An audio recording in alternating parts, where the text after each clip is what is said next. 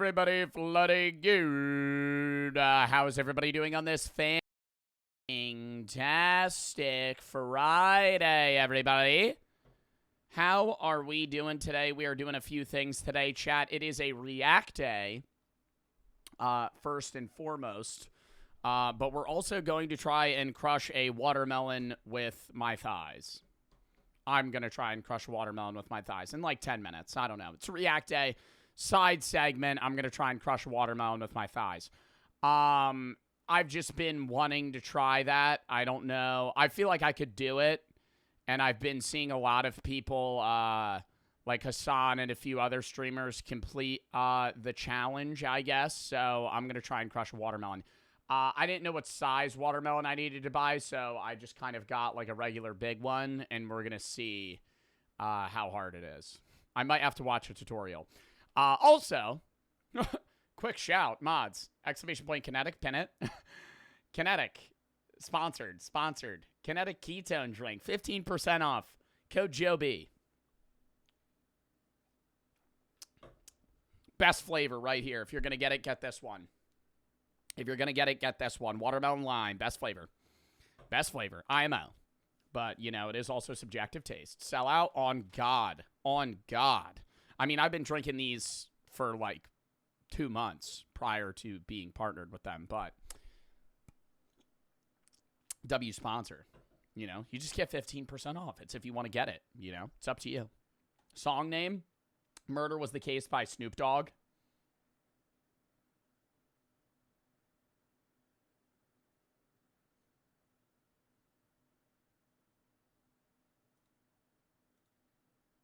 Also, other side note, and we're going to get into what we're reacting to today, and we're going to try and crush the watermelon.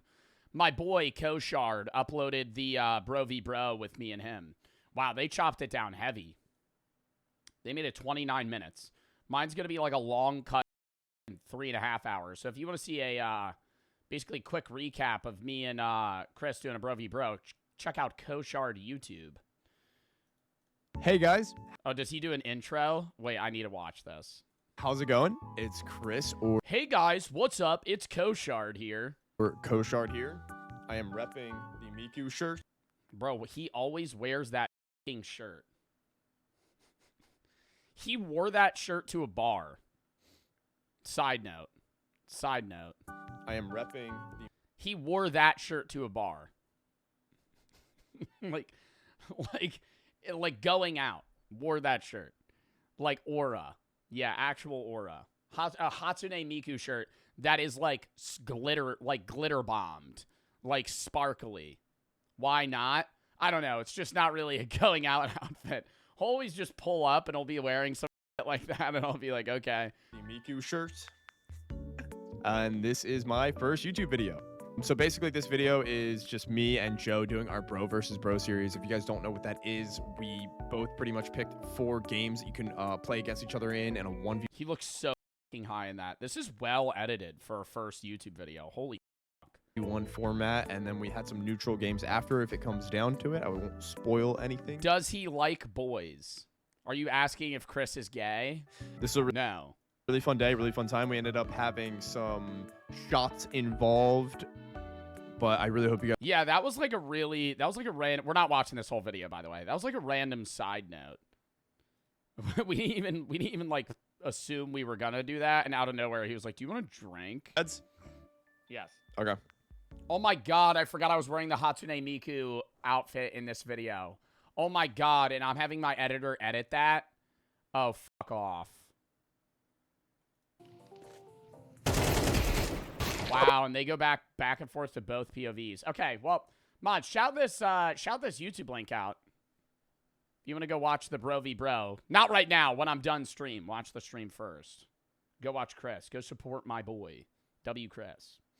Anyways. Yeah, we got a bunch of videos we're doing today, chat. Today's React Day. Here's the schedule. Today's React Day. We're going to crush the watermelon first. Or attempt to. Tomorrow, I'm going to be live at like 1 EST. We're going to do a short React segment tomorrow in preparation for drunk driving behind the driving sim wheel. Not real drunk driving. Like, I have a sim wheel that we're going to use. And we're going to just do reactions until my BAC is above 0.08. In which case, we're going to get behind the wheel. And then we're going to start driving. But, yeah, that'll be tomorrow. Sunday, noon React Day into Splitgate Beta. Monday, random games, AV Assembly, rematch, maybe more tabs, and Elden Ring Night Rain. Tuesday, I'm off. Wednesday, we're doing Mafia Definitive Edition and Popucom, which is a new game dropping. Next Thursday, we're going to finish Mafia Definitive Edition, maybe run some other after. Next Friday's Reacts, and next Saturday is a horror game day. Next charity stream, by the way, is for domestic violence on June 20th. So that is the next charity stream. It's in about 3 weeks. Or 3 weeks from the day. 3 weeks from today is the next charity stream. Kevin's! Thank you for the 10,000 biddies. Well, you don't need to give more bits, brother. You're here yesterday. Fucking dropping bits. Oh, my God. Found these under my bed. You found digital bits under your bed. I just had a voice crack there. Kevin, thank you for the fucking 10,000 biddies, man. Holy shit. No, and Jaden for the sub, Ryan for the sub, big guy for the 3. I'm the guy from 2 days ago asking for weed advice. Last night I got mad high and watched Monty Python, The Holy Grail. It felt wild. I don't know if I've ever seen that movie. Have I seen that movie? Have you guys seen Monty Python? Oh, wow. That's a fucking movie from 1975. I have not. Oh, this is like a classic stoner film. Yeah. I haven't seen it, though. I always am, like, reluctant or resistant to watch any movie before, like, 1980. Is that crazy?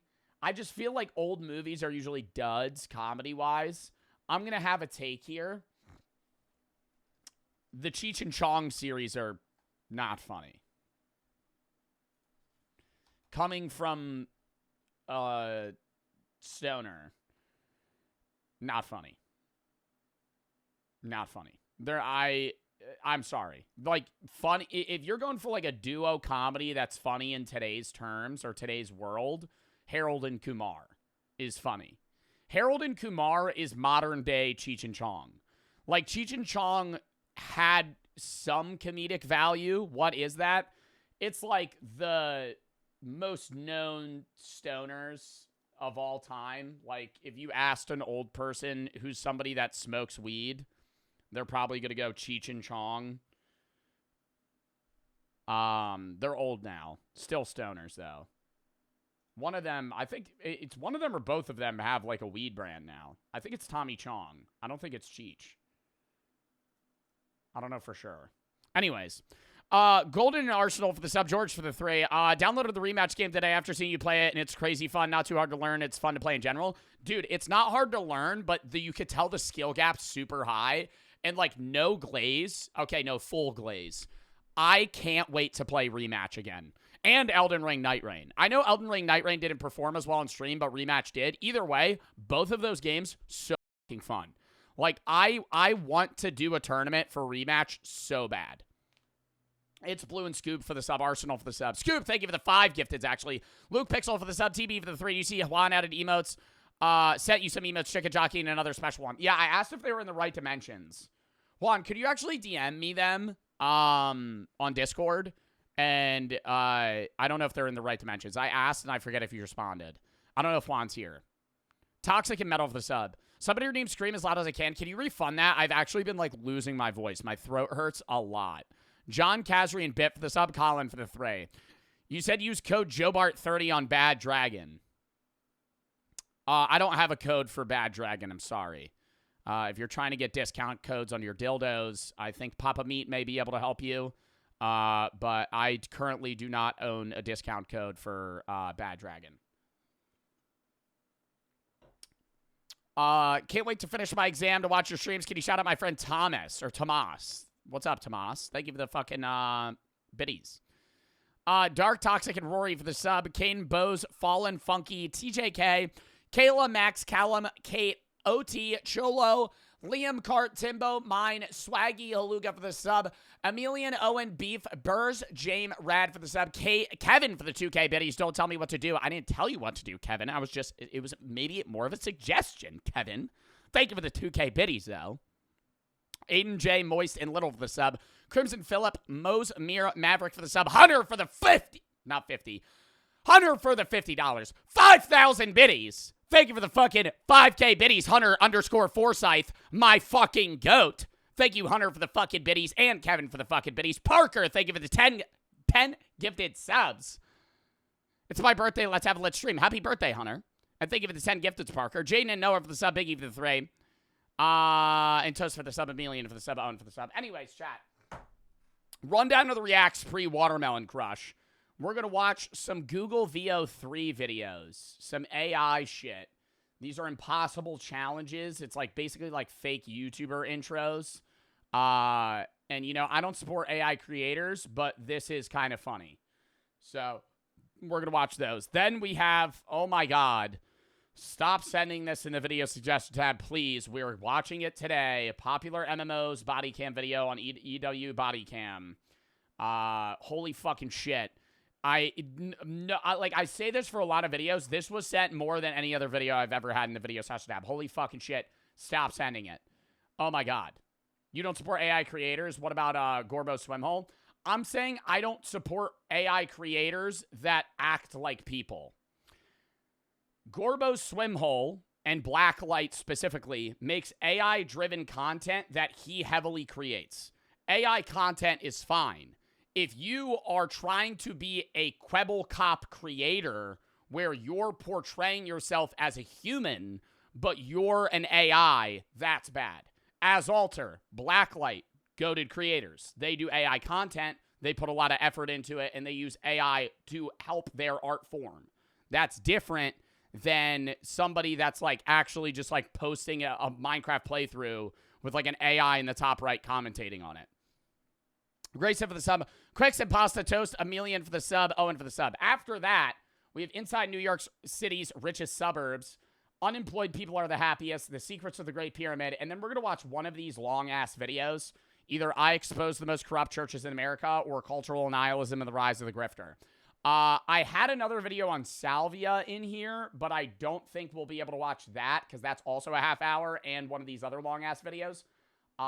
So we're probably going to save that for tomorrow. I don't know. We'll see. Great for the sub. But yeah. What about popular MMO's body cam video? Are you fucking deaf?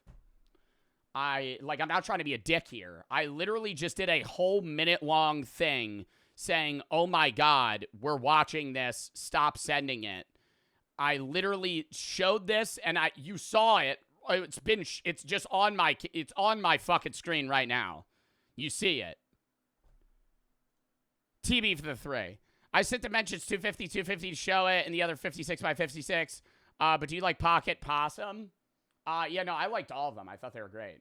I'll definitely add them. I just can't right now, obviously. Anthony for the 3. I wanted to let you know I'm taking a crap right now. That's awesome. Stone, thank you for the 1,000 biddies. Appreciate the fucking biddies there, brother. Thank you for the bits. Anyways.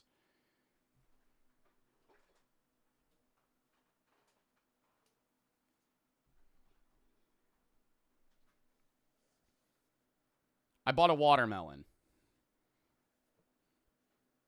I'm going to try and crush it with my thighs. I don't know if it's possible. Do you guys, side note, do you guys know how to tell if a watermelon's ripe? There's like a knock test, and then there's like a pencil test, where you like lay a pencil, and if it turns, it's not ripe, or it is ripe. One of the two. I never know. When I was younger, we used to grow watermelons. And my dumb ass, I'd be like 10 years old. I would go, yeah, it's good. And then I'd cut into it, and it would just be like white. Like it needed another fucking 3 weeks on the vine. I was just like, yeah, no, it's ready. No, it's ready. I think it's good. And then you'd have to fucking just chuck it. Because it's just like, I mean, you could eat it, but like, there's almost no caloric value. Liam and Johnny for the sub, Daddy for the sub, Benny for the 3. Want to say thanks so much to be luck for my soccer tryouts. Made the team. Awesome, dude. Fiji, thank you for the 5. Laura for the 3. Your mental health video inspired me to get help. Well, I'm glad you're getting help, and I hope you're okay. Did you see Handsome shattered his elbow on stream last night? What?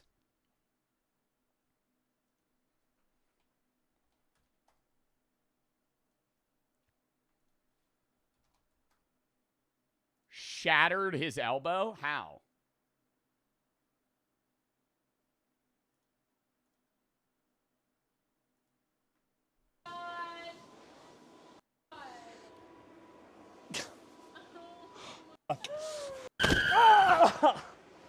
Fuck. Fuck. He just jumped onto the ground.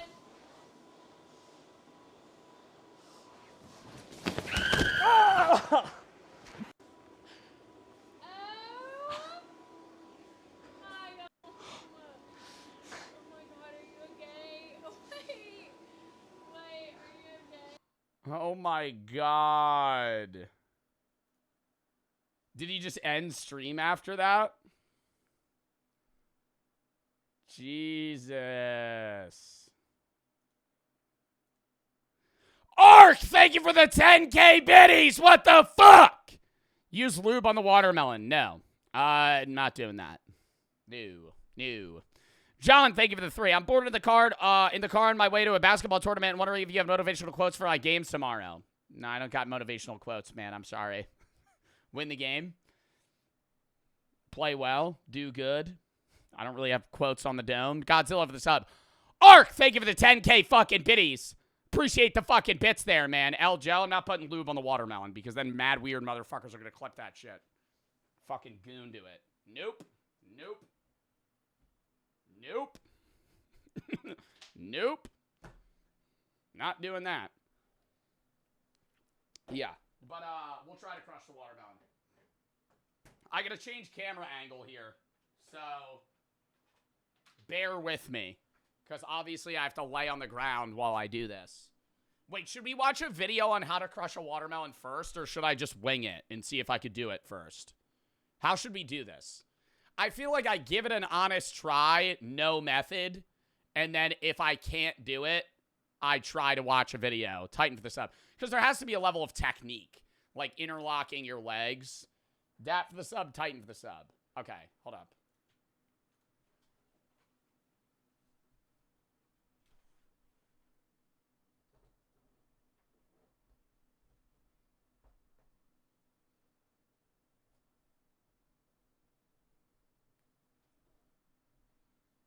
Fuck. Hold up.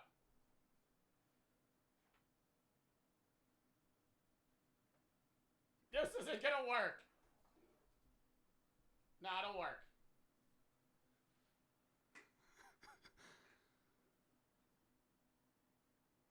That's good, right? That's good, right? All right, chat. You think I crushed the watermelon? I think I could fucking squeeze it. We're gonna give it like I have a towel too. Let me lay out my towel in case, because I don't want watermelon juice everywhere. How much strength do you think you need for this? I don't know. I feel like I gotta back it up more. Hold up.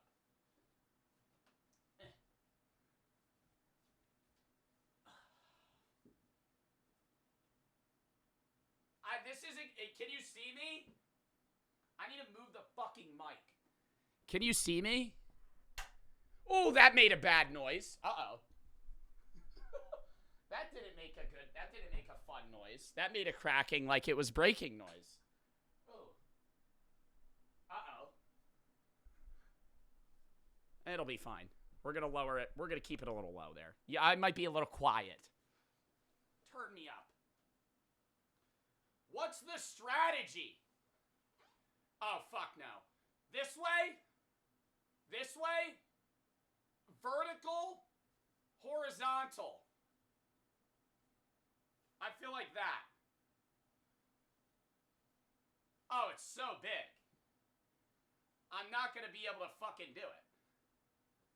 Vertical?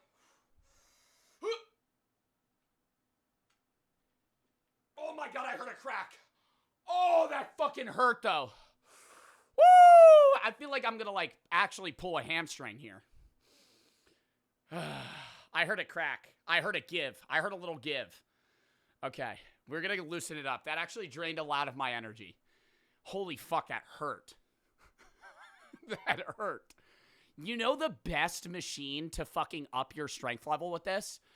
That fucking glute machine. That a lot of people, I would say a lot of women use, but I've used it like once. Where you go like that. Yeah, watch this shit. Oh! I feel like I need smelling salts.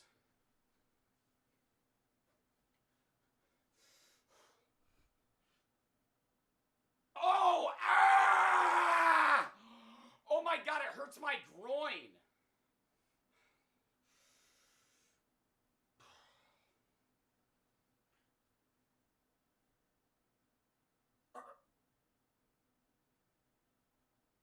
No. Oh! No. Oh, hell no. That fucking hurt. Dude, I felt something pop right near my balls. Oh! That hurt so bad. I need to watch it. I need to watch a video. I need to watch a tech video. Do you think they have a tutorial on this? Oh my God. Do it horizontally? You think that would be better? Ow. How to break watermelon with thighs.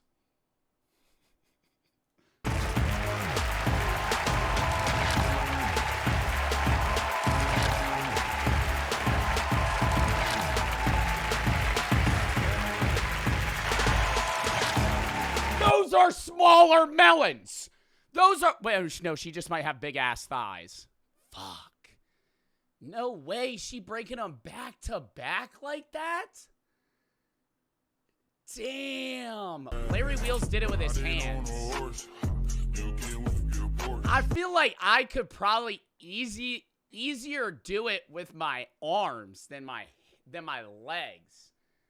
Bro, I need a tutorial. Oh, she got a horizontal. I was so close.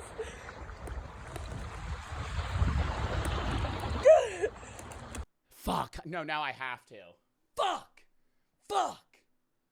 Do you think women have biologically more strength for that? Because that's like a birthing maneuver. You know? Dude, I feel like I'm gonna get like a hernia doing this.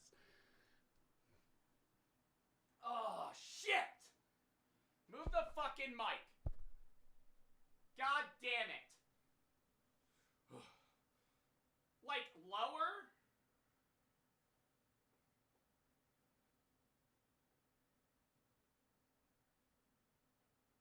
Ah! Oh! Dude.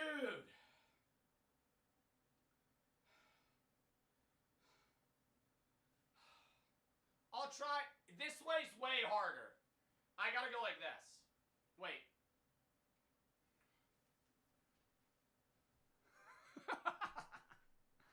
I'm gonna keep it a stack, chat. I have no hope that I could do this. I'm gonna say, this is an unripe watermelon. I don't know. I think it's maybe the melon. I don't think it's me. Dude, I'm getting some, I feel like I'm getting some tear. Can I loosen it up a little bit? Can I do a little like bear hug? I feel like I could break it like this. Like right there. Like just a fucking boom. Like with my back.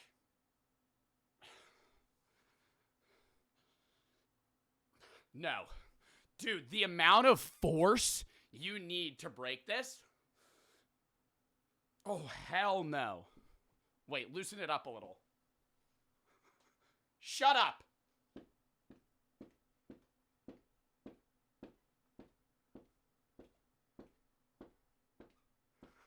I don't care. Chat, I don't care if I'm cheating. I'm not gonna fucking claim this as an accomplishment. How do I fucking break it, dude? Wait, let me watch that video again.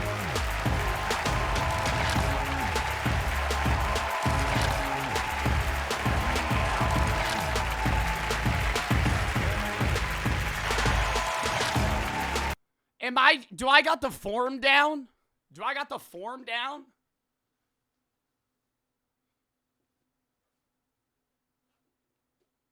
The melon doesn't fit in my thighs.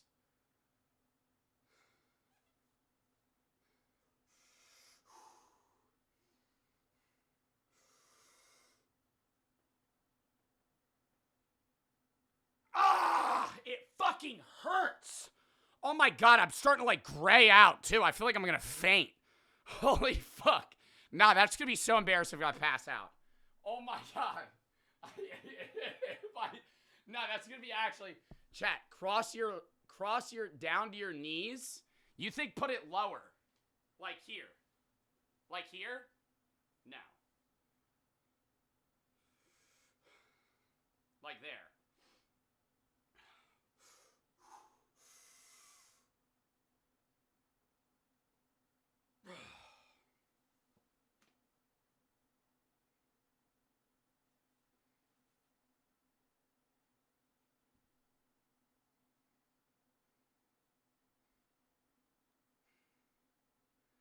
This is upsetting. I feel like a loser. I should be able to do this. I feel like if I stand, I could. Like, all right, this looks questionable.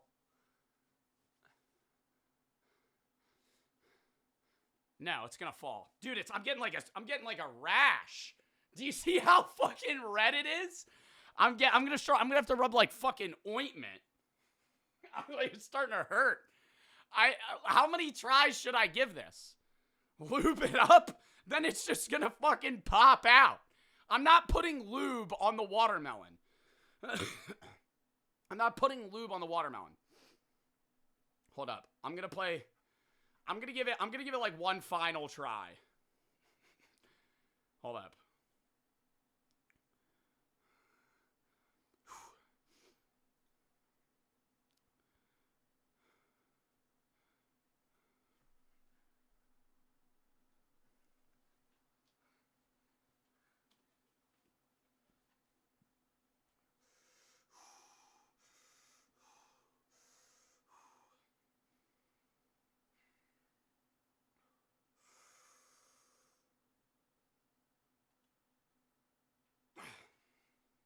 Nope.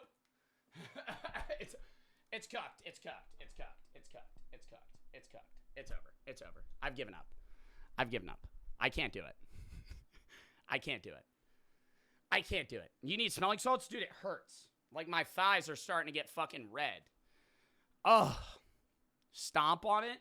Bro, I think the melon... Dude, it's a little looser.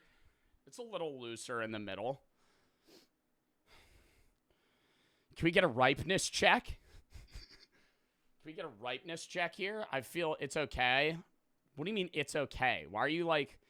Why are you... What are you, like, consoling me about this? It's okay, Joe. It happens. It happens. Punch it. Bro. It's... Oh, that's it.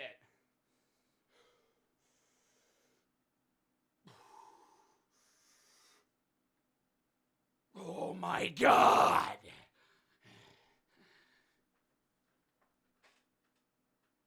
It's over. It's over. It's over. It's over. It's the strongest watermelon I've ever seen. It's the strongest watermelon. No, those GMOs. Those GMOs. They're putting something in those GMOs. Those watermelons are stronger than they used to be.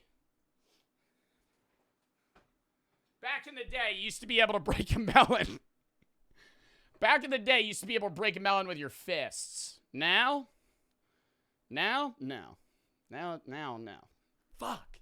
Should I train for this? I am so willing to just start ripping the glute machine until I get strong enough to rip a watermelon with my thighs. Give me 2 weeks. I'm so serious. I don't train that. Tomorrow's leg day for me, I'll be ripping the fucking rematch in 2 weeks. I'm going to have to get a different melon. I don't want to break it because I want to eat the watermelon. I love watermelon. If I can't crush it with my thighs, I want to save the watermelon. Is that fair? I'll try one more time, but with my arms.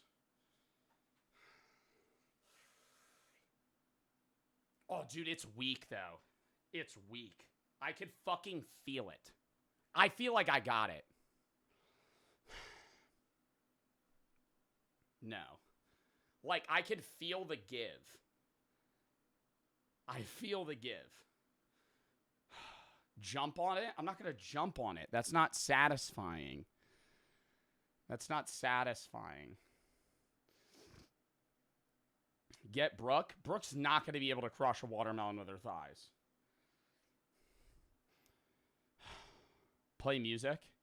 Do I give it one more go? We need to get to the reacts.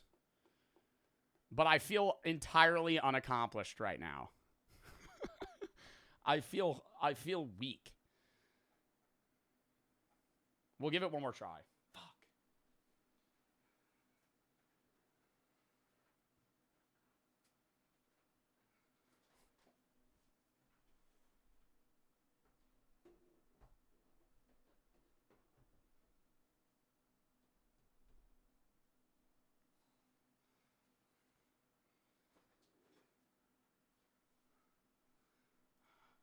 I need an Aura song.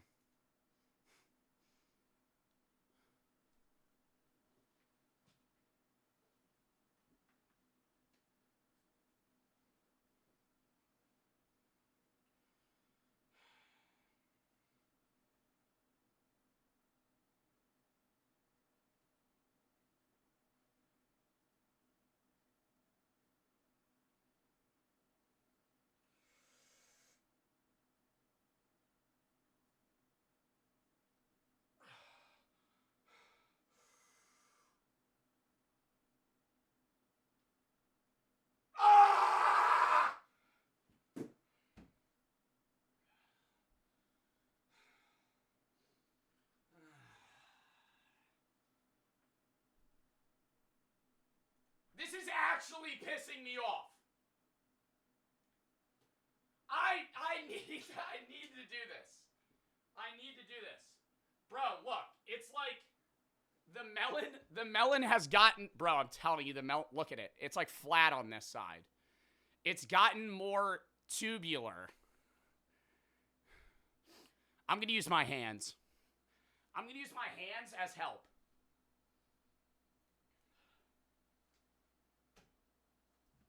Wait, quick stretch.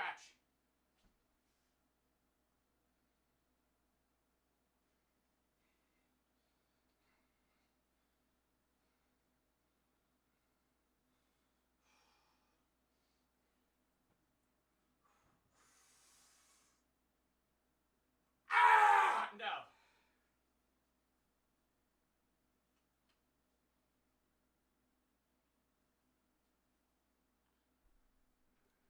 Dude, the skin's starting to hurt. I'm giving up. L me, I've given up. I'll return, bitch.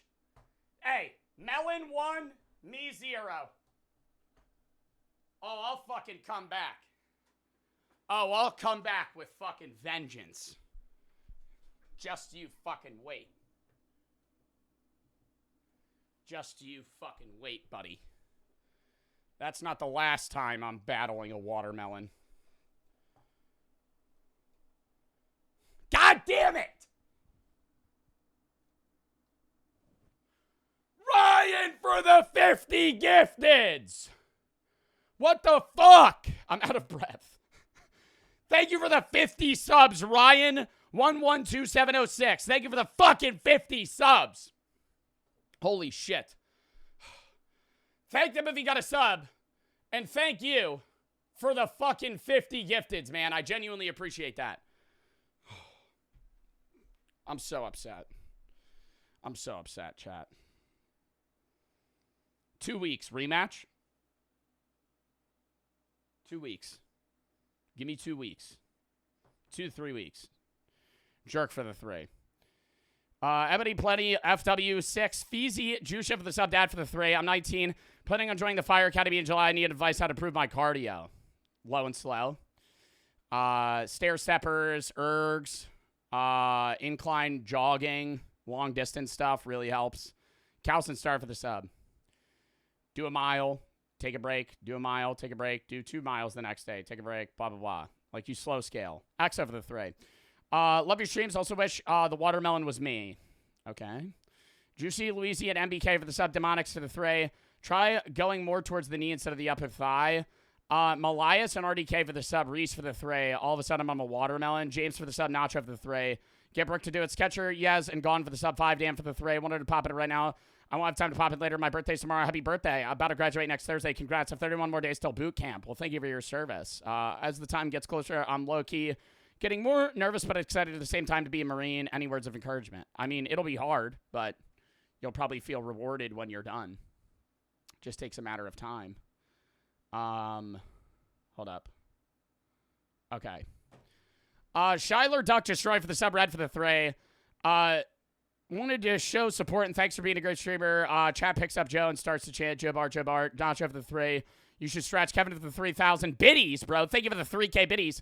I'm a week away from being clean for a year. Dude, congrats. W fucking anniversary almost. Or early anniversary almost. I've rolled the watermelon away. I'll eat it. Sega for the 3. When's the next philosophy video? Potentially today. It's your boy for the 3. Otherwise Sunday. Or next React Day, potentially. It's your boy for the 3. Just took a shit. Stone for the 500 biddies. Been watching since 2018. Miles, please keep up the great work. What? Cause for the sub. Bozzy for the 1,000 biddies. Joel for the sub. X7 for the 3.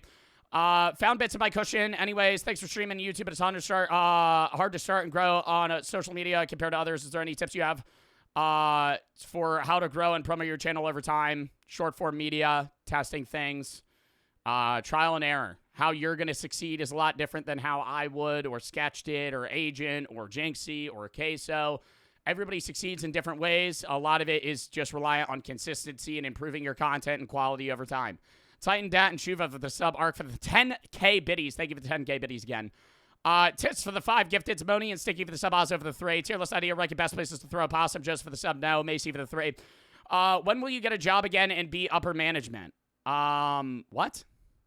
Oh, when will you play Get a Job again? You mean Get to Work and be upper management? I beat Get to Work. Wiener and PPL for the sub. Joe's for the sub. I beat the game. You must have missed that segment. But I played Get to Work and beat it. Pinned VIP Arc. I thought Arc already was VIP'd. All right, I added him. Reed and Joe's for the sub. All right, lock in, chat. Time for the reacts. We'll give the watermelon another try in like 2-3 weeks. I need time to train. I got to strengthen those muscles. I might start taking steroids for that. I'm kidding. Could hop back on creatine. I haven't done creatine in a bit. All right.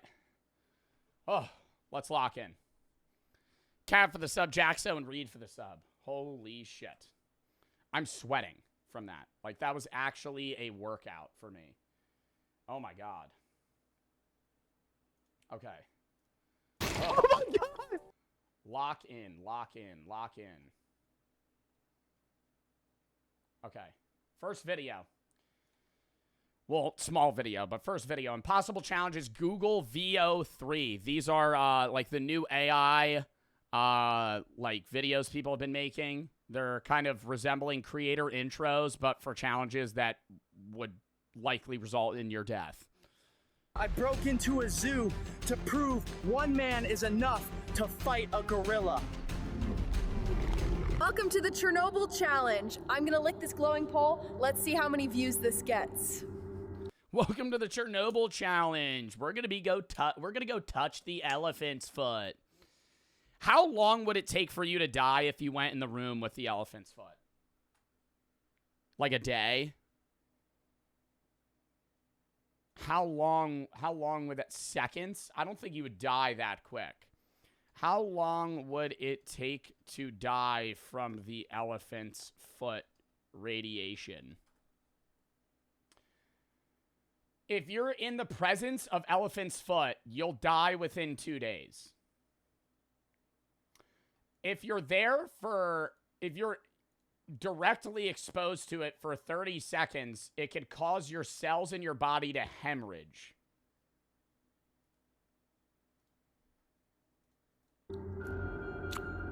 No plan, no shoot, just content. Bathing in liquid cement until it hardens. Let's get solid. Wouldn't that singe your skin off? Like, you would get chemical burns, right? Because concrete, it gets really fucking hot. Let's get cement. Solid. No energy drinks, just gasoline. Digging to the Earth's core, bare hands, no brakes. Can I survive a full latex suit in 100-degree heat with no water? Let's find out. Okay, dude, some of these would be fucking hilarious YouTube videos, though. If somebody was like, we're gonna dig to the center of the earth with our hands, and it's just like a 2-hour video of them just digging dirt. Out the hard way. Staring at the sun for 10 minutes straight. Wish me luck. Oh, Mr. Based already does that. That's not even an impossible challenge. Mr. Based already does that, like, every day.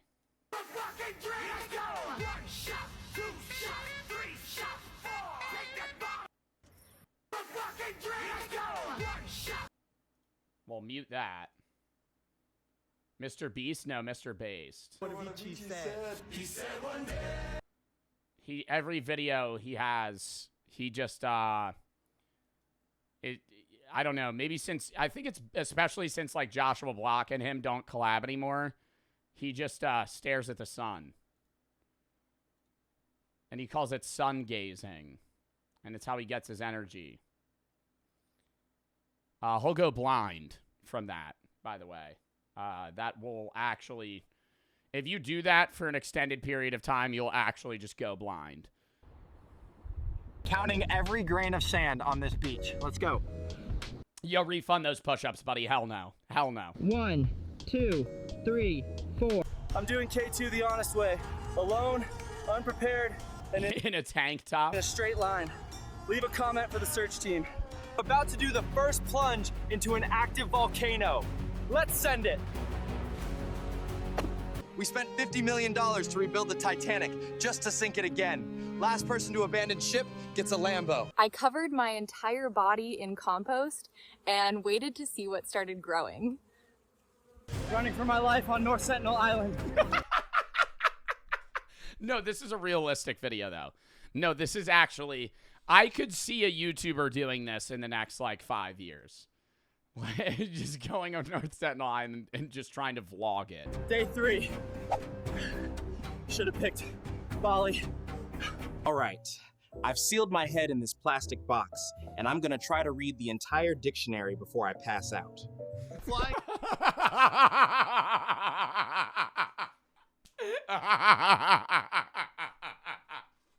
No, that's so fucking stupid. Oh my god. To North Korea with a lawn chair and 1,000 party balloons. Don't try this at home. I'm about to survive 100 days in the African savannah, only eating and drinking what my body already gave up. Basically, the circle of life. Hey guys, welcome back. Dude, but for AI to make this, somebody had to give all of these prompts. Putting my head in a plastic box and trying to read until I pass out. To the channel. Today we're cooking with plutonium-239. It's hot, it's dangerous, and it's definitely illegal. I have to eat diamonds for views. I hope you're happy, algorithm. Wow. We have one more short one.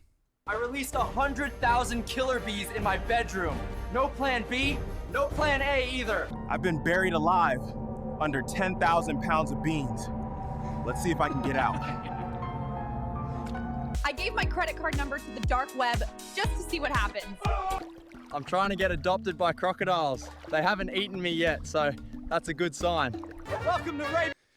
Well, what is it, crocodiles or alligators that might actually leave you alone if you go in their water? Like, one's skittish and afraid of people, and the other one is, like, very territorial and will eat you. Gators? I feel like either way, I wouldn't want to be in the water with one. Welcome to Rabies Roulette. Today, I covered myself in raw chicken, and I'm gonna fight off stray dogs. They begged me not to eat this fruit, but I felt energetically drawn to it. What fruit is that? Day 143 of rebuilding the Great Pyramid in my backyard. 50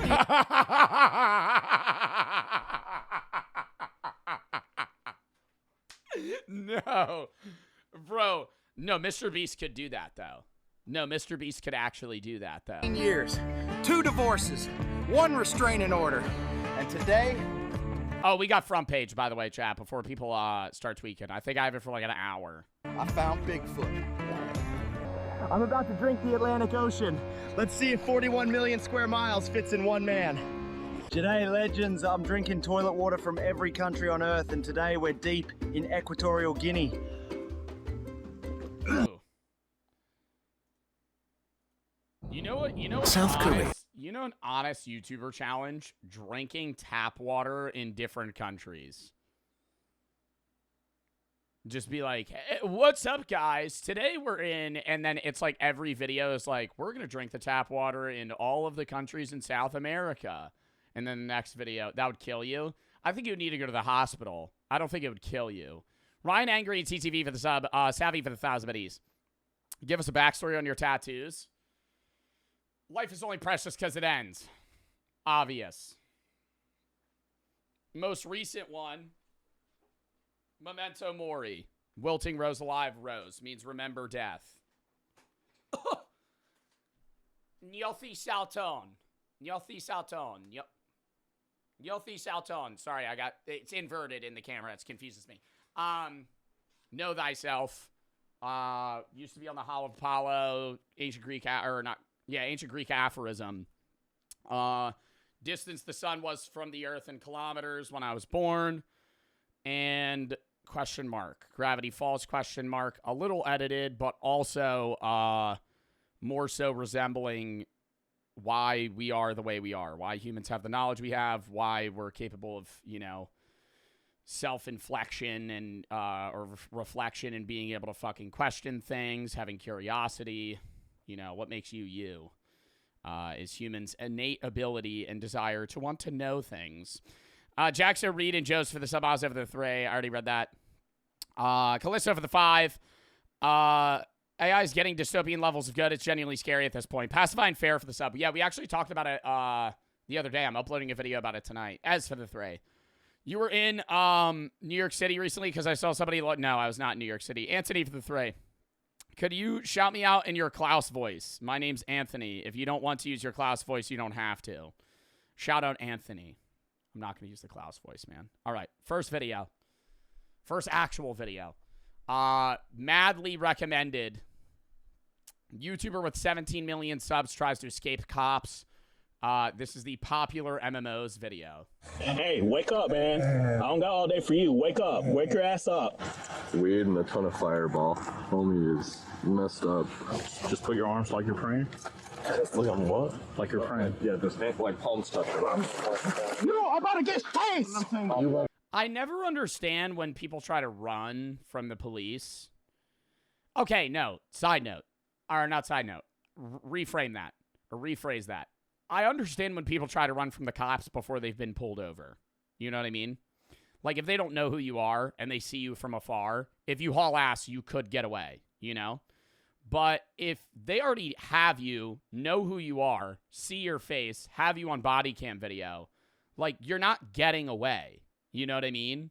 Like, I understand he's drunk, or like whoever we usually watch these body cam videos are drunk, but like, what's the plan of action?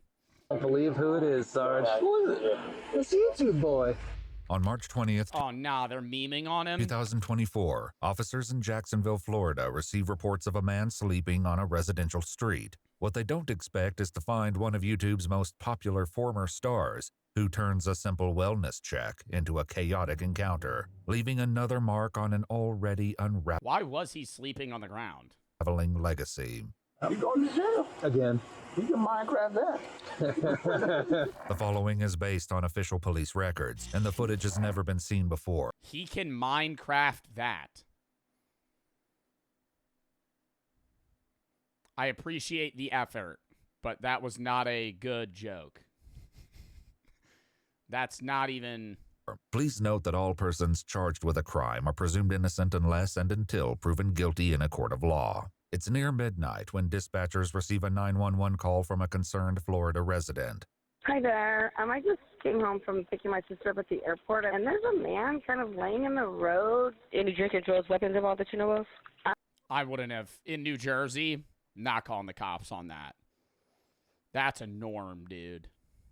If I see a guy, like, fent leaning or, you know, like, slumped on the side of the road, just keep going, you know? Like, I mean, you could try and pull over and be like, do you need anything? But I would assume, like, I know Popular MMOs was just drunk, but, like, I would generally assume, like, oh, they're on, like, fent or some sort of drug. I do not know. Do you think he's trying to harm himself? I think he might be dead, or I think he might be dead. Don't know. An officer arrives to find a man lying on the pavement beneath a streetlight, dressed on... Okay, this isn't like a rural neighborhood. Okay. Side note, this isn't like... This looks like there's like, you know, nice houses around here. Streetlight, dressed... So maybe. Only in shorts and a t-shirt, despite the chilly 45-degree weather. Hey, buddy. Hey. Hey, sheriff's office. Do you live here? Huh? Hey, wake up, man. I don't got all day for you. Wake up. Wake your ass up. You had a bit too much drink tonight, man? You're good? You live here? Where do you live? Let's see what's some of these.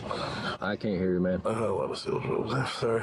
You had a lot of what? See something girls. What? An alcohol, I'm guessing? Yeah. Okay. Just sorry, bro. Do you live around here? Yeah, do you want to say it?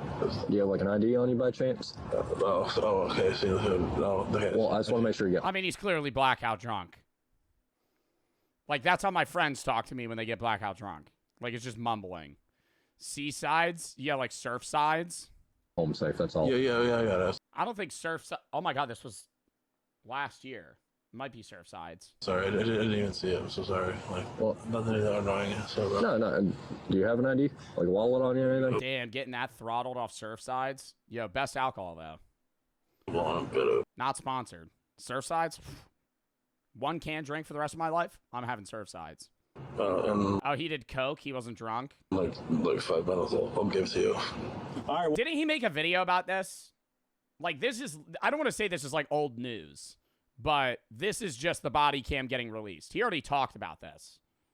Well, hurry up, bro. No, he didn't. Bro, yeah, he did. This is a different time. I thought he made a video about him getting arrested. Yeah. Popular MMOs, I went to jail. Oh, this was 2023. What did he go to jail for the first time? Chat, I know I have 1,300 viewers. It's front page for like an hour. Stop spamming the view count. Just watch the video. No reason to tweak out. Sass for the sub, but Joe Mama for the 3. Watching as a kid. Very sad that he's in this state. Hope he gets back on his feet. Oh, for sure, dude. This is sad. Especially like somebody that you watch when you're like a child, like your childhood YouTuber. And it's not that like, I mean, I would assume that he's set money-wise because he was, you know, big during the, like, fucking peak YouTube times ad revenue-wise. So, I think he's just kind of delving into a period of substance abuse. Cock for the 3. Santurto tell you their tabs. What? Joe, I just Santurto tell you. What? Nate for the sub. Saz for the sub. Anthony for the 3. I'd be going to jail. I'm going to jail? Yeah, you're sleeping on the ground. I'm so sorry that my parents brought jail to me when I was here. Do you even live here? Where do you live? The man is able to provide an address, which the officers quickly note is nowhere nearby. Commissioner Drive? Commissioners. Where's that at? Is that by San Pablo? Is that by San Pablo? Yes. So what are you doing all the way down over here? If you live? You're a ways from home, bud. Probably at least like 20 minutes out. I was drinking. Friends wanted to come over to make sure I was good, that's all. So how do you get over here? Oh, he's like fully coherent now. Oh, that's all they did. Somebody dropped you off here? Yeah, they dropped me off here, yeah. You need rescue? They're treating him badly. I think they're being a little rude, but at the same time, like, they're just here to be like, hey, dude, you're asleep on the sidewalk in a neighborhood at 1 in the morning and it's 40 degrees outside. What's going on? You know, that's not like a normal thing. You to come check you out? No, I'm actually fine. I'm sorry. Okay, well, can you call Uber or somebody to come get you? Because you're in this condition, you're not even safe to walk. Call an Uber? Aren't cops legally liable to drive you home in certain scenarios? I don't know 100%, but at least in the state of New Jersey, I'm pretty sure you can ask a police officer to drive you home. Why are they telling him to call an Uber? I'd be like, can't you take me home? Like, you might have to wait. It probably depends on the state. But, like, the way I've heard it is that, like, if you can't get a ride home, you could call, like, the police and be like, I'm stranded. And they might be like, we're not getting there for 4 hours. But... Oh, yeah, I apologize for that. I didn't... Yeah, just call a friend. Yeah, do you got, like, anybody who can come pick you up? Because, like, seriously, yeah, you're, like, 20 minutes from home, man, and that's, like, fast driving. You're out in the middle of nowhere. Yeah, I apologize for that, to be annoying. Well, what's your... Why didn't he crash at his friend's house is what I'm confused about. Like, I mean, I don't want to assume things, but that's like a shitty friend if he's like, yeah, I'm bagging on you, bro. You got to dip. Like, if I have a friend over and they're drunk, like, I won't let them drive home. Like, I will take their keys. Like, you're not going anywhere. Like, I've never had to do that, but, like, I'd be like, dude, you're staying here. Like, if you're drinking, you're not leaving, you know? Unless it's like you have one beer. Like, if you have one beer and you're playing a game, it's like, okay, you're probably at, like, a .02. But, like that's, like, you're having wine at a restaurant. Name? Pat. Pat? What's your last name, Mr. Pat? Juliano. You're a good friend, bro. There was one time I was with, this is a side rant. I was at an Airbnb with my friends. There was a new couple in this Airbnb. They started arguing. And the woman was like, I'm driving home. She was blackout drunk. I was like, you're not driving home. She was like, I'm driving home. I stand in the doorway like this. like a fucking star T pose. I'm like, you're not leaving. I'm like, you're just not leaving. Like, and she's like, she starts getting mad at me. I'm like, you can get mad at me all you want. You're like at a .2 right now. Like, you would kill someone. You would, like, kill someone and die yourself. Like, fuck no. Ended up calming down. Thanks me for it later. It's just like, dude, people get drunk. I think it's like a type of personality where if people get drunk and they get upset, immediately they're like, safety is no longer a concern. And they're just like, I'm going home. I'm leaving. I'm like, dude, no. Like, fucking, what are you doing? Can you spell that for me? Better known. It's the type of mindset. Well, I mean, alcohol inhibits your logical thinking. Like, when you drink alcohol, you're just existing, right? Like, you're, like, in high, like, when you're hammered. When you're hammered, you're not like, oh, this is a bad idea. You're just doing it. Known as Pat, 35-year-old Patrick Thomas Julianell is the creator behind the massively successful YouTube channel, Popular MMOs. His content primarily focused. Bro, he has to be set, though.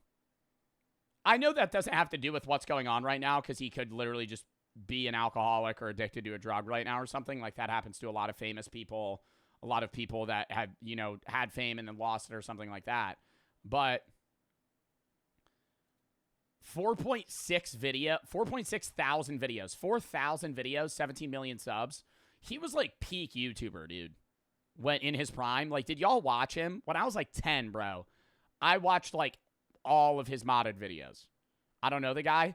Not everybody needs to know him. I'm not saying he's like fucking PewDiePie or like Captain Sparkles. Like, I would say those guys are bigger, but he's still like a fucking huge YouTube channel. Like, he, like, realistically monetized YouTube videos on that sense.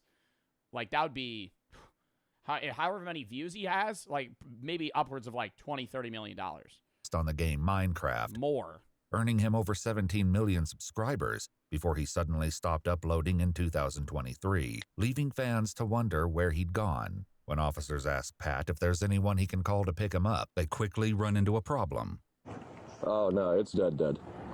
Oh, his phone's dead? Yeah, that's what it's saying, is like that little battery alert you're getting. Okay, they quickly run into a problem. Your phone's dead. Great. Why doesn't the officer pick up his phone? That means it's dead. You need to charge it. Yeah, that's what that means, sir, Chief. Could you try to spell your last name for me? I understand it's French. Get him a charger. Yeah, wouldn't they have a car charger? I don't know. I feel like there's like loops around this. I'd be like, oh, your phone's dead. Let me get you a charger. You know? Like, he has an iPhone. Everybody has a fucking iPhone. It's not something like I can't spell it. Well, again, I'm not trying to be a jerk to you. I can spell it. While one officer returns to his cruiser to find a phone charger Pat can use, the other stays with him as he begins to voice a concern. Don't really feel like getting arrested. Yeah, you're sleeping on the ground. Yeah, no. Multiple people are calling it in. Their person might be dead. Yeah. And the person doesn't even live here. Yeah, I know. You want to sit inside the car. It's nice and warm. I just hope I don't go to jail again. Pat is no stranger to the justice system. On May 16, 2021, he was arrested on charges of domestic battery causing bodily harm, but the case was later dropped. According to multiple news reports at the time, Julia Nell posted a statement on Twitter shortly after the incident that has since been deleted, claiming the accusations were false. Unfortunately for Pat, his fear of returning to jail is about to become a bitter reality. But why would they arrest him? Like, right now, he's not committing a crime. Oh, he might have drugs on him. All right, come on. Weed? Nah, if he gets arrested for weed, though, bro, side rant. Side fucking rant right now. You see how Texas is making all forms of THC illegal? That is the dumbest thing. Political warning. Political warning. Throw it up. Throw it up. Throw it up. Political warning. That is the dumbest fucking thing ever. Public intoxication. You could be, it's the level of public intoxication. It's if he's being rambunctious. Usually being drunk in public, you're not going to get arrested for that. I could understand in this situation, but realistically, they would probably be more concerned about him getting home. Anyways, Texas is like getting rid of like all THC, and you might have your own opinions on like weed and whether or not it's good for you or bad for you, but the idea of making all forms of THC illegal, and some of the shit, I'm going to make a TikTok about it. All the stuff they're doing where they're like, it's like some congressman and he's holding up a bag of edibles he got from a fucking smoke shop. And he's like, are you going to eat one of these bars? 50 milligrams in here. Are you going to eat one of these? You don't even know what they're putting in them. You're telling me you're allowed as an adult to go to a store and buy this? Yes, I'm going to get geeked off that shit, number one. Flat out. I'm being honest with you. Yeah, I'm going to go to that boof-ass smoke shop. I did it when I was in Austin, Texas. I fucking went to a fucking corner store, walked in, went, yeah, I'll take a vape and a fucking edible bag, and I fucking ate that shit. The reason that's not a problem comparable to what they're trying to do is because if you make weed illegal to where vendors aren't able to sell it, do people stop smoking weed? No. What do they do? What do they do? What do they do? I don't vape nicotine, chat. It was a THC vape. What do they do? You could say I'll vape. That's fine. But let's have an agreement here. If you make weed illegal in a state where a lot of people use weed. And yes, they had regular weed, where, as you would classify it, they don't have medical, or they don't have like marijuana stores in Texas. They have weed shops that are like integrated with the smoke shops where they sell THCA, and it's like a legal loophole. And they're making that illegal. But the benefit that provided was some level of regulation on the product that people were consuming. Are people still going to drug dealers in Texas? Yes. Are people still not getting a massively regulated product at a smoke shop that they should be at a genuine medical marijuana store like in New Jersey, Oregon, Maine, or other places where weed is legal? Yeah, it's worse. But at least it's regulated to a degree. When you make weed illegal, you are giving that market to drug dealers. You're handing that market over to mods. Ban Olier. Mods, ban Olier. Ban him. No, don't time him out. Ban him. Ban him. He's fucking spamming the same thing. Ban him. Get him out of my fucking chat. I don't want him in my chat. Anyways, you're handing that over to drug dealers, right? And I'm not sitting here and saying like, oh, lacing weed with fentanyl is common. No. The bigger concern is like cutting carts, giving you bad product that has additives in it that can fucking kill you. And yeah, not every single product you're getting at a smoke shop that has THCA in its legal loophole is like great, but there's some level of product quality, reputation, and regulation. And so I would say Texas was, in my opinion, on path to make weed legal when I was there, based on how available THC was and how regulated it seemed, comparable to now where they're making it entirely illegal. I wouldn't be surprised if they're going to have more drug-related deaths now than they did then. It's so stupid to do that. People are gonna fucking smoke weed. If you are an adult and you like marijuana, you're gonna get marijuana. It's different from opioid usages and things where obviously you need to make that illegal because people are gonna OD and die. But weed is something that's so overtly common that you need, even if you don't support it, don't buy it. But it also is money in the pockets for the government. If you, as a state, regulate weed usage, make it legal, and tax the fuck out of it, your state makes more money. You now have more money, yeah, from fucking stoners, and maybe more people get into marijuana because it's legal, but at least they're getting a product that's safe. It's so stupid. And I'm not going to sit here and get into like, oh, like Oregon and how they decriminalized every drug. That's a different argument when you get into like fucking like actual hard drugs. But for marijuana, and the guy in the video is so fucking stupid. He sits there and he goes, oh, you're gonna eat one of these cake bites and get dummy fried on this shit. Yes.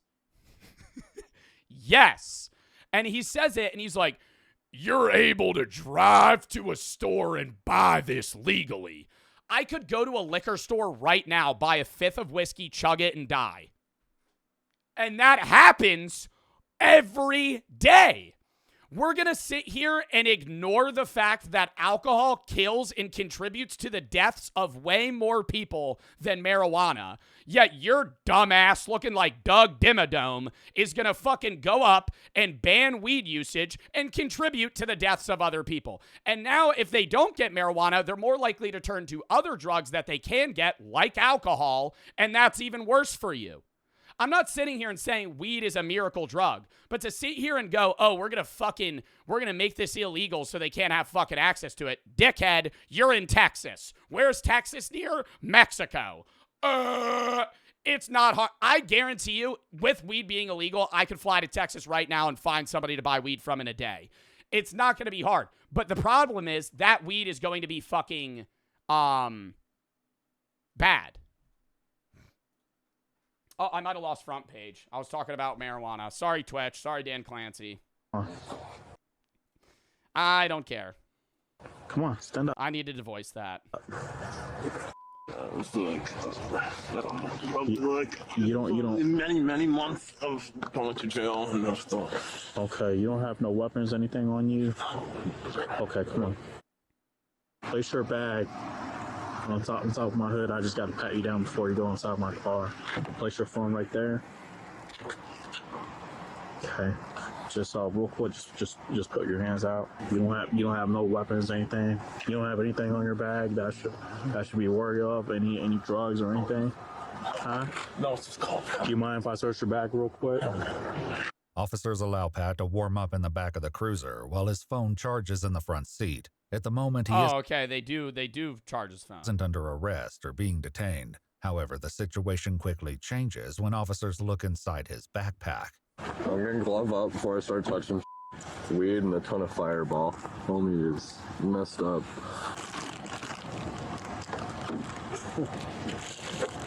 Bruh. That's why I asked. I knew. I knew. He spelled his own last name wrong. What's his name? Patrick Julianel. Could you try to spell your last name for me? I understand it's French. Only you can't spell it. I can spell it. Only you can't spell it. Is it Julianel? Simmons 94, because you might have to call it Sarge. As one officer steps away to pull his What state is this in? criminal history, the other confirms his suspicions that Pat is indeed the well-known YouTube star. Hey, quick question for you. Oh, Florida. Wait, I thought weed was legal in Florida. I don't know. Is it? It is? It might be medically legal. A lot of states, medicinal marijuana is legal, and then recreational is illegal. For you. You used to play, or at least decriminalized, but you're not able to buy it. Xbox or anything like that? Not Xbox. I never played Xbox. You didn't have like a YouTube channel? YouTube, yeah, but not Xbox. What was the YouTube channel about? Video games. What type of video games? Minecraft. Minecraft? Oh, okay. All right. Thank you. That's YouTube boy off Commissioner Drive. I have no idea what that neighborhood even is. The Commissioner means nothing to me. You know we did the 51 for that fraud case, right? With St. Johns County. Oh, that? Yeah. Oh, God. Okay. Yep. With the airstrip. Did you read my sub? I haven't read donos in a bit. Sorry.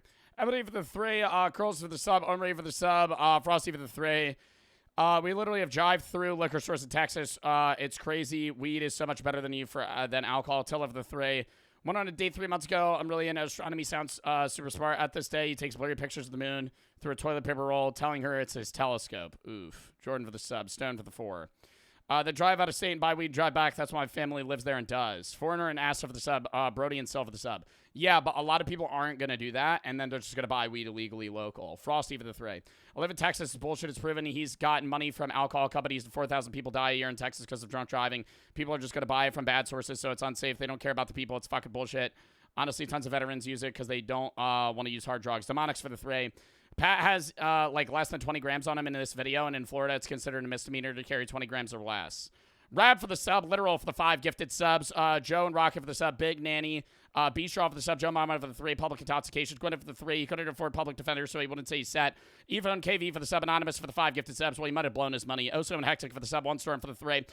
Was curious, my previous message, if you saw the gym vlogger training to crush the watermelon, now trying to be annoying, I'm not going to vlog that. Oso for the sub, Israel Eyes for the 5, what creatine did you take?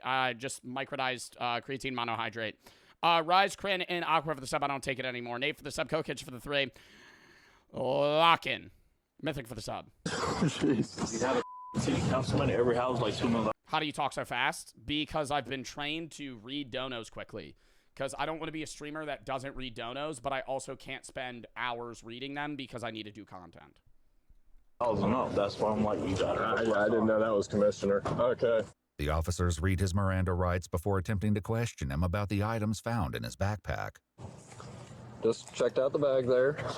There's nothing to that. So, well, A, you had the big old bottle of Fireball, which probably explains why you're... Yeah, you can have alcohol, right? That probably explains part of why you were passed out on the sidewalk there, right? So, what about the weed in the bag? Well, let me enlighten you here. Yeah, that ain't an ounce. That's probably like, that's probably a half. Here. This weed in the bag. The nice little jar. It's a candle jar. It's not a regular, there's no prescription, no nothing. Yeah. It's not like you got this on like a med card, because that doesn't come like that. So, what's up? You don't. I hate that you could get arrested for this. I'm not gonna approve of like Pat's actions after this, but I hate how you could get arrested for this. I don't. I think you should get arrested. I don't think you should get arrested for personal use of any drug. I don't think you should get arrested for any personal use of any drug. I think if they find heroin on you, I don't think you should get arrested. You know why? Because they should be focused on helping you instead of throwing your ass in prison where you're going to become more of a problem and then come out, be broke, not get a job, and probably fall into more drug usage. Think about it before you go, oh, we need to get this guy off the streets. If you're a drug dealer, fuck you. Yeah, you're killing people, right? If you're fucking lacing your shit with fentanyl and stuff like that. That's different. And even then, you know, if people deal weed, I don't think that's nearly as bad as somebody that's like a drug dealer for like cocaine they're cutting or something like that. But I understand people getting arrested for having like pounds of marijuana or like cocaine or something. But if you have any level of personal use, help them, right? That's something where it's like, hey, you have a problem. We need to help you, regardless of what state and how the state sees weed. Like in New Jersey, New Jersey doesn't see weed as a bad thing. In Florida or other states, though, they might. Right. And even then, this guy has personal use level weed. You're not dealing that. That is not like I've had 3 times as much weed as that in my life. That is like a fucking mini jar. He probably has 14 grams of weed that he bought. He bought a half from a guy and maybe confiscate it. Say you need to get help. We're going to make you go to a fucking like rehabilitation clinic or something like that. You could forcibly say that to somebody. But to go, no, we're going to throw you in prison. Are you drunk? Have you been smoking as well? I don't smoke. That's the funny part. You don't smoke, but you have marijuana. Yeah. Well, so why do you have the jar of pot? What? All right. Fair enough. Yeah. Cool. Ending their brief interview, officers make the determination to place Pat under arrest, but they're about to learn that Pat has no intention of making it easy. All right, step out real quick. We're just gonna place you in handcuffs. Yes, sir. All right, turn around real quick. Yep. Just put your arms like you're praying. Look on what? Like you're praying. Yeah, just like palms touching. We're not doing this. All right. Kilo 261 fighting one. Kilo 261 fighting one. Stop resisting. Stop resisting. I said we're good already. I said we're good. Huh? Stop. I said we're good already. Why do you keep stop? Why do you keep saying stop? When I said good. Stop. Just face down. I said we're good, buddy. I said we're good. Put it right in my ear. Yeah, no. Yeah. Hey, you about to get tased. I already told you I'm good. You are about to get tased. Are you saying that? You are about to get tased. I'm saying you are about to get tased. I got him. Get your cups. I got him. All right, they're tweaking a little bit here. We've watched 100 body cam videos on this channel. They're freaking out. I'm not like, I know I have maybe a little bit of bias because I watched fucking popular MMOs when I was a kid. But like, bro, he's laying on the ground, face down. It doesn't really look like he's resisting. I'm saying I'm good. Yeah. Resisting what violence? Yep. Good. You don't have easy instead of good. Get your ass up. I kind of want to read what the comments say. Never expected the collab, making fun of a man who lost it all from so many issues and mistakes, extremely cool, immature of these officers. Well, you know, I think that's where it becomes unprofessionalism, where they meme on him, like, because they're making fun of him, that he's like a YouTuber. I have an open again. Stop. I didn't do not kick. I didn't do not kick. Did I kick anything? All right. I gotta pop this and you're gonna sit in, all right? Their jealousy made millions. Made. Hey. Past tense. Buddy, I didn't do anything. Okay. Yeah, get on in. Yeah, I'm trying. Let me in. Get your feet in. Yeah, I'm trying. Backup soon arrives, and officers engage in a short discussion about the YouTuber's fame, fortune, and disappearance from the platform. He's big on, well, used to be big on YouTube. Playing Minecraft. And my audio blew But he made a lot of money. Good. What did he do? More money than all the officers here made in the last 10 years combined. I like before, like I'm not even trying to flex for him, But like, bro, yes. Like, yeah, he played Minecraft for kids. Like, I have you ever seen like Courage JD's recent videos? They're so cringe. I still fuck with Courage JD because, yo, respect the hustle. Courage JD reacts to like Family Guy funny moments.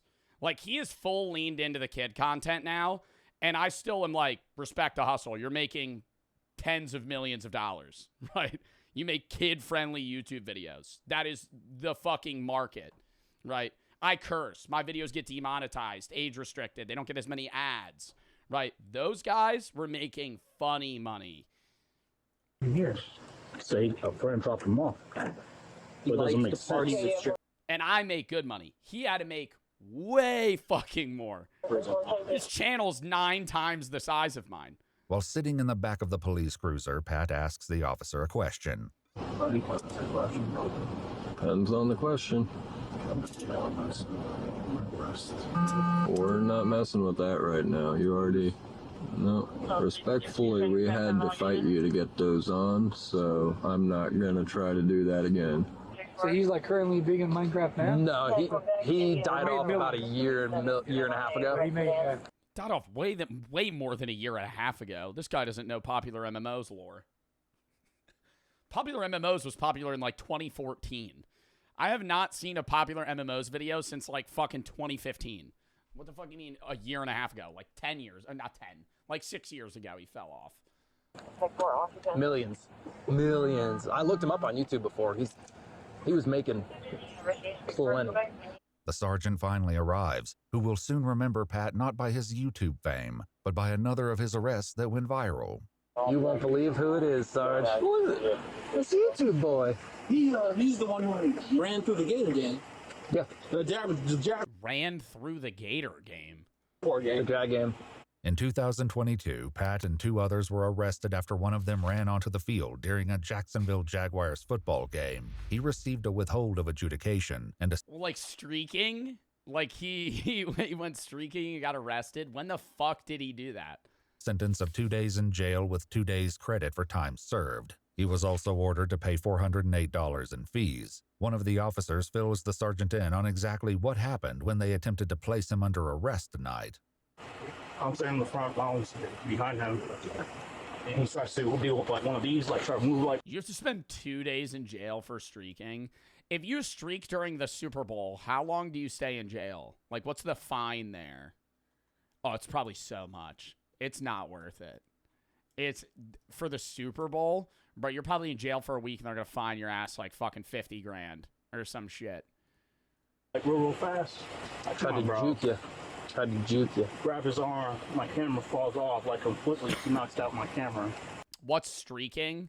When there's a sports game actively going on and you just run onto the field.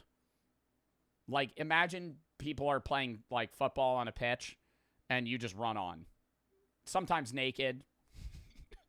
Sometimes not. Depends on the person. They might be naked. Then you're going to jail for longer if you're nude. Probably be put on a sex offender list, but so we got him on the ground. Naked question mark? Yeah, dude.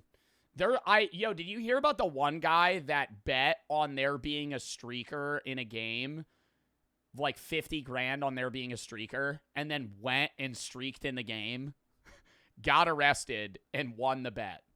And then I think all sports apps removed the option to do that because they realized it was just like a money scam. Like you could put like $100,000 on like, yeah, there's going to be a streaker plus 200 and then just fucking run onto that shit. Yeah, get arrested for a day. You make fucking $40,000. All time. Let me go. Come on, bro. So you just got weed. They're just weed. They never paid him? Bro, no way. Weed in a bottle of Fireball. Yeah, Fireball. You got resisting. Yeah. You going to jail again. We can Minecraft that. 35-year-old Pat Thomas Julianell was formally charged with resisting an officer with violence, as well as possession of marijuana under 20 grams. His bond was set at $2,503. Yeah, the $3 is really changing it. What? How do they have like a slide scale? 2,503. Like, you think if he has 2,500, they're not letting him out? They're like, yeah, I got 2,500. You got $3? No. Well. On March 20th, 2024, he was declared indigent, meaning a determination was made that he couldn't afford a private attorney, and he was appointed a public defender. No. How did he lose all his YouTube money? I don't understand that. I would get it. Well, I mean, we don't know what popular MMO's life was like after. Like, I understand it. Like, say, who's like a big YouTuber that just spent Jack Doherty? Say Jack Doherty turbo fell off and just started spending money left and right, like buying yachts and supercars and houses, and then went broke. I would be like, okay, yeah. Oh, he got a divorce. But you don't lose all of it in a divorce. You lose half. Well, I mean, it's up for agreement on certain things. He initially entered a plea of not guilty, but later accepted a plea deal on November 20th, 2000. He got 2 divorces? Bro, he got divorced. Lost half. Got married again. Didn't sign a prenup. And then got divorced again.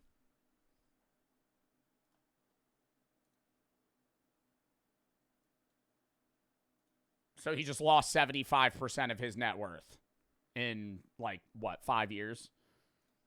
2024. As a result of the plea deal, adjudication was withheld, and his possession charge... God damn, always get a prenup?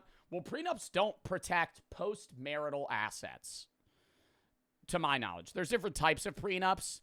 Most prenups that people sign, it's like premarital assets. So, like, if I were to sign a prenup right now, what I have right now would be disclosed or covered, but anything post that isn't. And especially prenups don't protect property. Like, if you were ever to buy, like, say he owned a house with his wife, I mean, they might split it, or like he might get the house and she gets the money, or vice versa. Like, it depends. Somebody redeemed debt. Divorces can get pretty ugly. Sometimes it's like cut and dry, and it's like, I'll give you this if you give me that, and they agree real quick. Other times it'll be like months of lawyer fees and battles where you might spend, 30, 40K in lawyer fees just to try and protect some level of asset usage that you have. Ryan, thank you for the 10 gifted subs. Thank you for the sub. Thank you for the 10 gifted. Bro, A, and Pineapple for the sub. Blocks for the 3. One of my favorite streamers, comfort streamers. Listen to your reds. Keep up the great content you make by day. Thank you, V and Us for the sub. Loafers for the subs. Snap for the 3. If you were ever in a buddy cam video, would you react to it with us? Oh, 100%. Lewis and Among Us for the sub. Teammate us for the sub. For the 3, love your content on X. Introducing me to you. I've been watching your VODs for 6 months. Off for the 3. A lot of research on Pat last night. His brother had problems with heroin. His family with addiction. He was my childhood hero. It's sad to see him like this. Patty for the 1,000 buddies. Had a lot of rough patches of my life. After an attempt on my life, your videos helped me through it. Watching your videos kept me through from barely eating and sleeping, being a state medalist 3 times, and getting the opportunity to run at Rowan. I don't need to be parasocial. I want to express my gratitude for what you do and the effect you have on people. Thank you. Well, thank you for the 1,000 biddies, man. I hope that you're okay. I'm glad my videos are able to help. And that's awesome that you're a fucking 3-time state medalist. Fiddle for the sub. Mythic Callum and Milk for the sub. Mozzarella for the 3. What are your thoughts on another philosophy stream like deism? Like about deism? Definitely down. I recorded another philosophy video the other day. We might watch something philosophical today. I don't know for sure. Otherwise, we'll do something next week probably. Omri for the sub. Ebony for the 3. Frosty for the 3. Walker for the 3. Hey, I just bought your merch, my friend. Addie and I are really big friends. Do you mean fans? Well, thank you. And thank you for the 3. But yeah, today's reacts. Tomorrow, an hour of reacts. Then we're going to do drunk driving behind the wheel driving sim stream on like the sim wheel. We're going to play a bunch of games. Gravel, American Truck Sim, shit like that. F-Heading for the sub. Sunday, we're going to do react stream at noon into Splitgate beta. Monday is random games, AV Assembly, rematch, maybe Tabs, and Elden Ring Night Rain. Tuesday I'm off. Wednesday we're doing Mafia Definitive Edition and PoppyCom. Next Thursday we're finishing Mafia Definitive Edition, maybe some other random shit. Next Friday reacts, next Saturday horror. If you have any videos you want to watch, games you want to play, videos, touch time, games, touch time. Was dropped. Pat was sentenced. You're back to front page? Yeah, I think I'm on front page. To complete. I know I'm on front page. I never have this many viewers. 12 months of probation, 100 hours of community service, and a mandatory substance abuse. Parker for the 3. Hey, my friend added some girl on Snap, and I'm friends with her. He hasn't even added for 3 days. And sorry about sending pics. I called him weird. Now I have to meet up with him. What should I do? I don't know. Just have a conversation with him about it. RB for the sub. I'm sorry. I can't really help you in that sense. Use evaluation. Don't really know what to say. With follow-up treatment. He was also ordered to provide a $1,000 donation to the Police Memorial Fund and write an apology to the officer he assaulted. However, on January 8, 2025, he was found to have violated his probation due to substance-related issues after failing a drug test on December 20, 2024. Pat claimed he was given a pill at a party several days earlier and didn't realize what was in it. This violation led to a warrant for his arrest issued on January 10, 2025. On February 2, 2000. I mean, he could have gotten drugged. I got roofied at Barstool. Like, I've talked about that. If you're at a party or at a fucking bar, dude, somebody could spike your drink. Especially if you're around women. A guy might spike the wrong drink, or you might drink a woman's drink that was intended for them and then they gave to you. 2025, police responded to Pat's home address in reference to a mentally ill person, where he then was arrested for the active warrant. Why do people spike drinks? Because they want to grape people, and they're psychopaths. Yeah, it's sad, but no, that happens. I don't know, like, the statistics on how much it happens now comparable to then, but no, people spike drinks all the time. His probation was subsequently modified to include GPS monitoring and completion of an inpatient treatment program. On May 12, 2025, so he just did have to go to a program. A warrant was issued for his arrest due to a second violation of probation, when he submitted a urine sample which tested positive for marijuana and alcohol. Fans to this day continue to post on his videos and social media accounts, hopeful that one day he may make a comeback. I think he needs to just abandon social media for a bit, focus on himself, and get better, man. He's clearly going through drug and abuse problems, which is a fucking serious thing. And then he has to, fix that, go from there. Like, I don't think returning to social media after that and then going through that same kind of circle of life again is the best play. Realistically, he should probably focus on himself, leave for a year, come back maybe after that. Cod and Razzle for the sub. For the 10, love your content. I'm a native viewer and you inspired me to start working out again. Well, dude, I hope it goes well. And thank you for the 10. I can't see your user because it just says your user ID. It doesn't say the username you have. But next video. Where's Dexter?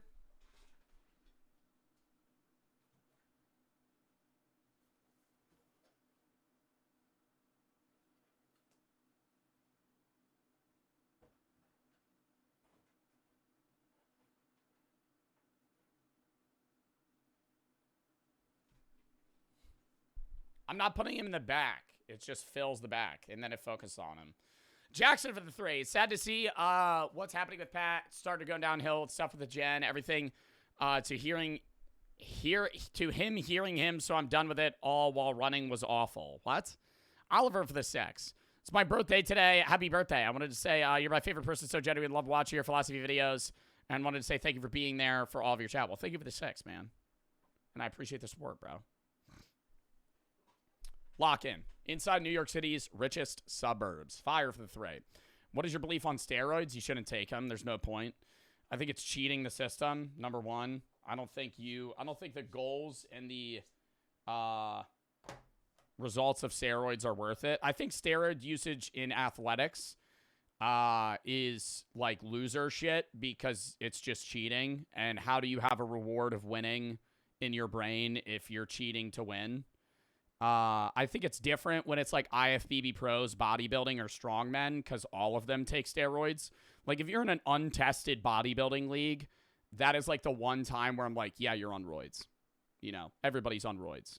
Phil Heath on roids, right? When Ronnie Coleman was open bodybuilder, he was on roids, right? Like, all those guys are on test. They're all on test. They're on steroids. They're on Arnivar. Like, whatever they're on, you know, because they have to. They would still be fucking freaks of nature otherwise. But I think in athletics it's cringe. I think for like just base bodybuilding, like personal bodybuilding, it's not worth it because the risks just don't outweigh the rewards. Why do you need to be that big? You know what I mean? Like, if it's for, like, your passion and you're going to, like, open bodybuilding and something and you have doctors testing you, it's a different scenario. But if you're literally just, like, a casual bodybuilder or in your stance, likely probably, like, a 18-year-old, and you're like, should I take steroids? No, dude, just fucking work out, right? I feel like if you're in a mindset where you're like, I'm not getting big enough quick enough, I need to take steroids, you ain't built for the fucking bodybuilding game. If you're trying to shortcut the fuck out of that, it ain't worth it, dog. Like, it is a slow fucking grind. And those gains don't stay unless you keep lifting. Like, if you plan on lifting for the rest of your life, why the fuck are you taking steroids? Because at some point, you're just going to be able to grow anyway. It's just going to take longer. If you rip steroids and then get off them, you're probably not going to maintain that level of muscle usage, and you're just going to look like you're on roids. You might get man boobs. You're gonna have bad results. You might get back knee. You might get rage problems. It's going to shrink your nuts, right? Like, might make you, liver failure, might make you infertile. You know, I don't know. Like, there's so many problems that go with it. Like, why? It's different. Like, there's a lot of millionaires that take steroids and they get monitored and stuff. But even then, it's like, I don't know. I think, like, low-level stuff, like, there's some people that take, like, HGH, which is human growth hormone. Like, I used to sell that at GNC. If you're taking, like, HGH, it's different. Like, I used to have to market HGH to men with erectile dysfunction at GNC. Like, that was one of the marketing points. Like, it was, like, unsaid. They were like, don't ask the customer if their dick doesn't work. But I would have to, like, when I worked there, if I saw a customer over the age of, like, 50 and a man, my goal was to somehow sneak into the conversation that HGH could improve their sex life. Like, that was what they, like, that was, like, a jet, and it was expensive. And it was worth selling it from their point of view, because they would give me commission on it, and I would make, like, dude, like, $25 a box. A box. If I sold you a fucking $120 thing at HGH, I'm making $25. If I sold you a $60 thing of Slim Vance, which is like a caffeine thing, I get like $15. GNC workers heavily work on commission plus hourly. That's why they just try to sell you shit. Same thing at like Vitamin Shop and all those other supplement places. They just they're marketing, right? The guys at the front, they're not there to like, I mean, they might have some knowledge, but they're there to sell you shit. Like, they're entrepreneurs. Like, not trying to be cringy saying that. Like, they're there trying to hustle money out of you. Because if you spend money, they make money. And then, therefore, the business does, too. Dolphin for the sub. Kleb Dill Sky for the sub. Louise for the 3. Did you see the new KSI song? No. Christian for the 3. Hopefully, Dexter doesn't have the same fate as Danny DeVito. Soggy for the 3. It's my brother Noah's birthday. Can you say happy birthday? Happy birthday. Logan and Louise for the sub. Fire for the 3. But yeah, don't take steroids. It's for the sub. Lock in. Inside New York City's richest suburbs. Easy for the 3. If you were going to give your 19-year-old self advice, what would it be? Zach and Blank for the sub. Stop being a narcissistic idiot. Focus on caring about other people. You know, do well. Don't smoke. There'd be a lot of things. Mainly just like, you know, stop having your head in your ass. I feel like a lot of late teenagers, and especially men too, like, you're so focused on, like, how other people perceive you, coupled with the fact of, like, your own personal gain. And then it makes you more selfish. And especially me. Blank and Zach for the sub at that time. Chunkles for the 3. As somebody who actively works at GNC, the company's gone so downhill, you don't get paid commission for literally anything. They don't pay commission anymore. I worked there in 2020, so, you know, different story when I was there.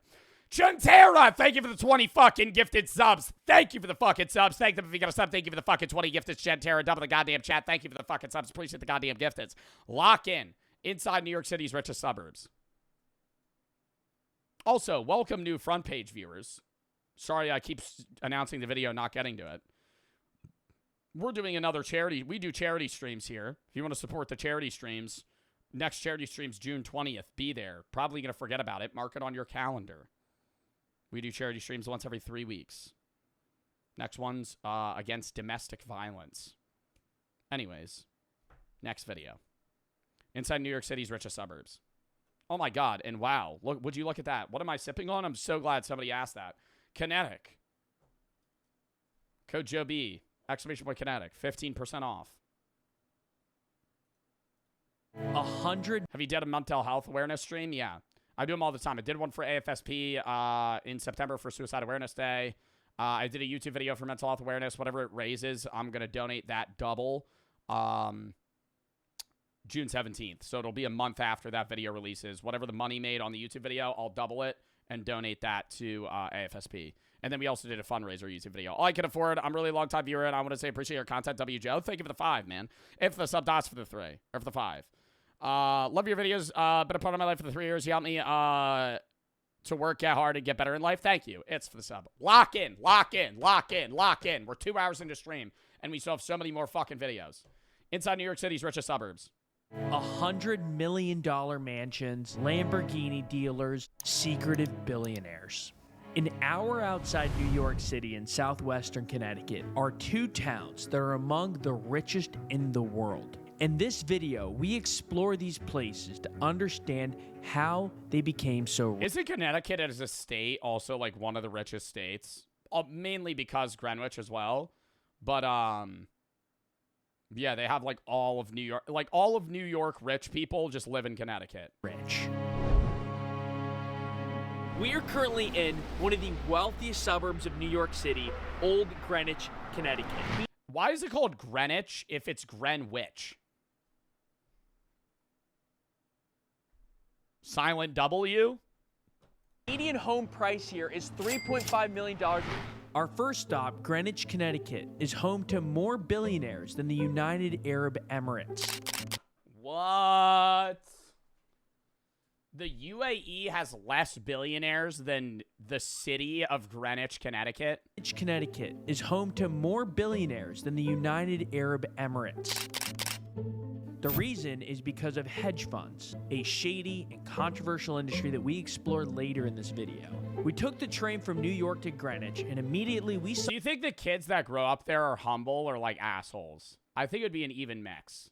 If you grow up with parents that are genuinely like, not even millionaires, like billionaires, billionaire parents or like absurdly rich, you have to have some level of ego, like off rip. Saw businesses you don't see in most towns. I don't care. I think like growing up rich, nothing's wrong with that. I think a lot of people have like self-shame if you grow up in a wealthy family. Nothing's wrong with that. Just recognize your fucking privilege, you know? Like, and don't flex your parents' money as well. That's like a big thing on video games.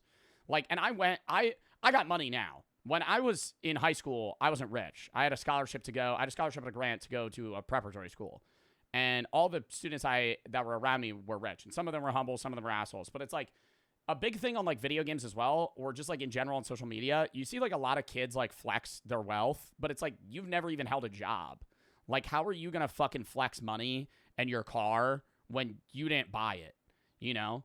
Like, you didn't earn that shit. I think it's different when, like, you made bread and then, like, bought something versus, like, you just got a fucking Mustang bought to you. Or, like, a Tesla or whatever car. The first was a Lamborghini store, which was next to an Aston Martin dealership, which was next to a Bentley dealership. This is the place to go to see cars. And I bet they ain't got a Walmart in this city. As fucked as that is.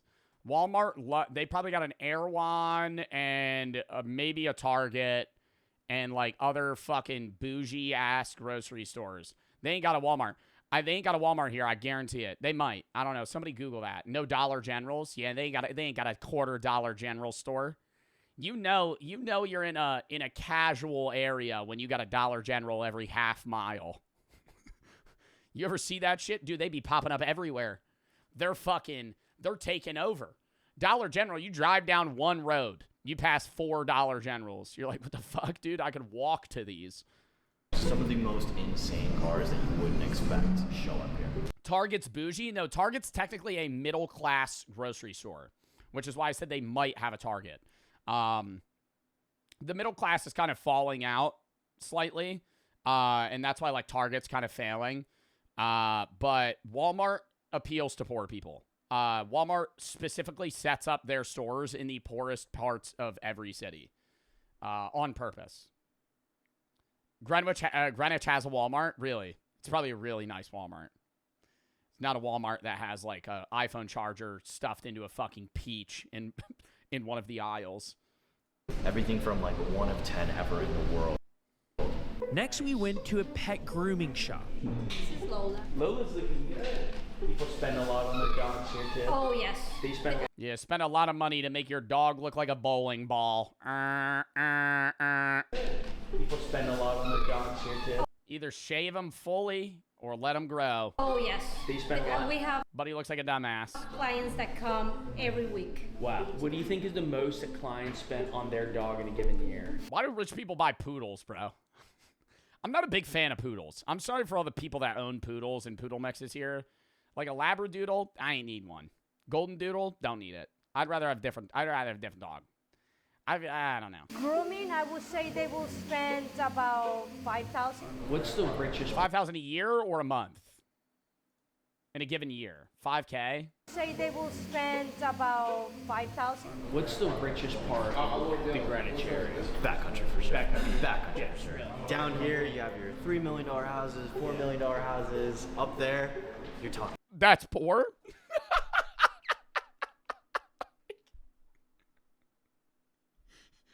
That's poor. That's 10. Oh my God. Wait, no, I literally glanced over it because I started talking about something else. Yeah, it was right here. It was, the average house cost is the median house is 3.5 mil. How's the median house? That means there's an equal number of homes that are above and below that. 20, 30, maybe even. That ain't no $30 million house. That looks like an old person home. Up there, you're talking 10, 20, 30. If that's a $30 million house, I would fucking cry. If that's the housing market. That shit looks like it's worth like maybe $800K. You got a double garage. And it looks like a built-on garage, maybe an upstairs guest bedroom, and then just like a regular house. I feel like this is like the regular house look. 30. It's a nice house. That's like, how much do you think that house is right there? It is in Connecticut. High property value. I would say that house, in my opinion, is worth $5 million. $5 million. If they were like, we're going to price this at $5 million, you're in a nice neighborhood, 30 minutes away from New York City, you got a fucking big backyard and this fucking massive ass house. Maybe even some undisclosed. We saw one 23 sold for $139 million. Yeah, that's Copper Beach Farm, I think. Copper Beach Farm. Very reminiscent of Neo. See, why is that $135 million? Its location. Because if that house was in like Texas, I mean, it is on a lake. If this house was in Texas, that would be like 10 million. 20 million, maybe. Very reminiscent of neo-French Bro, how did they get my Renaissance house on buildings video? in France. And then you go out a door onto a beautiful open porch. And this beautiful, beautiful swimming pool that was built by this owner. You see a full grass tennis court. Bent grass, Copper Beach Farm. Oh, full grass tennis court. That's 135 million. Oh my God. Full grass tennis court? When you get to this price range, they just glaze the dumbest shit. They'll be like, over here, you see we have a marble tile. Oh, really? Over here. No, but they won't even say it's marble. Like, I would get you being like, oh, we have a marble tile floor here. They'll be like, oh, it's marble tile, but it's a specific one from Southwest Italy. They have to mine it, and it takes this long to get. I don't give a fuck. It looks like some random ass marble to me. Give me that off-brand shit. Ain't nobody got to know. Like, what? Why are you paying for that shit? Nobody gives a fuck. We took a ride around Greenwich's famous Golden Triangle neighborhood, but were unable to go by Copper Beach Farm. We're just filming some of the neighborhood. Yeah, you can turn around, you just can't do anything back there. You can't do anything back there. Okay, sounds good. But I open the gate, you can turn around right in here. Thank you, appreciate that. However, we did learn that it was linked to an LLC with the hedge fund. 10 fireplaces? I mean, what the fuck? Why do you got 10 fireplaces? You need one. What do we live in medieval times? Your house is not that cold and you need one. Well, you starting a wood burning fire? They better not all be wood burning. You should be lugging wood. billionaire named Ray Dalio's name on it. He's one of the 10 billionaires who lives in Greenwich. Another one is Steve Cohen, the owner of the Mets. This hedge fund billionaire is worth $21 billion and bought this house for $15 million in 19... Dude, I say this every time we watch like rich people house videos. Too big. Too big. Even if I was this fucking rich, like, wouldn't you want a house that's just like high tech, nice looking, but smaller? Like, this looks like it's 35 rooms. It doesn't even feel like a home. Like, when you walk into a home, don't you want to be like, oh, I feel comfortable here? I would feel like I'm in a hotel lobby. 1998. So we tried to get a tour of the most expensive home for sale in Greenwich right now. It's $45 million. And unfortunately, you need to have proof of funds to get it. You got to prove that you could fucking spend that money to get toured. Tour. So what is proof of funds though? How much money do you need to show them for a 45 mil house? You probably at least got to show you got like 20 mil. Maybe more. You ain't got to show that you got 100, because they'll fucking sell you a house you can't pay for. That's just most homeowners. Most homeowners are buying homes that they don't have money for. I think you got to show proof of funds. It's probably a percentage. A credit score. They ain't looking at credit score for a $45 million house.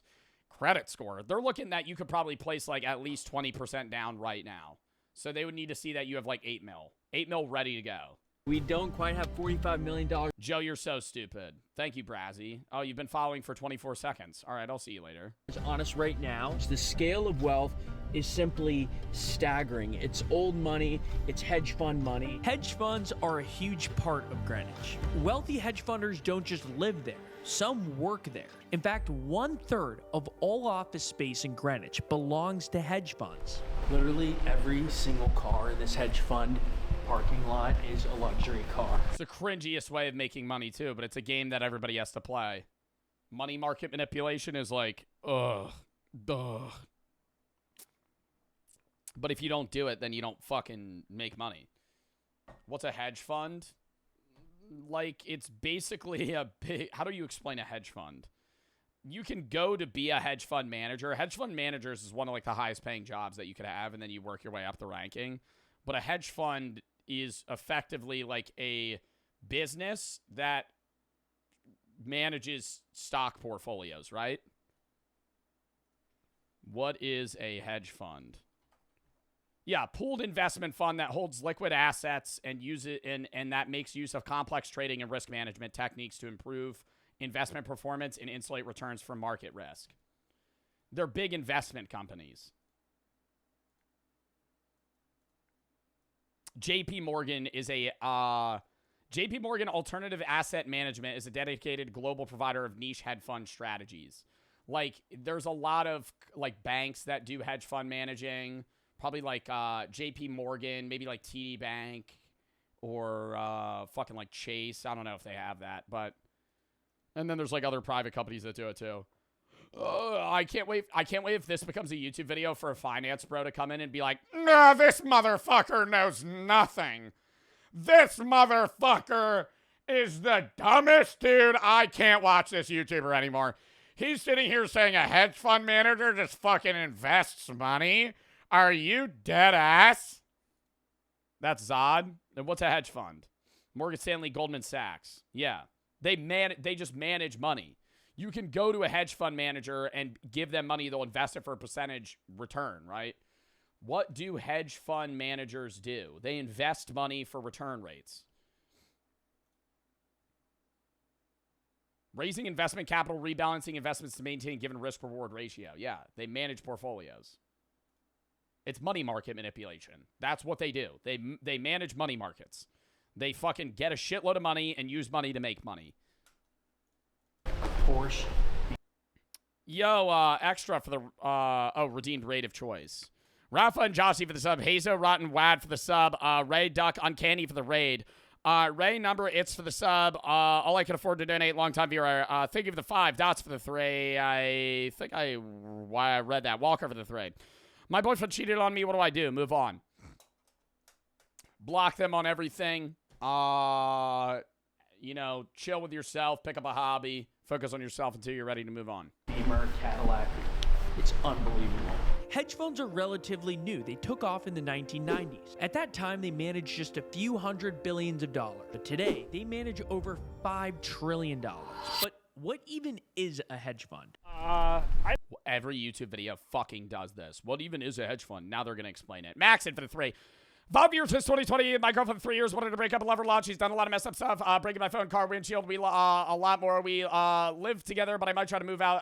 Any advice to try to keep us together? That is a complicated relationship. I do not want to get involved. You should not be asking me for advice in that specific instance.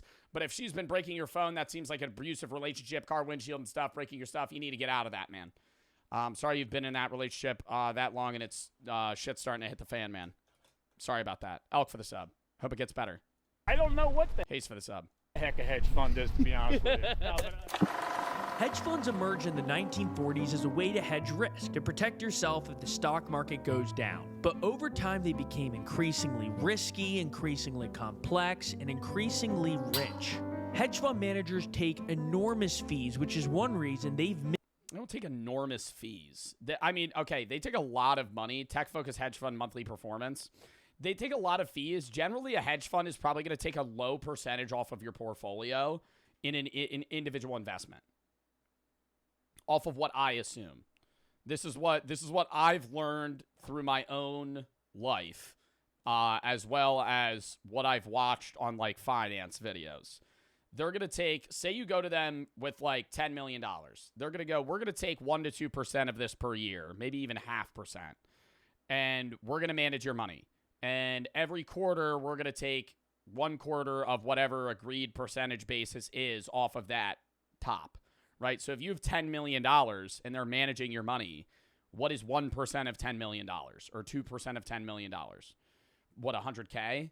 So they're probably going to take that just off of your portfolio for managing your money. Whether or not you're up or down, they're making money.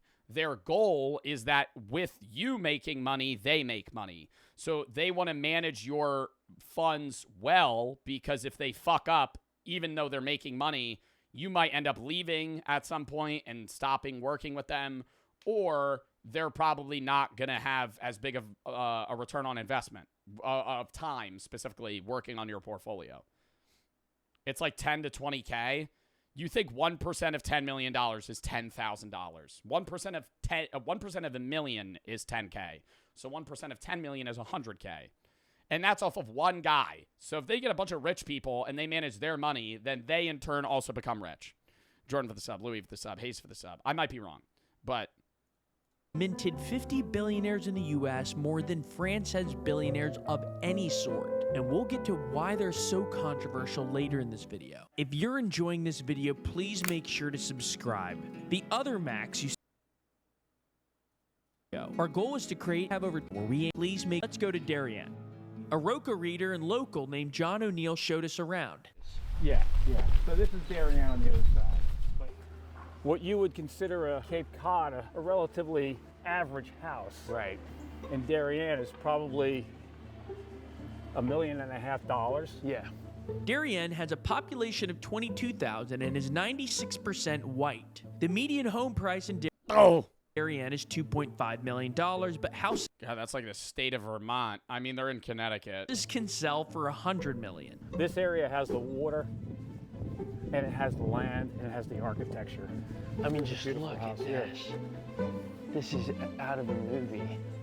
But as you can see, it's house after house after house. In the early 20th century, Fairfield County, home to both Greenwich and Darien, was a booming industrial area, a tech hub even. 98% of these people are in finance. I mean, that's 98% of the people that live in this city are working in finance. So is the other 2% just people that are working at like grocery stores and other fucking things to like have the city function as a whole? Difference between now and 100 years ago. 100 years ago it was manufacturing. Right. Whether it was steel or railroads. You playing AV Assembly today? No.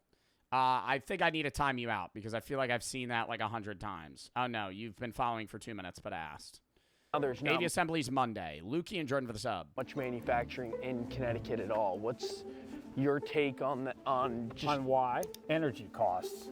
Connecticut is the second most expensive state for electricity. The state of Connecticut legislatures over the years have let us down. Their energy policy has just been really poor. At the same time, New York City's growth turned Darien and Greenwich into commuter towns. After World War II and the suburbanization that followed, towns like Darien and Greenwich boomed, although not for everyone. When I was a kid, my father lost his paycheck in a car. Dude, I love the Northeast, though. Side rant. Like, we're just talking about New York and shit. I love the vibe of the Northeast so much more than West Coast. Like, I loved being in, like, San Diego and Cali, and I think it was cool. But, like, I don't know, New York East, or not New York East, the Northeast and, like, New York, bro, I'm going to sound mad cringe when I say this. Yo, there's hustlers out here, okay? Motherfuckers be on their grind. Motherfuckers be on their grind, you know, and I fuck with that. I feel like when you're in, like, L.A., I don't know. It's, like, a whole different vibe. Like, people are on their grind, but they're on their grind for, like, Hollywood-type shit. You know, like, music, industry stuff. And I don't like that. Even though I'm in that industry, I like being around people that are, like, in a different market. Like, mostly all of my friends outside of the streamer world don't do anything with the industry. Like, they work in the union. Like, I don't, like, dude, I would say 80% of my friends are either, like, carpenters, electricians, plumbers, you know, hustler shit, right? They're getting up at, like, 5 a.m. And I'm like, yeah, I respect that. It does annoy me, though, when they're like, dude, it's late. It's, like, 9 p.m. Some old people shit. Get up, Grandpa. Fuck. Card game, and we ate bologna for a week, you know? So I was up at 5 in the morning. Drink a Red Bull, buddy. It's time to fucking game, okay? What are you doing? Stuff happens. Did that happen? Yes. Wow. Just don't mention that to my father. By the 1960s, New York City executives had made these towns into wealthy enclaves. Southwestern Connecticut is the area nearest to metropolitan New York. Most people enter our state here. Its pleasant landscape includes sparkling lakes and hardwood forests, which make it preferred by executives both as a... Why is every video from this era this guy speaking? Which make it preferred by executives... Which makes it preferred by luxurious executives that want a close commute to New York City. Both as a business and residential location. Now, before we reveal the politics of Darien and Greenwich and also discuss the controversy of hedge funds, we have to tell you about the presenting sponsor of... No! At this point, you might be curious about the politics of Darien and Greenwich, and they are interesting. In 2012, they voted for Mitt Romney over Obama. But this past election, both... Dude, what's crazy is Mitt Romney quite possibly could have won the election against Obama if he was not a Mormon. Like, as fucked as that sounds. Like, the religious vote controls the U.S. heavily. And religious Christians don't like voting Mormons at all. And the majority of presidents were Protestant. I think there's only been Protestant presidents and then Catholics. That's it. Like, every president in the history of the United States has had some involvement with Christianity outside of maybe somebody that was a deist. But yeah, no, or atheist. There's never been an atheist president. I don't know if that'll ever happen. I think maybe our generation. I think there could be a president that's either just a different religion or not religious. But Christians win elections. And Christians would rather vote for, like, conservative Christians actually, a lot of the time, if you look at the statistics, ended up voting for Obama, who was a liberal, for the sole reason that Mitt Romney was Mormon. And they didn't like that. That's why, like, when you see conservatives, like, campaign, like Trump or any conservative, even next election, you'll see it. Conservatives pull heavy with religious people. They fucking go balls to the walls trying to get Protestants, Catholics, Anglicans. They want religious votes because that's how they win. If they don't get the religious vote, they lose every time. realistically, whatever gets the religious vote wins. But there's also people that are kind of like stragglers in the other way. But when I say religious vote, I also mean Christian religious vote, not like Judaism or like Islam or Hinduism. Like those are like fractional in comparison. Flipped blue and went for... What's a Mormon? It's Mormons follow the teachings of Joseph Smith.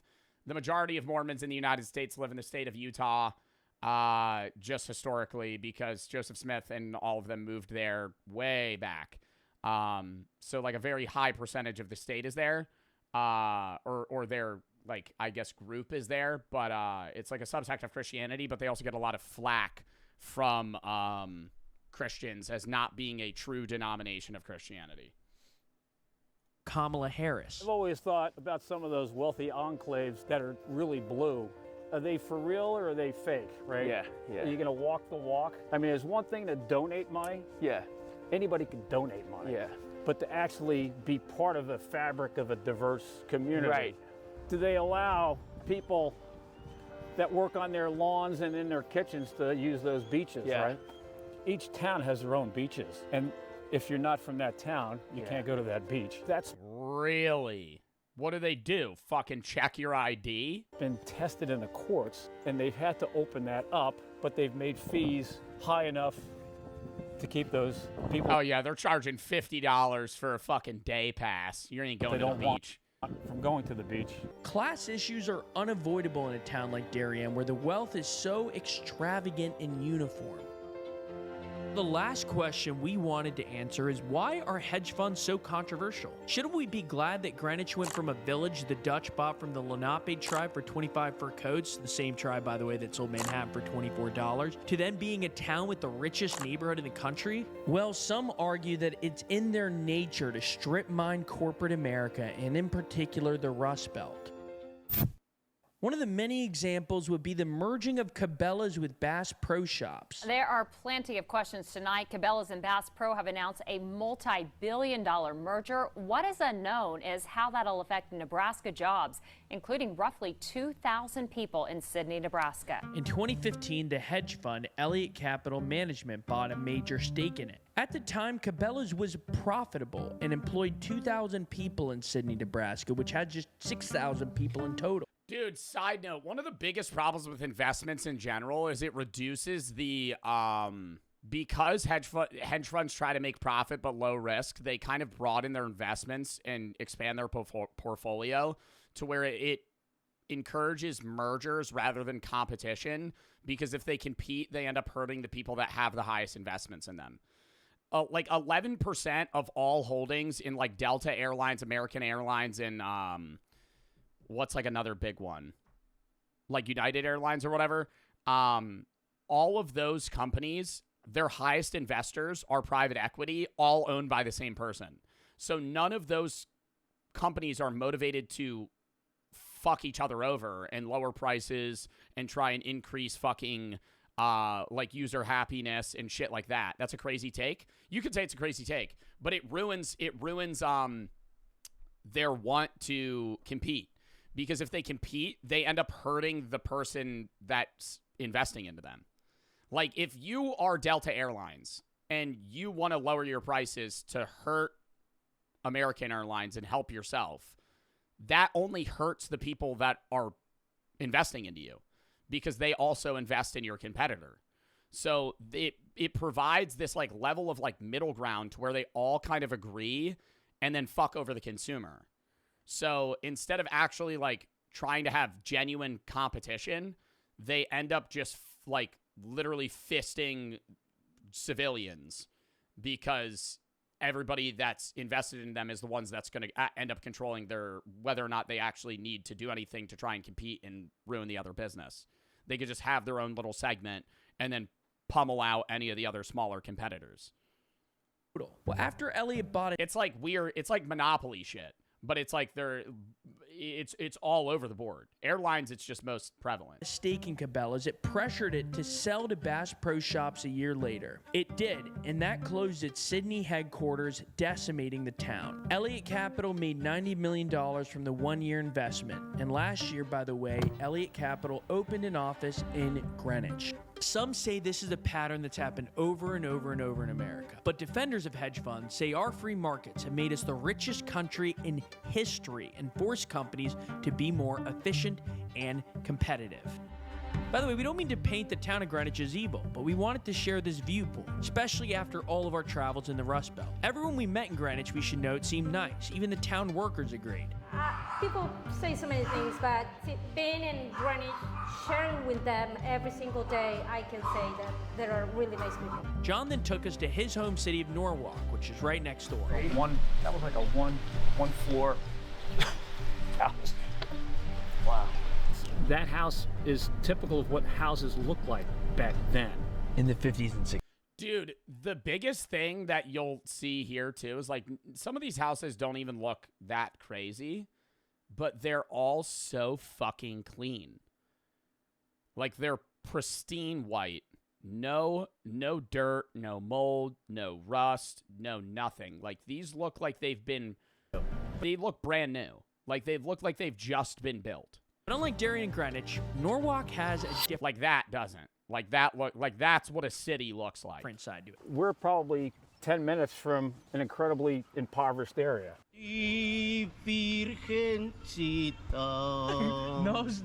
say. And in the next video, we show the extreme wealth gap in the area, where just a few... Was that some dude just singing to him? ...miles from this street are housing projects, and a little further is one of Connecticut's and the Northeast's most dangerous cities. The rep on the east side, wow, it's different over there. It's different. Is it safe here? What's the vibe like? I'm gonna be honest, it's not that. Thank you for watching, and please make sure to subscribe. Well, we're not going to get an in-depth interview. We just, it's not that safe, and then you move on.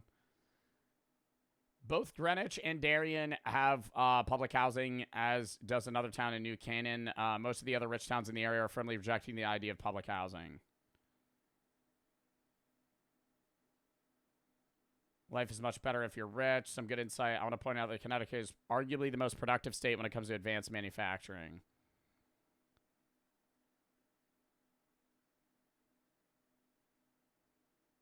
Living in a house in rural New York would be my dream. Why? Hedge funds are not old money. Hedge funds are not old money. Hedge funds are people that make money off old money. Like, hedge fund managers are hustlers that are making money off of people that have a lot of money. But while they make money, they're also making the rich people way more money too. Like, old money versus new money is a big thing. Where, like, new money is usually respected. Old money is usually frowned upon.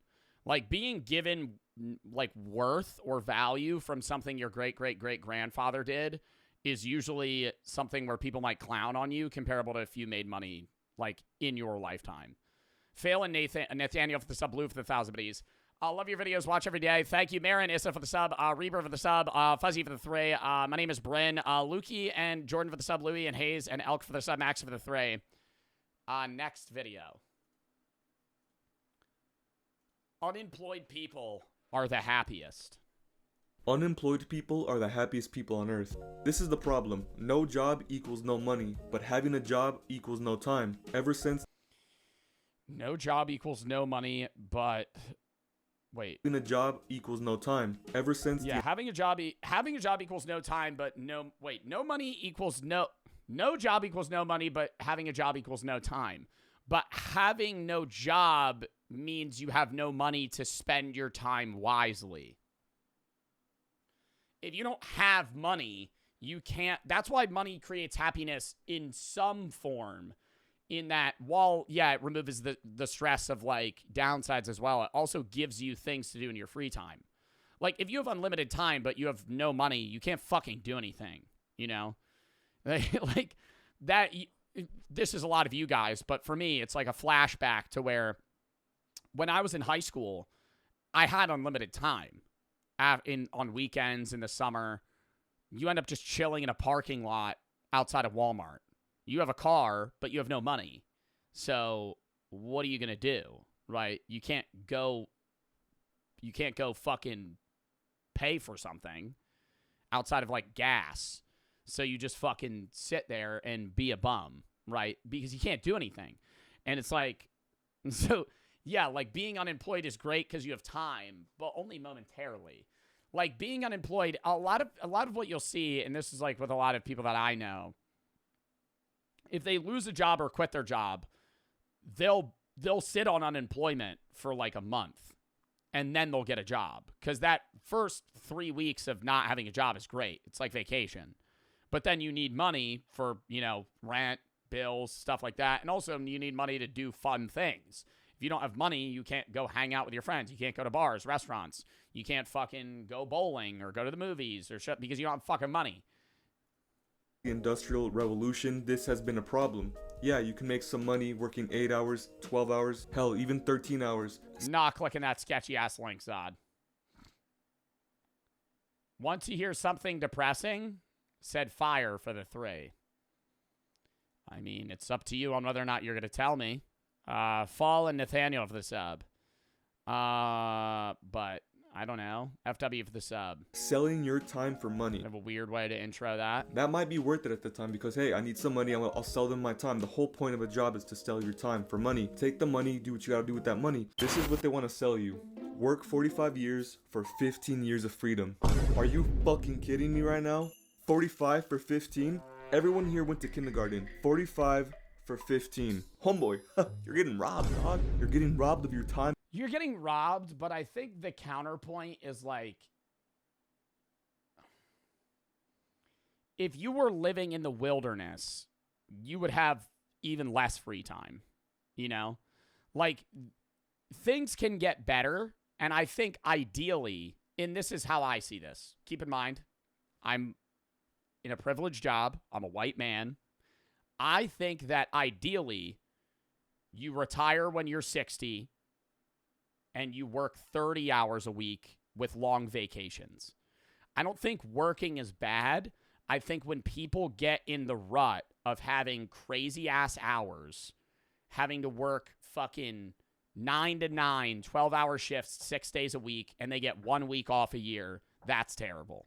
If you were to have 2 months off a year, like school, and you were able to fucking work 30 hours a week, I don't think that's bad because you would work 6 hours a day, 5 days a week.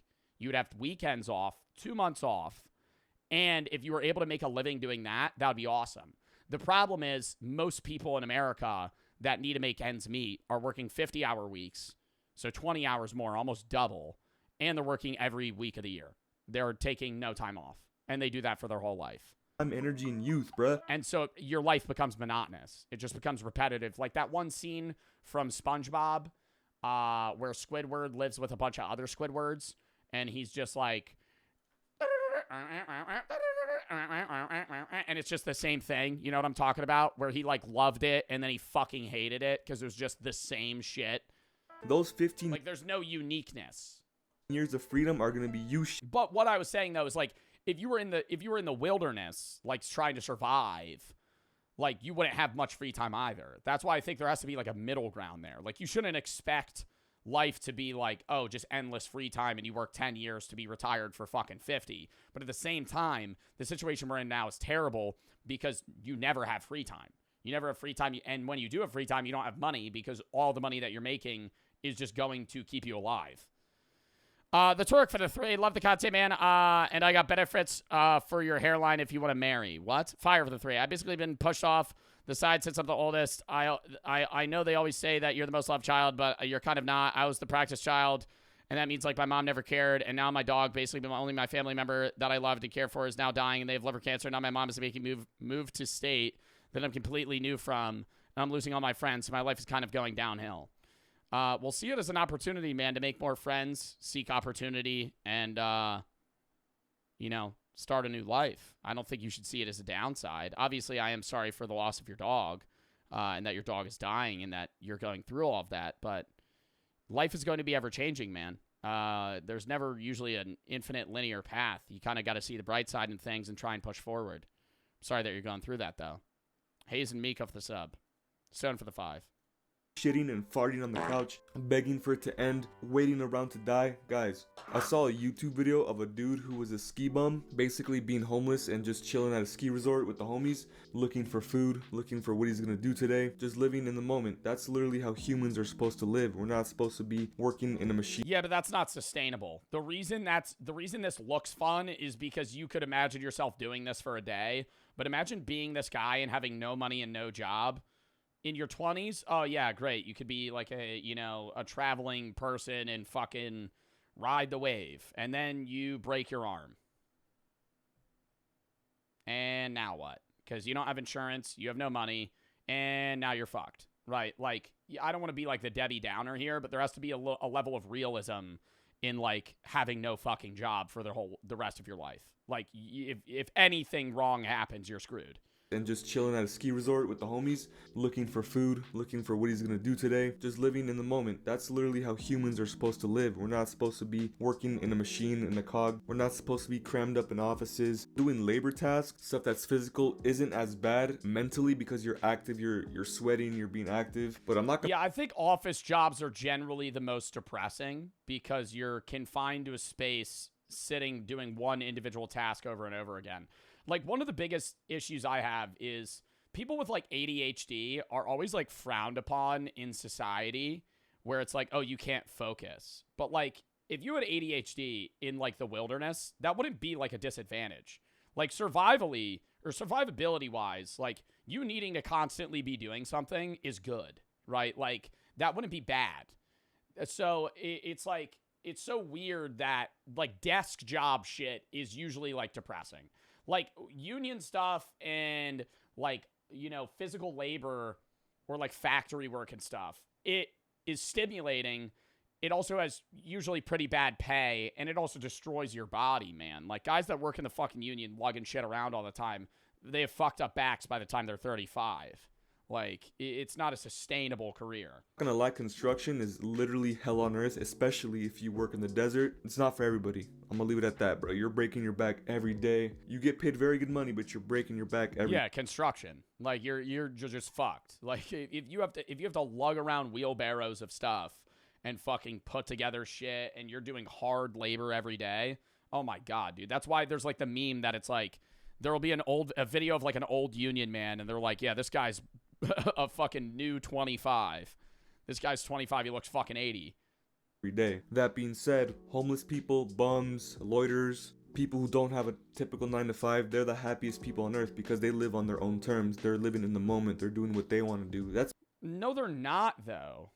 They're doing what I disagree. I think they're doing what they want to do in a very confined space.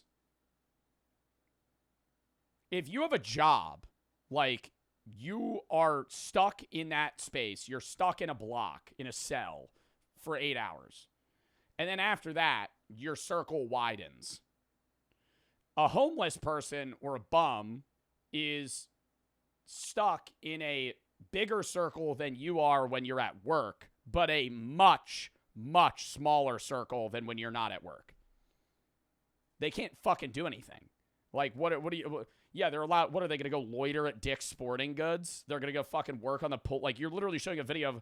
I don't know if this is him, but, like, somebody working out at a fucking store. They're living in the moment. They're doing what they... Like, this is fun when you're 15. Like, I would not want to do this now. If I was like, yeah, let me go hit a quick lift at Dick's Sporting Goods. Want to do. That's basically what humans are meant to do. We're supposed to be... Oh, yeah, I'm just testing out the treadmill for an hour. Here, you don't have to earn any validation. I'll be back tomorrow, same time. You don't have to earn anything. The fact that you exist means you have a birthright, to exist in itself, bro. You don't have to do anything. The system has created a whole bunch of weird circumstances where people have to work to live. You have to pay money to live on Earth. Why are you lying? Okay, I will say, when I go to Dick's Sporting Goods, I always go to the fitness section. Yeah, I punch the punching bag, and I use the elliptical, and I go, ooh. Yeah, okay, fine, sure. But I don't do that every day. Like, if that was the only thing I was able to do in a given day, that would be boring. You're gonna get taxed. You have to pay for this, you have to pay for that. Unless you're a genius and save up all your money, buy land, grow your own food, get your own water, have your own cattle, have your own resources, become ungovernable. That's the main goal. Being unemployed is fun because you don't have to serve anybody, but you serve no master except yourself. Yeah, maybe you're gonna have to make some money. I mean, just go sweep outside for like 10-15 minutes at a local shop there. You got 20 bucks right there. Go do what you want. Go to the beach, go chill, go start a YouTube channel. Go do what you want with $20, bruh. $20 getting you about fucking a bag of chips and a burrito at 7-Eleven, not Chipotle. $20. $20 ain't making you through the day. Now? What the fuck? Hype, thank you for the 10 gifted subs. Thank them if you got a sub. Thank you for the 10 gifteds. Thank you for the individual sub as well, Hype. Key for the sub. Twerk for the 3. Mostly you. I watch you when I was deployed. You make me laugh in hard times for the 3. Love your content, man. I'm in the Army. You got benefits. Oh, I thought you were... Yeah, no. I know you were joking about the airline. Go start a vlogging channel. And Hype, thank you for the 10 gifteds. Do this and that, bro. Like, becoming a bum is the way, bro. Would you rather... $20 could get you a full gram cart. Yeah. And then what are you going to go do? Sit outside? Every day? Yeah, you could buy a $20 cart. And then what? Play Xbox? You don't have a job. You don't have internet. Right now you do because you live with your parents because they have a job. When you're an adult and you're fucking 30, if you don't have a job and you don't live with somebody that does, you're not playing video games. Be a bum or work 45 years for 15. From the ages of 5 to 50 are your most fruitful years of energy. That ain't $20, bro. Those 2 White Claw surges alone are $20. Bro, like, that's when you have the most energy to do things, to change your circumstances, to create a new life for you and your family. From the ages of 18 to 65, you have 2 options. Play the game or don't play at all. Playing the game is a general term because I don't think those are the only 2 options. I think, like, realistically, yeah, the majority of the people in the world are going to get stuck doing a 9-to-5 their whole life, which is terrible. But to say that either you bum and be homeless or have a job forever, that's not, like, the only thing that could happen. I think ideally you'd start out with a 9-to-5 in hopes of getting a good career that could land you enough money to where you could retire early.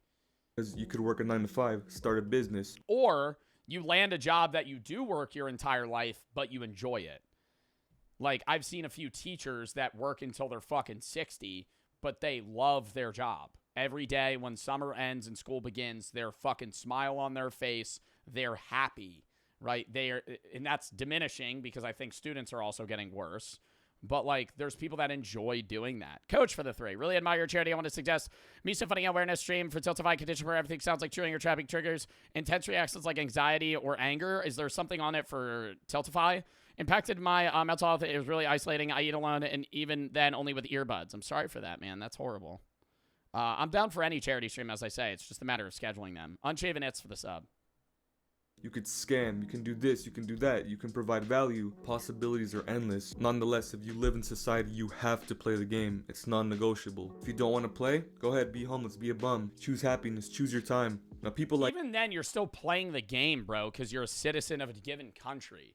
The only way you're actually not playing the game is if you literally live off the grid and stop existing in society. Like, even a homeless man plays society's game. He could get arrested. He has to find food. He has to pay for things that he wants. He's still a part of society. You're still playing the game. You're kind of detached from it. It's like, to put it in perspective, it's like playing ranked versus casual. Like, if you have a job, you're playing ranked. If you're not having a job, you play casual. You're still playing the game. It's just easier because you don't have to try as hard. Like us, we want more. We don't want to just work repetitive jobs that make other people rich. No, we want to help our families. We want to retire our parents. We want to give back to the world. That's a crazy analogy. Yeah, I got to put in like Fortnite terms. Fortnite terms, having a job is build mode. Having no job is zero build. We want to have meaning. Easier question mark? I'm saying easier where you have less tasks. I'm not saying being homeless is easy. I'm saying from his point of view, my counterpoint, if you were paying attention to the video, I'm not saying being homeless is easy. Being homeless is really fucking hard and scary. But from his point of view, he's saying being homeless and a bum is great because you're free and it's easy. No, I'm saying, yeah, you don't have a job, so there's no level of, you know, tying you down in that sense. You're more free there. But you're not free because you're still, you know, fucking in society. You just have no money.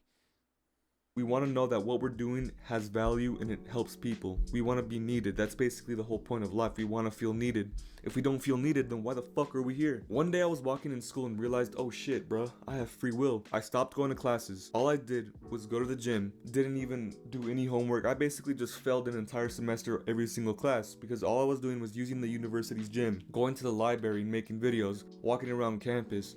Yeah, but you still have goals. Like, you're still like a YouTuber. You're getting views. Like, I do fuck with this video. Regardless of my disagreements with him, I do fuck with the video. It's just like, you in also, I noticed this video has 31,000 views. I was gonna say this guy doesn't have that many subs, but he still has a goal, right? Like, you're making YouTube videos, you're making content, you still have goals, and all purpose in life is goals. If you're a homeless person, or not homeless, let's just say you don't have a job. Let's just say if you're unemployed and you have goals, and your goals still have to do with pertaining money and reaching things and going to other avenues, then yeah, you have a purpose. But if you're waking up every day and you're just like, my goal today is to get food so I don't starve, like, that's not, you don't have a purpose. You're just like existing. Contemplating life, like, damn, what's this about? What's the plan? Where am I headed? What's my future look like? I was at university wearing a blindfold and shooting a dartboard of what's my career. Dead ass. I was like, you know what? I'm just gonna get this random degree and hopefully it all works out. That's how you shoot yourself in the foot. If you're in college and have a set plan and know what you want to do with your degree, keep going. It's meant for you because you have a plan. You have a purpose and a direction. But for the majority of people that go to college, they don't even know what they're doing. They're just going there for the party. Well, that's why a lot of people drop out, but then they also switch majors. I think a lot of people go to college because they feel that it's a requirement in society to get a college degree. And a lot of the time, you just need a college degree in general to succeed. Like, when you, even like in New Jersey, like if you wanted to be a police officer, there's a lot of avenues that you could go, like military and having a set amount of experience in there. But a lot of the time, you just need a degree. Or like for certain jobs, it doesn't matter what degree you have. You just need a degree. If you don't have a bachelor's or an associate's, they're not hiring you. And so that's like a part of it. But also, yeah, I do think a lot of people go to college that shouldn't. Not because I don't think they're meant for it or capable. I think that they just don't want to go down that path. I think a lot of people think it's frowned upon to go into a trade school or go into another avenue of careers when college isn't meant for them. But at the same time, you have to recognize that college will open avenues that a lot of other places won't. You're less appealing as an applicant to a job if you have a GED or a high school diploma comparable to a bachelor's degree.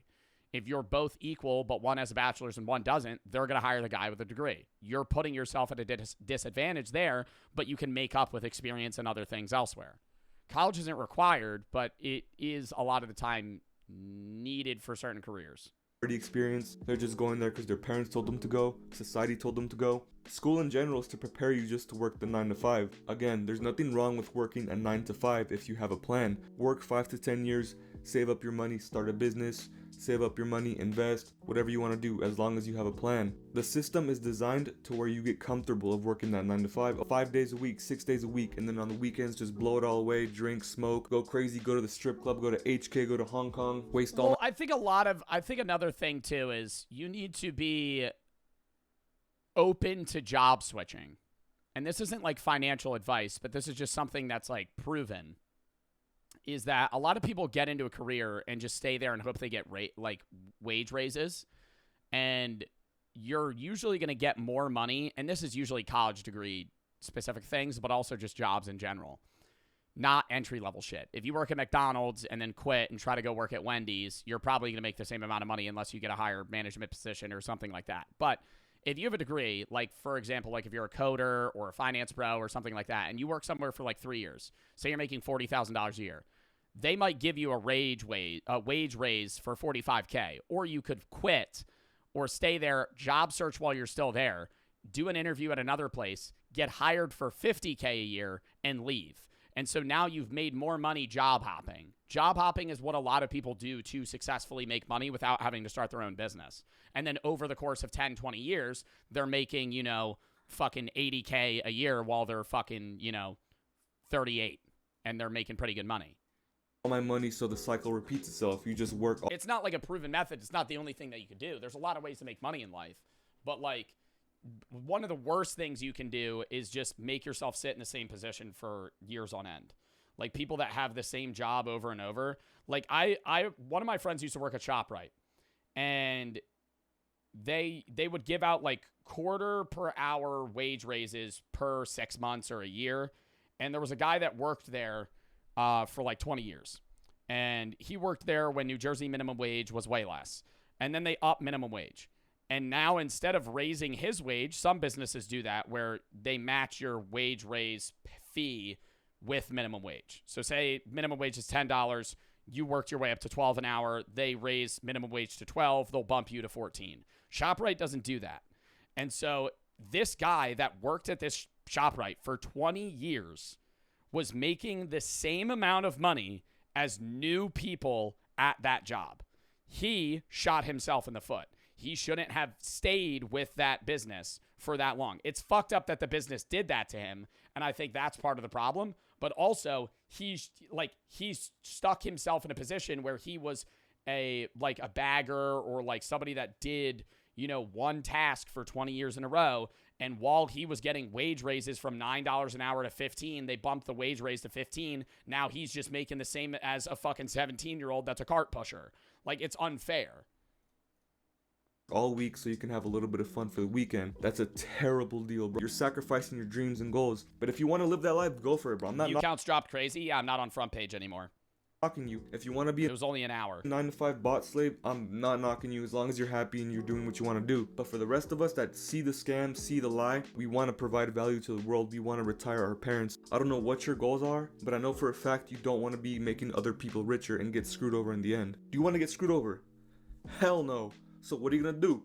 Become unemployed? No. Have a plan. That's all I'm saying. When I mean unemployed, all right, I like the direction he's going now. People are the happiest people on earth is because they live on their own terms. They do what they want to do. The word employed means you work for someone else. Yes, self-employed means you work for yourself, but at the end of the day, it means you're unemployed. You don't work for a job. You don't work for a corporation. If you No, you're not unemployed. You're like you're I think the way he was I like how he's going about it now.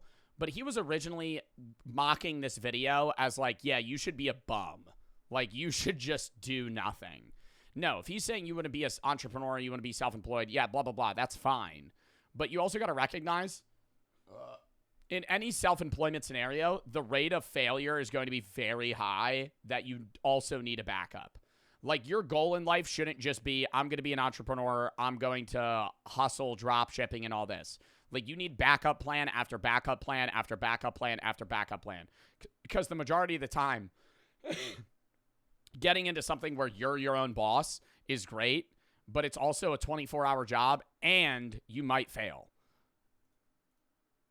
You work a job right now and have a boss, there's nothing wrong with that because you have a plan. You know what you want to do. You have a plan to escape. You do not want to stay there. There's nothing wrong with being a janitor, a construction worker, a police officer. Those people help society run. They keep society. If it weren't for them, society would crumble. Dead ass. But yeah, I mean, there's different jobs that heavily, weigh on society's success more than others. But that's also why they have higher wage pay. Like, you usually, job value is what makes you make more money. Unless you're a business owner. Like, if you're a brain surgeon, you're not needed in terms of society to run. But, like, no one's really able to perform brain surgery. So if anybody ever has a problem, you're the first guy they go to. You're going to make a fuckload of money. It takes a lot of time. Not a lot of people can do it. Like, that's just supply versus demand. The demand for doctors is high. The supply is also high. The demand for teachers, that's why, like, some job markets are fucked. Where, like, the demand for teachers is high, but the supply is low, and they're not bumping wages. That's, like, a problem within the government and the education system. So, like, that's where you get into issues with society on wage pay. But also, in general, like, yeah, depending on what job you have, I don't know where I'm going with this. I was rambling. I'm gonna click play. I'm saying unemployed people are the happiest people on earth. If you ask most of these people in the 9 to 5s, most of them say, yeah, my job is pointless, I'm just trying to get through the day. But the ones who work a 9 to 5 and have a goal and a vision and a purpose and a dream, they get through the day very quickly. They get through the day enthusiastically because they know it all matters. You see what I'm saying? That's where the happiness comes from. That's where the purpose is, bro. It's all going towards something bigger. He's putting ice cream in his face because he gets to do what he wants. Granted, he might be loitering, he might be disturbing the peace, but he's happy doing what he wants. It's not about not working. How do you know he's happy? Like, I mean, being real, like, how are you assuming somebody else is happy just because they have a level of success and they're doing things that they want? Just because you could say if you're self-employed, you're doing what you want, but that's not necessarily true. I would say the majority of people that are self-employed aren't doing things that they want. They're doing things that will provide success. Even if you're self-employed, you might not love your job. You're just doing it, and you're doing whatever makes you make money. So you're still in the same monotonous circle of fucking 9 to 5 level. You just pick your own hours, and you still hate your job. You just want to make a fuck ton of money so you can retire. You have to work. Even if you don't have a job and you're a bum on the street, you have to work to get your food. You have to work to get your water, work to bathe. There's work everywhere. It's about choosing the type of work you want to do. Do you want to make other people richer, or do you want to make yourself and your family richer? And it's not about money. It's about value and purpose and having a meaning and a purpose. Fulfillment. That's what I'm getting at. It's fulfillment. Yeah, some unemployed people feel fulfilled. And there's people out there who don't even want to play the game. They just said, I don't care about making money. I don't care about nothing. I just care about having the best day of my life every day, which is hats off to you, bro. That's how everybody should live to an extent. But if you actually want to retire your parents, you have a plan for your family's legacy, this and that, you're gonna have to get some money. It's part of the game. Again, do you want to play the game or do not want to play the game? Time to play the game! Every time I see people loitering, I'm like, damn, bro, that's the way to live, bro. Like, it's hype. Again, you're born here on earth. You matter. You have rights as a human. You have a right to live. You have a right to be fulfilled and wanted. But I don't think I've ever looked at somebody loitering and going, wow, that's dope, though. Like, somebody that's just, yeah, you have free will. You're doing what you want to do. But I've never like seen somebody just like chilling outside a gas station for 4 hours and gone, yeah, that's badass. System is created. What's loitering? Standing at a place for so long that they want to kick you out and you're committing a crime. Go stand in front of a McDonald's for 10 hours and they'll end up charging you with loitering. To where you have to pay to eat. You're hanging out at a place for too long. Pay to sleep at a certain spot, aka a house, an apartment. You have to pay for a certain spot to be. You have to pay for utilities. You have to pay for this. You have to pay for that. You have to pay to shit. You have to pay to wipe. You have to pay to cry. You have to pay to drink. You have to pay to eat. You have to pay to do this. Fuck that. Your time is the most valuable thing on earth. More than gold, silver, diamonds, gems, that's true. Anything. Your time cannot be given back to you. Every human on earth has the same 24 hours. Whatever you do with that time will 110% affect your future. If you want to be a bum all day and choose happiness, fine. It's going to come at a cost. You're going to have to worry about what you're going to do tomorrow. Instead of sacrificing 45 years for 15, sacrifice 5 years for 60 years of freedom. Those 5 years are going to be you locking the fuck in, laser focusing. What do you want to do? You're not getting retirement money in 5 years unless you literally land the craziest fucking money lick of all time. Like, I think you could reasonably set yourself up in 5 years to where you're able to run some shit for like 10 and then retire. But unless you're literally making like $4 million in 5 years, you're not being able to retire for the next 60. Where are you headed? What's the future look like? What's your 5 to 10 year plan? Those 5 years are going to be me, fuck everybody else. If you want to help the world, help yourself. If you want to help the world, be the best version of you. If you want to help your family, be the best version of you. It starts with you. If you're a better person, it's going to be a better world. Those 5 years of sacrifice are going to test whether or not you want to play the game right and actually win in the end, or you just don't. I've seen this guy do pull-ups like fucking 100 times. I want to play it all and you want to lose and cry about it. I felt so free knowing that nobody cares. The universe doesn't care about you or what you do until you decide, where the fuck am I gonna go? Where am I headed? What am I gonna do today to make a better tomorrow? Guys, nobody cares. At the end of the day, nobody cares. So choose. What do you want to do? I'm not gonna tell you what you should do. I don't care what the fuck. Yeah, I fuck with the message. I just feel like part of it where it's like, hey, you gotta lock in for 5 years. Like, you might need to lock in for 20, bro. Like, it takes people different times. Like, don't bank don't like also have a level of success that you need to obtain to match other people. Like, live your fucking life, dude. People grow and fucking mature at different paces. People fucking succeed at different paces. Like, it doesn't matter if like somebody's doing better than you, you're doing better than them. Like, just do the best you can in a given day, and then at some point that level of consistency will provide some sort of success. Fuck you, dude. You can work a 9 to 5, you can do this, you can do that, you can be an entrepreneur, you can be a bum on the street. I don't care what you do. What does you work within you? We're hitting you hookers, this and that. Alright, if that makes you happy, you're gonna be happy for like maybe max a year or two. But okay, he's talking about hookers now. Alright, I'm off that video. That shit was good though. I'm unemployed and I'm fucking miserable. If you live with your parents, continue. System is rigged. Don't take mortgage. It'll enslave you for the rest of your life. More people live with their parents longer and longer every year. It's common now for people to live with their parents until their late 20s, whereas most people used to move out when they were like teenagers. Now it's like you could be like 26, 27, still live with your parents. It's kind of a better play, like instead of like just fucking renting. Like, if you're not ashamed of that, like just fucking live with your parents for a bit. Save up money. Helps you out too. In your 20s, yeah. Dude, most of the people I know live with their parents and they're like 25. It's not uncommon. I'm 19, still living with my parents. Don't even be, bro, 19 living with your parents. You're a fucking teenager, man. Nothing's wrong with living with your parents when you're 19. You can live with your parents till you're like fucking. Once you have like a wife and kids, different story. But like, it's not weird to live with your parents when you're trying to fucking save up money, you know? Because that also just gives you a better jump start to the future. And your parents aren't really losing that amount of money too. Because the more people in a given space, the less money it costs overall. Pop for the sub. Mango for the 3. Wonder if something's wrong with your vocal cords. Not trying to be rude, but your voice kind of sounds like it hurts to use. Is that just how your voice is? Or no, my voice doesn't hurt to use. What do you mean it sounds like something's wrong with my vocal cords? What does that mean? Something's wrong with my vocal cords. It sounds like it hurts to use. No. Liam for the 3. I mean, I have a bit of a nasally voice. Bro's projecting. I just dissociated. I just fucking disassociated. Holy shit. For like a like literally like a moment, I just like, it's like that heart drop, like that gut drop feeling. I'm like, wait, who am I?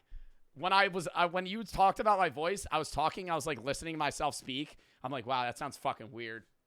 You just disassociate for a second. That's the weed? No, that's not the weed. Bro, I've been doing that my whole fucking life. Low for the 3. Actually, no, I haven't. That's a lie. I feel like I've had like philosophical thoughts. I haven't really just disassociated until I was like probably like 20. Have you reacted to the popular MMOs video? Yeah, Penguin for the sub. I need to take my fucking socks off. Hold up. Penguin for the sub. I just read that. Jesus Christ. What games are you playing today? Quo off the 1,000, but he's none. Tomorrow we're doing, today's reacts. Tomorrow we're doing a short react while I drink until my BIC is over 0.08, and then we're going to do driving sim games. Sunday we're doing a short react at noon. I'll be live tomorrow at 1. Noon Sunday I'll be doing reacts for like 2.5 hours and then split game for 2.5 hours. Monday we're doing AV Assembly random games, Elden Ring, Night Rain, maybe rematch, some other random shit. Tuesday I'm off. Wednesday we're doing Mafia Definitive Edition as well as Poppycom. Thursday we're finishing Mafia Definitive Edition, maybe more rematch or other games. Friday's reacts next Saturday, horror games. If you have any videos you want to watch, games you want to play, video /time games /time next charity stream June 20th against domestic violence. Call for the 1,000, but he's coach for the 3. Here's the link for the Tilt Tech Eye. Keep it the great work. Can't click on links. Slipper for the sub. Trump for the sub. Free button. Wolfie for the sub. Quo for the 3. Playing games today? No. 2,000 biddies. Quo. It's what games are you playing today? You asked me the same question fucking 6 times. I'm not playing games today. Christian and Camp for the sub. MBK for the 3. Says W takes extras for the 1,000 biddies. It's my birthday. Happy birthday, bro. You help me a lot. Thank you for reminding me everybody to get up every day, even when it's tough. Willie for the sub. Quo for the 3,000 biddies. Says what games are you playing today? Not playing games today. Quo. For the original for the 3, me is 18, working at USPS, work 70 hours a week to live on my own, have no time to chase my own goals or dreams. I wonder if there's even a way out. EQ for the sub. I mean, I don't know. Like, it depends how much money you're making USPS. I thought, like, UPS were, I don't know USPS, but UPS workers make pretty good money. You got pretty good benefits. It's just whether or not you want to ride that for a bit. What you do after that, I don't know. It's what job path you want to go down. If you want to job hop, get into a different market, try and open a business, try and do something else. Coach for the 3. Admire your charity. I already read that. Is she for the 1,000 biddies? I heard you don't try to put success in time frame. I need to hear that. I kind of work at a grocery store. It's kind of day in and out, but at the end of the goal, getting through school or trade and make more money eventually. Love the content, man. Keep it up. Thank you, Thugger, for the sub. Koa for the 3,700 biddies.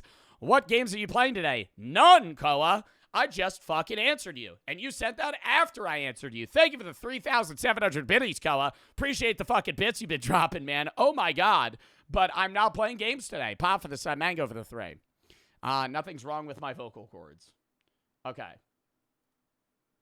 We're going to have to save the cultural nihilism video for another day. We're going to watch The Secrets of the Great Pyramid, and then I expose the most corrupt churches in America. Count me down 30 seconds, though. I need to pee.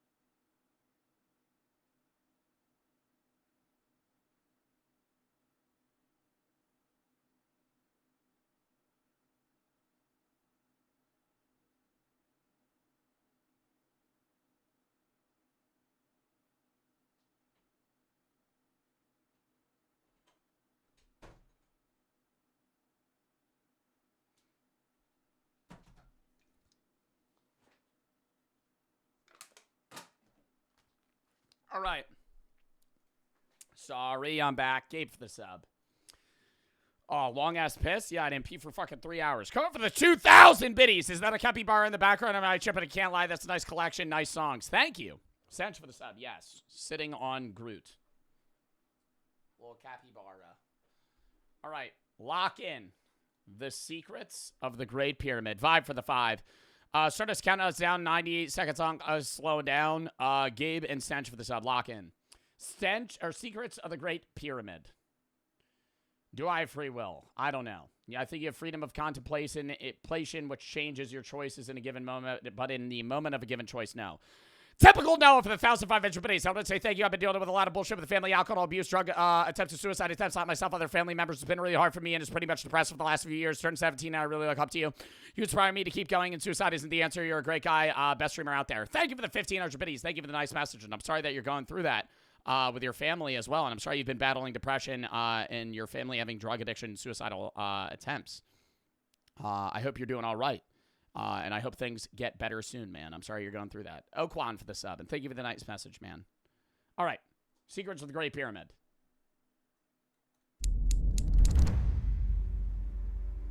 This is the Great Pyramid of Giza. For over 4,000... I wish we were alive to see it when it was like this. Like before it got eroded and everything, when it was like pure white with a gold tip. Oh. 600 years, it has endured in the Egyptian desert. For most of human civilization, it was the tallest building in the world. It was built to last for... Yo, you want to know a fucking crazy fact? The majority of the people that have ever lived have been born in the last 2,000 years.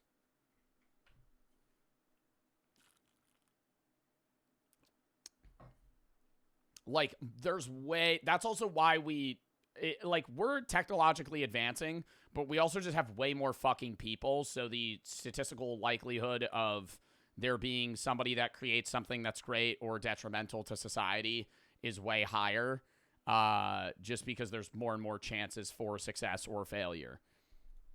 Eternity, because it was meant to house a god. It has survived earthquakes, erosions, and wars, countless plunderers, British explorers blasting their way in with dynamite, even Mr. Beast. Even Mr. Beast went to the pyramids. 500 years ago, put this rock right here. Wow, that's crazy. Mr. Beast stood in the same spot as ancient Egyptian architects that tried to build, or not even tried, built the Great Pyramids. The 2.3 million stone blocks, some of a What a collab. mass of up to 50 metric tons, make it one of the heaviest human-made objects of all time. It's also built. Oh my God, is that how they did it? It's also built with incredible precision. Its base is roughly the size of 7 New York City blocks and almost perfectly level, never deviating more than an inch. It's that big? It's the size of 7 New York City blocks? Get the fuck out of here. I knew it was tall and wide. Not that large, though. Size of 7 New York City blocks. 7 New York City blocks. 13 acres. And almost perfectly Holy shit. level, never deviating more than an inch. The 4 sides are aligned to the cardinal directions with near perfect accuracy, thousands of years before the compass was even invented.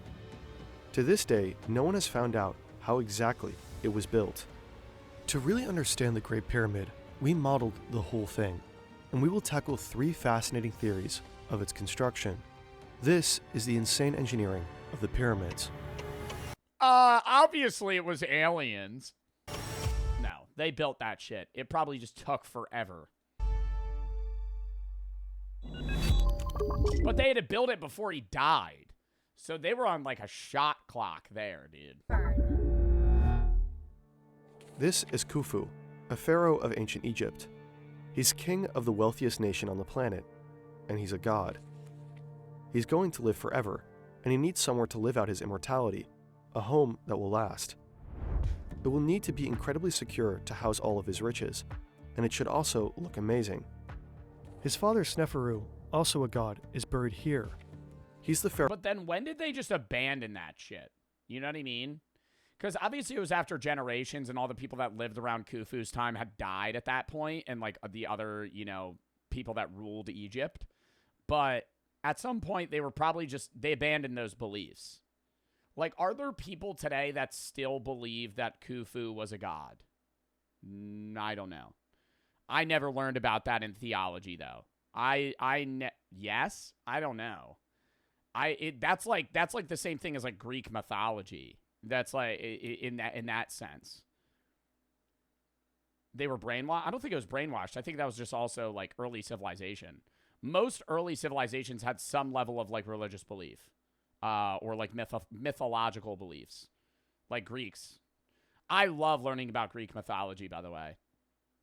That's like my favorite. That's like my favorite shit to learn about, just because it really pans into like the human mindset and it humanizes the gods.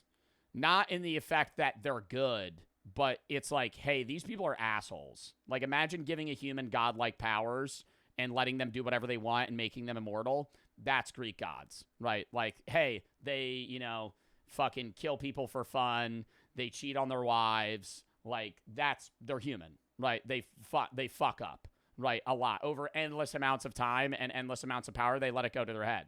Like, it's more realistic than like an all-powerful or like and all-good god, in my mind.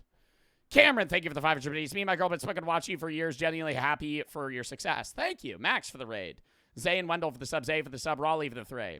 Found out my mom's a stoner. I guess it runs in my family. I asked her if she wants to split a 500 milligram nerd rope. 250. Yeah, that'd put me under the table for fucking 10 hours. Coach for the 3. Google's so quiet. I'll testify. Maybe one day. Sorry for pressing you about it. You're good. I'm not going to look into it right now. I'm sorry. I'm not saying that I don't care. It's just like, I already have a charity stream set up. I'm trying to do another one after that for July. So if I get, like the earliest I would get to it is, like, August. Pharaoh who taught Egypt how to build its pyramids. But the lines on his aren't quite perfect. Something went wrong. Khufu can do better. He can bring even more glory to Egypt. The nation is still mourning Sneferu's death. Khufu wants to lift the people up by drawing them into the most incredible project humanity has ever attempted. And then surely they'll love him. They got happy about that. They were like, yeah, let's build another pyramid. And later remember him. More than his dad. A project as grand and ambitious as the Great Pyramid can only be pulled off by a very wealthy and very organized nation. The nation of Egypt is just that, thanks in large part to the Nile. Every year, the Nile overflows and fertilizes the land with rich topsoil. This gives ancient Egypt the ability to grow excess crops to keep its production well fed, and to sustain a standing army. The army regularly goes out and terrorizes Egypt's neighbors, plundering their wealth to bring home for the pharaoh. So Khufu has all the money he needs to build something very, very extra. But money isn't everything. Khufu also needs the smartest architect to design a building that will set him up for eternity. There's only one man for the job, Khufu's half-brother, Hemiunu. He was born for the role, a once-in-a-generation. And did they have school for this? Like, I know school, like, early schooling was mainly, like, reserved for rich people. And, you know, in, like, Greek times, it would be, like, sons of kings or people that were nobles, right? Like the rich people or like highly statused individuals were the ones that were taught. Is that the same thing in ancient Egypt? Genius. It still is. No, it's not. You still receive an education regardless of your money. I mean, higher education can sometimes be reserved to those that are wealthy, but I mean, I just attended Brooke's graduation and half of her class was first generation college students. So, I mean, it's to say that education is only reserved for wealthy people today is wrong. The design for his pyramid won't just follow in his father's footsteps, it will surpass it in every way. He envisions a pyramid far grander, more complex, and more secure than anything built before. A true quantum leap in architectural mastery. Hemiunu plans to build a pyramid primarily out of solid stone. Inside will be 3 burial chambers, with a passageway leading to each. The first is built underground, in case Khufu dies early into the pyramid. Do you think they did tests for this, or they just fucking did it? Because for you to be, like, one of the earliest architects having to do some crazy-ass pyramid building that would take 20 years to build, how would they, like, I know they had smaller pyramids, but were those tests or were they for other people? Because, like, this could go horribly wrong. Its construction. The second will be hidden behind a false wall, so no to the pyramids. The first is built underground, in case Khufu dies early into the pyramid's construction. The second will be hidden behind a false wall, so nobody can plunder the riches inside.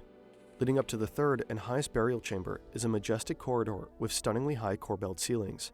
The Grand Gallery. The King's Chamber will be breathtaking, a chance for Hemiunu to flex. It'll be huge for ancient Egyptian standards. It'll be built entirely from pink granite monoliths, quarried far away from Aswan, fitted together so precisely that you couldn't slip a razor blade in between them.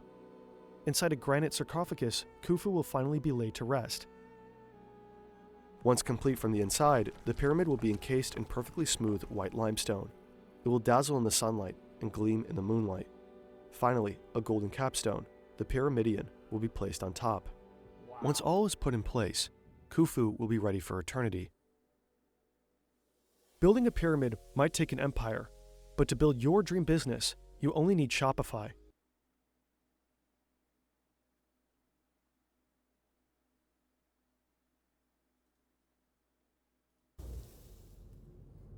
Imagine you and some coworkers have to hoist a block as heavy as a double-decker bus, 130 meters into the air. The only tools your boss gives you are some rope, some wood, and some rubble. If you've got something heavy, I'd be like, fuck, I quit, man. I'm not fucking... Yeah, hey, here's a 2-ton stone block and a bit of rope. You gotta get it up there. No. You've got to move... Easy? You're doing that. Move somewhere high. The simplest, most straightforward way is to Yeah, build a ramp at what, like a 10% incline? That ramp's gonna be like fucking 2 miles long. just drag it up a ramp. You tie it with some rope, get help from as many people as can fit on the ramp, and heave it up together. As the pyramid grows, the ramp would be raised and extended to accommodate the increasing height. Which would be fucking terrible, dude. Easy. No crazy advanced machinery necessary. It would just take so much time. That's why I think that's unlikely. They had a lot of manpower, but if they were smart enough to build the pier, like, what was his name? Hemi Unu? Obviously, he's not the one that's just figuring out every single little detail on how this is going to be built. But if he's the one designing it and they're smart enough to line it up with north, south, east, west and have it fucking align with the stars and all this other shit, they're smart enough to find another method other than we build a big sand ramp that fucking goes 2 miles. Most Egyptologists have traditionally supported the external ramp theory. It continues to be the go-to explanation for how the builders pulled it off. And there's loads of archaeological evidence that confirms ancient Okay, never mind. Egyptians used big ramps for construction all the time. But there's Ooh, wait, no, that looks more reasonable. A small ramp and then it wraps around. ramps for construction all the time. But there's no consensus on the size, shape, and incline of such a ramp. That's because after a certain height, the external ramp theory starts to fall apart. To move a 2-ton Dude, block yeah, because at the tip of it, you would have to be walking so far. up a slope, you need a team of about 12 workers.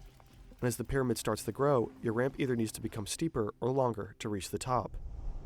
You're going to want that incline to be as gentle as possible. Otherwise, the job is too intense and work. Well, and the other problem is building that big of a ramp. Because, yeah, they could just throw it together with, like, sand, gravel, and some other stuff. But, like, they would have to get enough material to build a ramp that big. Workers will start dropping like flies. The remains of the workers suggest most were in decent but not spectacular health. These were everyday people, not super elite athletes. Many died before 40 due to the incredibly hard work. Engineers calculate that 8% is the steepest incline for average workers to complete their task. In consequence, the ramp has to become longer. To build a ramp to the full 147-meter height of the pyramid at a gentle enough incline, this ramp would need to be very, very long. Like way more than a kilometer. Oh my god, dude. Imagine, bro, it'd be like that far. Imagine you're like, yeah, we gotta go lug that shit up. We gotta walk that way for a mile and then hit a fucking quick Yui and walk up a ramp and walk up an inclined ramp. Not like it's not like, oh, we're just walking with a fucking like we're just walking up the ramp. No, you're walking up the ramp lugging a rock like a big ass stone. And it's hard the entire time. It'd require And that's 1 block. And they had to do how many blocks were made up the Khufu's pyramid? How many blocks made Khufu's pyramid? 2.5 million. No, that's not what they did. I believe they built it. I believe they came up with another fucking way to build that shit. 2.3 million blocks, 5.5 million tons of limestone, 8,000 tons of granite, and 500,000 tons of mortar.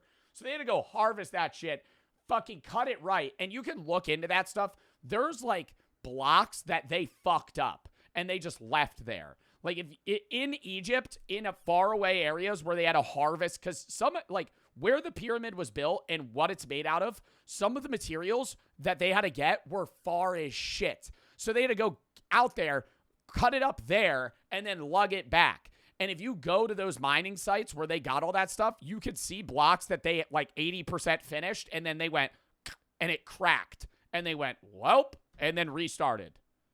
And they had to do that for 2.3 million blocks. No. a few million tons of material. The Nile River was in a different spot. Did you just listen to what I said? Lasso my ass? Did you just listen to me?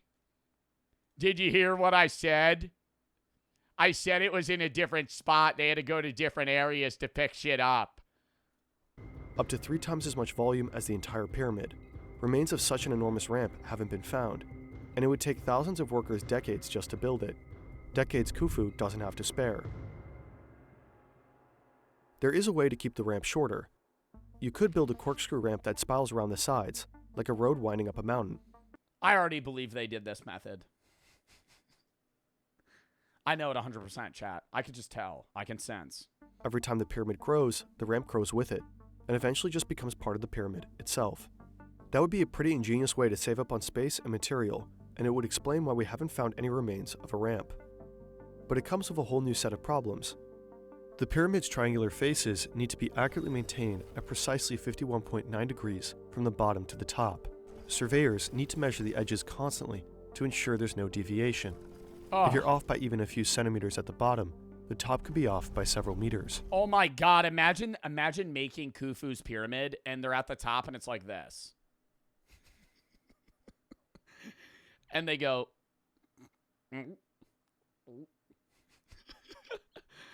uh-oh. Like, you've been doing that shit for like 15 years. You're like, oh, fuck. We gotta restart.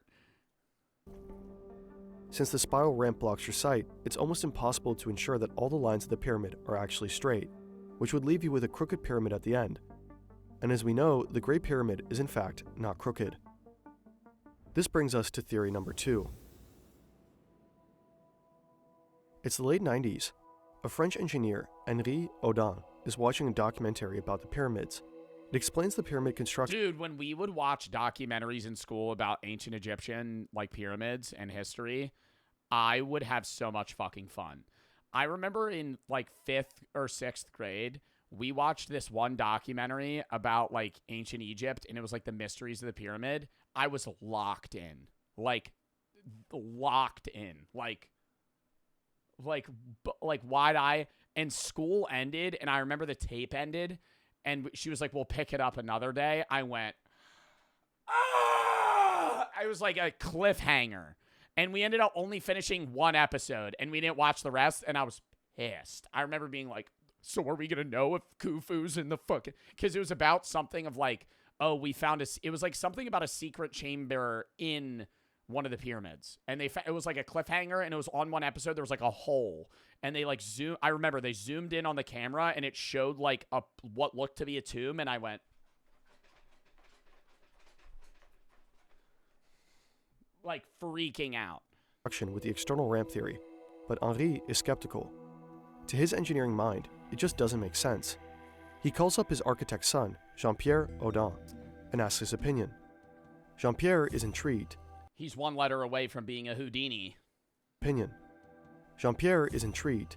Without knowing much about ancient Egypt at all, or even visiting the pyramid, he starts puzzling over other ways the blocks could have been lifted. He labors over it obsessively for years, until he's finally ready to share it with Egyptologists. Most of them ignore him. He's an outsider, and it's a field notorious for gatekeeping. A French guy who knows nothing, because there is no evidence. But his theory has since gained traction, because Audin has put himself into the shoes of Emeunu, thinking through every last detail. I mean, I think that's the smartest strategy. Just be like, if I was contracted as an architect to build this pyramid with their technology, what would I do? If I had 10 years and I was like, I need to get this done now. His theory could even explain how the heaviest granite beams might have been moved without needing to be hauled by 600 workers. Here's a concise version. Emeunu does use an external ramp for the first part of the pyramid, up to around 60 meters. But he doesn't just build a basic ramp made of rubble. No. Did you react to popular MMOs? Yes. You missed it. It was so sad in my childhood. Almost 20, it still hurts seeing his downfall after his divorce. Gavin and Cass for the sub. Goon for the sub. Quo for the 1,000 buddies. Great guy doesn't know if you type 1. Who doesn't like Joe if you don't type 1, if you do type 2? Zay for the 7. Hi, Joe. Vexy for the 3, or for the 5. Have you read Hero with 1,000 Faces? If so, what's your opinion? I've not. Mika for the sub. Quo for the 8. Zay for the 3, and the other 3. Cameron for the 5. All right. His ramp is made of limestone. The limestone blocks that will later compose the upper layers of the pyramid. That would explain why we haven't found any remains of a ramp around the pyramid. They're right there, in front of us. The short external ramp is used to build the widest, lower levels of the pyramid. It's also used to haul the heavy granite beams that compose the king's chamber. But hundreds of workers hauling a 50-ton block in a small space is logistically challenging. So Audin believes Emeunu used the long 46-meter corridor, the Grand Gallery, as an ingenious counterweight system. No! back then, what would this have been? Like 4,000 BC? So Odon believes Emiunu He put weights back there and helped used the pull long them 46-meter corridor, the Grand Gallery, as an ingenious counterweight system. It would have been built opposite the external ramp, and its size and slope would be leveraged with counterweights that would assist workers in getting the granite up to the king's chamber. Wow. The Grand Gallery is a weird space in the Great Pyramid. It has details that puzzled archaeologists for a long time, like why it's so tall, so narrow, and why it has stone benches running along the inside. Odon believes the Grand Gallery helps move impossibly heavy stones by functioning like a railroad track. The stone benches are actually the rails for carts on wooden rollers. Remember, no wheels. Bro, nah, this seems so fucking real. No, this is like, he's so in depth where it's like, yeah, no, for sure. Why do they have benches there? Because it's a hallway. Like, they're not doing their union break there. Essentially, a huge granite block at the bottom of the external ramp would be attached with a rope to a trolley car loaded up with heavy blocks at the top of the Grand Gallery. When the trolley car is rolled down the Grand Gallery, the heavy granite block would be pulled up the ramp. There's even evidence of scuffing from the repeated impact of something heavy in the Grand Gallery, so it's a plausible explanation of what this unique corridor was used for. Once the heavy granite beams are in place, the external ramp has served its purpose. When was the wheel created?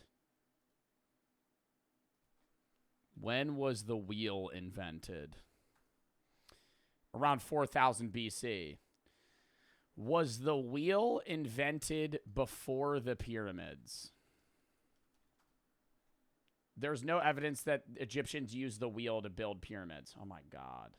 Pyramids were built between 2700 BCE and 1500 BCE. I thought it was 4000. That might have been the start of the Egyptian empire. Now, the pyramid is too tall for it to be practical, so the builders switch things up. They dismantle the external ramp and use its blocks to start building the rest of the pyramid from the inside out, with an internal ramp, kind of like the driveway spiraling up inside a parking garage. This second ramp, but then did they fucking fill it in? Would have been built from the bottom up, with an incline of about 7%. It would go straight up until it hits one of the pyramid sides, where it would make a sharp left continue up another side at the same incline. The ramp continues zigzagging up the pyramid, with the flights of the ramp getting shorter as the pyramid narrows. From the bottom to the top, the internal ramp is over 1 kilometer long. Moving heavy blocks up an incline is manageable, especially if you're using a sled over smooth limestone.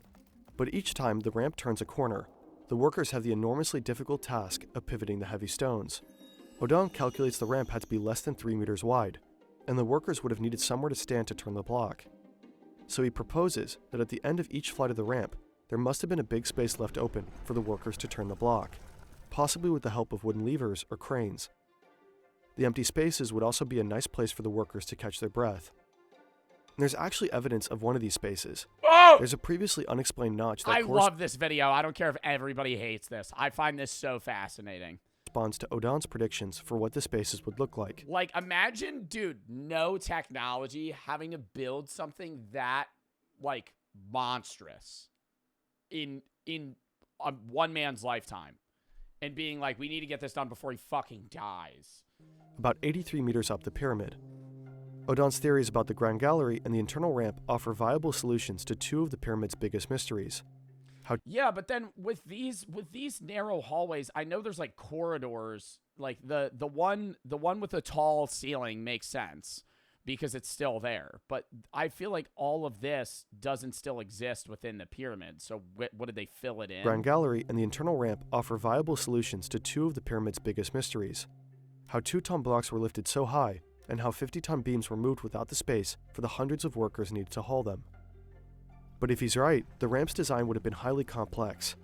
And then, side question. They obviously shaved down the blocks and, like, chipped them away so they would fit this incline. Were they just supported by their own weight? Like, was there any mending of these things together? Because when you actually look at the, like, hallway, you don't see gaps. See, that's what I'm thinking. That's what I'm confused. That's where I'm confused. Do you understand where I'm confused, chat?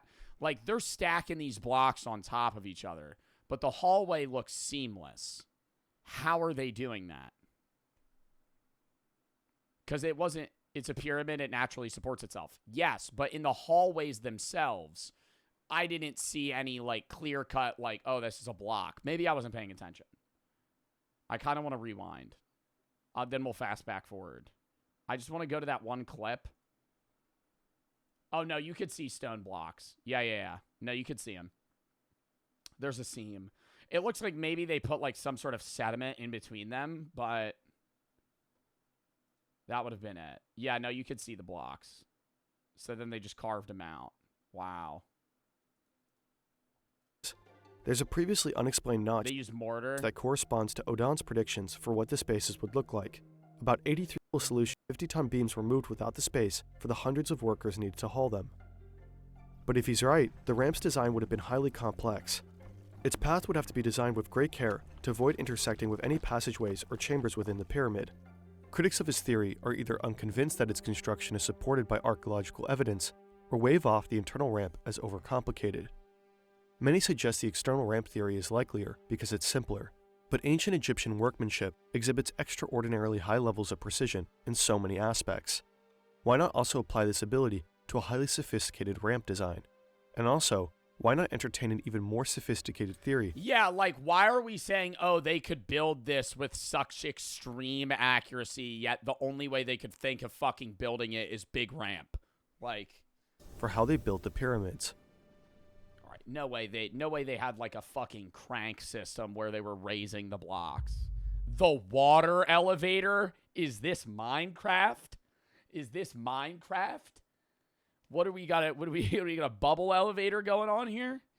The water elevator? That shit ain't floating. In What are they putting? How does a water elevator work? 2024, a flurry of newspaper articles announced that the mystery of the pyramids was finally solved, thanks to brand new archaeological evidence. As it turns out, the Nile might just be the key to the mystery of how the pyramids were built. Nowadays, the Giza Plateau lies in an arid strip of the Sahara Desert, kilometers away from the lush banks of the Nile. But during the time that the pyramids were built, the landscape may have looked very different. A 2024 study combined radar satellite imagery with deep soil coring techniques. This way it identified what appears to be a long-lost branch of the Nile flowing alongside the majority of the pyramids. The pyramid builders probably used this branch to move heavy stones straight to the pyramid base, instead of dragging them all the way from distant quarries. More than plausible that the builders used the Niles to transport the blocks horizontally. But what about vertically? Another peer-reviewed study from 2024 offers a fascinating theory. It proposes a radical and controversial idea. The ancient Egyptians might have used hydraulic power to raise heavy stones. And there would be, bro, ain't nobody write this down? They ain't go like, oh yeah, we figured this shit out. Hold up. Fuck. Ain't nobody go, oh yeah, we fucking figured this out. Here's some notes on a hydraulic elevator if we ever need to use this again. In other words, when did the Library of Alexandria catch on fire?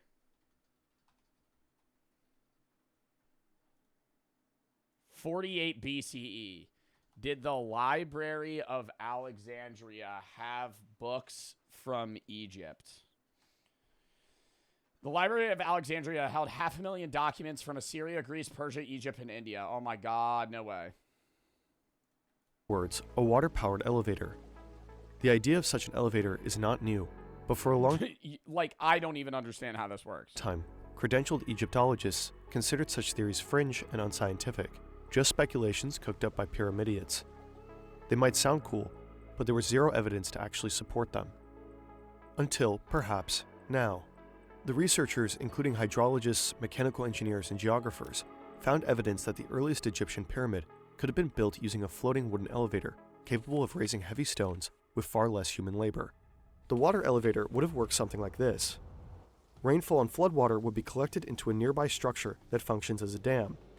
A system of underground conduits guides that water into a shaft running from underneath the pyramid up through its central axis, kind of like a volcano. This internal shaft is where all the upward movement is generated. Within the shaft, floating on the water surface, is a heavy wooden platform, which workers would load up with heavy stones from the ground level. Then they'd open and close valves near the bottom of the shaft. How did they figure this shit out? I don't get it. I understand the level of survival and like you being able to go, okay, yeah, bro. And your dumbass just saying, oh, aliens every time, bro. Like, yeah, I understand they're smart, but holy fuck, like the level of application intelligence and knowledge they would have to fucking hold in that time. Like, this was thousands of years ago. Somebody figuring this out now, yeah, fucking no shit. But then, I mean, you could say the same thing about any discovery. You could say the same thing about Newton and, like, the laws of physics, like just law of thermodynamics and the law of inertia and things like that. Like, how the fuck did he figure that out? Shaft, which would feed in or drain out the water. Manipulating the water levels in this way would raise and lower the wooden platform, like an elevator. It could raise the platform to heights of at least 17 meters. Then workers would unload the stones and construct the pyramid from the inside out. The study's lead author claims his theories could also help explain why later ones aren't as large as the Great Pyramid. As the climate dried out of the region over time, builders couldn't have captured enough water for a hydraulic lift system. They'd have to rely on human strength to lift heavy stones. So does this... Wait, I need to look at that. System. They'd have to rely on human strength to lift heavy stones. Is this when they were built? So this is the year they were built and how high they were. Oh, so they got way smaller. So does this theory hold water? Experts are mostly skeptical. Zahi Hawass, a leading figure in Egyptology, says the theory is completely wrong. The pyramid in the study is not only smaller than Khufu's Great Pyramid, but differs structurally and was built of far lighter stones. So if Khufu's pyramid were built with some kind of water elevator, it would have to be bigger and perhaps more complex. So far, no comparable shaft is known to exist in the Great Pyramid. Ramps, however, are found all over archaeological excavations of ancient Egypt. So the most common theories continue to put forward some sort of ramp as the dominant construction model. There are other potentially viable scientific theories that try to solve pieces of this puzzle. This looks so fucking complicated. This shit looks... No. They got just a bunch of mini ramps, and then they all lead to each other. We spoke with suggests multiple smaller ramps from all sides to cut down on construction time. But to this day, there is still no generally accepted theory for how they did it. In any case, it's good to be wary of all the claims coming out about finally solving the mystery. Everyone wants to be the one to definitively figure it out. The Great Pyramid is the last of the 7 wonders of the world we have left. I wish we could go back in time. I wish we could go forward in time too. That would be awesome. But being able to just be like a spectator and just like witness random, really old historical events would be so cool. It's so old, even Cleopatra considered it ancient. But even though they've been around thousands of years, it's actually... Yeah, what is it? Isn't the Roman Empire... What is it? It's the Roman Empire... Okay, we perceive the Roman Empire how the Roman Empire perceives Egypt. That's how far they are. We're closer to the Romans than the Romans were to ancient Egypt. Like, when they look at ancient Egypt, they're like, yeah, that shit's fucking old news, dude. That's history. Actually very strange we haven't found any blueprints for the pyramids. The ancient Egyptians were obsessive documenters. We have their tax records, their love poems, their tax records? Receipts for donkey... Nah, the IRS was knocking on people's doors even then. Huh. Feed purchases from 4,000 years ago. But papyri with plans for the pyramids have never been found. Whether the plans were lost, hidden, or intentionally destroyed, we don't know. But what we do know, and what science might be at the brink of confirming, is already very incredible. In 2017, scientists discovered a mysterious void in the Great Pyramid using cutting-edge particle physics. Researchers have yet to access these spaces. Some archaeologists believe the big void isn't so mysterious, that it's probably just structural, built as a stress-relieving spaces so the inner chambers wouldn't collapse. Some believe it helped refine Udon's theory of the Grand Gallery counterweight system. Others, including Egypt's top archaeologist, Zahi Hawass, suggest the void might be Khufu's real burial chamber. Because that's... Wait, they haven't found Khufu's grave? The other great unsolved mystery of the pyramids. Khufu's mummy and all of his treasures have never been found. No! No, now I'm locked in. All right, chat. I'm going to go figure this shit out. I'll see you guys later. All right, chat. I think I need to go do some research here. Let me put my brain power towards this. I think I'll find it. Whatever it's for, the Big Void reveals there's a lot more. Bro, I hope they find Khufu's fucking grave. Dude, that'd be crazy. If they find that shit, oh my God. If I could see that on some documentary with some old-ass motherfucker talking behind it. And this is Khufu's grave. I'd be like, investigation needed. Dude, I haven't been to a museum since I was in fucking school. Like, you don't go on field trips when you're in high school usually. I went on one the whole time I was in high school, and we had to go see George Washington's tent. And my fucking history teacher almost fucking had an orgasm. He was fucking so excited. He was like, wow, like taken aback by it. I was just like, it's a fucking tent, okay? It's a fucking tent. It's not that. But now, and especially when I was younger, we used to go to like these museums where we would see mummified bodies and like ancient weapons and shit. Bro, I want to go to a museum so bad now on like a dead day. I don't want other people to be there. I don't want no damn field trips there. I want it to be dead silent, and I'm going to be reading that shit. You know how fun that'd be? If I could pull up to a museum and just start be like, this is an ancient mace that's from the year 1632 that was used in the Battle of blank and blank. I'd be like, God damn, for real? I'd be like, that shit's old as fuck. IRL museum stream. To fully understand. Those tour guides be ruining it, though. When they get into character. When I went to the George Washington one, they had to act like they were from that time. So annoying. Oh, hello! Fuck you. Move out of the way. I want to go read shit. Stop being like, oh, well, this is the fucking... Look at this. This is the fucking wig. I don't care. I want to read it myself. The Great Pyramid. I'll come. You know what they need to do at museums? They need to have a motherfucker stand in a corner. And he has to hold a sign that just says, ask me questions. And that's what I want. That's all I need. Like somebody at like a Whole Foods. You know how motherfuckers in Whole Foods like kind of stand in the aisle like bums until you walk up to them and you're like, hey, what's this? And they're like, oh. And then they like their personality sparks and they're like, oh, that's over here. And you kind of, there's a wide array. And then they go back to being like just quiet. Fuck with that. I don't want them to like press me. I'll look at shit. If I have a question, I'll come to you, you know? And I probably will have a bunch of questions. And then I'll berate you with them. But that's better than when you're like, save the questions till the end of the tour. No. What are the comments?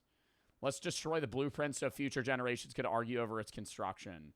I imagine how that's when it went down. Zahi Hawass has to be the single greatest barrier to exploring the pyramids for decades. We need to find out how they built it. Well, I think you also need to culturally preserve. It's a historical site. It's one of the wonders of the world. You don't want to just like fucking start, you know, drilling into the pyramid. Viking for the 3. What did you run in track? Hurdles. High jump. What was your PR? Like 6'2" in high jump. That was not official. Official was like 6 foot. And then hurdles 110 and 55. I only ran 110 sophomore year. That was the only year I ran it. Went to nationals for that. I only ran like a 15 something. Junior year was my last year for winter. I think I ran like a 7.8 55 hurdle and like an 8.3 60. Kid for the sub, snap for the 3. So much knowledge when the library is Alexandria burned down. Diddlers for the sub, stone for the 3. Water elevator makes some sense. They already had technology to make boats float on water. They used boats to move the blocks around since they might have gotten the idea of how boats work. That is true. Quote for the 8. What was your favorite year since you were 5 or 6? I don't really have a favorite year. Nova for the sub. Nostalgic 2016 is the most nostalgic year. Co for the 8. Phoenix for the sub. Gavin for the 3. I feel like I'm stuck. None of my friends want to hang out with me and hang out with each other all the time. Don't know what to do. Try and get new friends. If they're bagging on you and not wanting to hang out with you, that's kind of fucking rude. B-Boy for the sub. Viking for the sub. Love for the 3. Type anything if you hate Fiddledinks. Joe for the sub. Neck for the 3. Shin and Kid for the sub. All right, next. We're probably going to skip around in this video. I exposed the most corrupt churches in America. I might go off here. I'm letting you know. I might go off here. Chat, stop typing anything. W exposing churches. It's more so televangelists. I'm a avid hater. This is a political warning? No. I'm an avid hater on televangelism. Why? Because I think a lot of the heads of televangelists are corrupt and use old people as money schemes to flaunt their own wealth and claim it in the word of God. So many televangelists live in like $40 million houses and own 3 private jets and say they're serving God when in reality they're just using the money they receive in donations to prop themselves up rather than other people and people in need, which is what Jesus would do. And then they reason it in some other way, and it's fucking stupid. Go for the 6. I view the most majestic head shape. Hands over the 1,000 biddies. Do you think modern humans could build massive structures that would last over 5,000 years? Yeah. But you would have to build them to last. Most buildings today aren't built to last. They're built to be rebuilt at a later date. I expose the most corrupt churches in the world, most corrupt churches in America. Me confronting the $60 million. That's me confronting the $60 million televangelist Benny Hinn. Oh, and they don't pay taxes because if they claim they're part of a church, religious organizations are tax exempt, so they're basically just money funneling for self gain, and it's fucked up. Benny Hinn is a false prophet, fake healer, and snake oil salesman.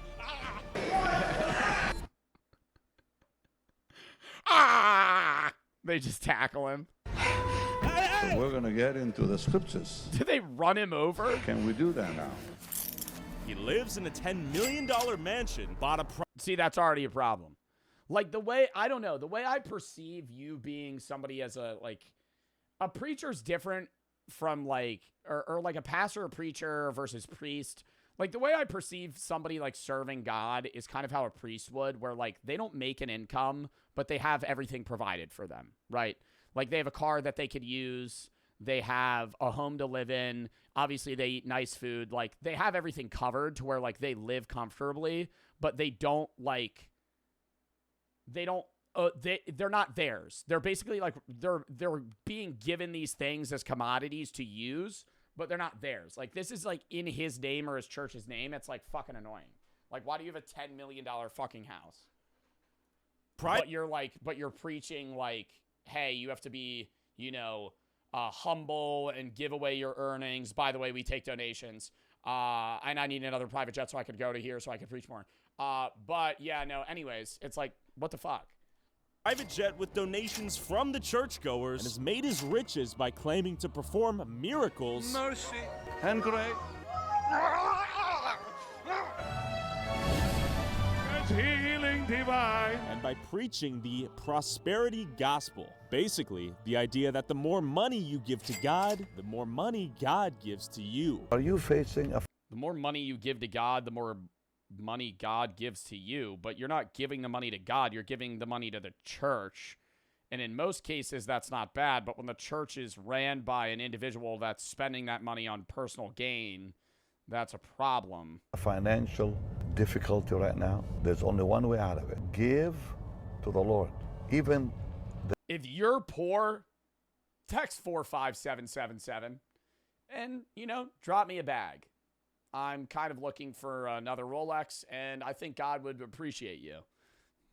That little you have left, give it to God. The only problem is your money goes straight to Benny's bank account while your wallet gets a It's not just him, though. There's like so many televangelists that do this. prayer. He told me that my vision would be 20/20, if not better. A couple hours later, it's just like, now I can't see the TV. And Benny's not the only one who's made millions preaching the prosperity gospel to desperate people in need of a miracle. So I have a question for you.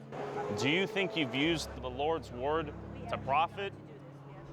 Let's begin our investigation into the world of false prophets at Kenneth Copeland's church. He made that airplane so... Yo, Kenneth Copeland is literally scary. When he fucking, like, pointed at that news lady, pissed, and was like, "Don't you ever say that again. I needed that private jet." Who did he buy the private jet from? Tyler Perry. Tyler Perry sold it to me for a deal so I could go travel the world. cheap for me, I couldn't help but buy it. Perhaps the scariest and richest pastor in the world. I am a rich Jew backed by a richer Jew. I pulled up myself to see what his church actually believes in. Not a ton of people here right now. We got an Israel flag, of course. I don't know anymore. Here's the thing about these places. They're all so nice. You feel bad coming in even asking questions because they're all so sweet to you. We're gonna hop out. Well, because they're people that are falling for the problem. I'm not saying that they're still Christians, right? Or like whatever religion they may follow. When like televangelism in general, it's like the people that they're still followers of God, but they're listening to a person that is conning them. Like I don't think they're bad people. I think the guy that's taking their money is bad. Go to church. Give some money to God, and hopefully it 10x's like crypto. What do some people misunderstand about the prosperity gospel? I think they misunderstand the fact that in order for God to be able to accomplish... I hate how Tyler nods his head every time he fucking interviews somebody. Bro, every time he interviews somebody, he's like squinting, and he's like the whole time. The whole time. What he wants to accomplish in the world, and through his people and with his people. And to those that don't know him, it takes finances to do that.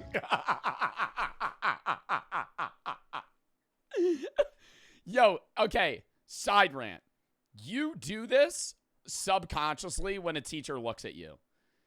If you're, especially in college, but sometimes in high school people don't pay attention as much.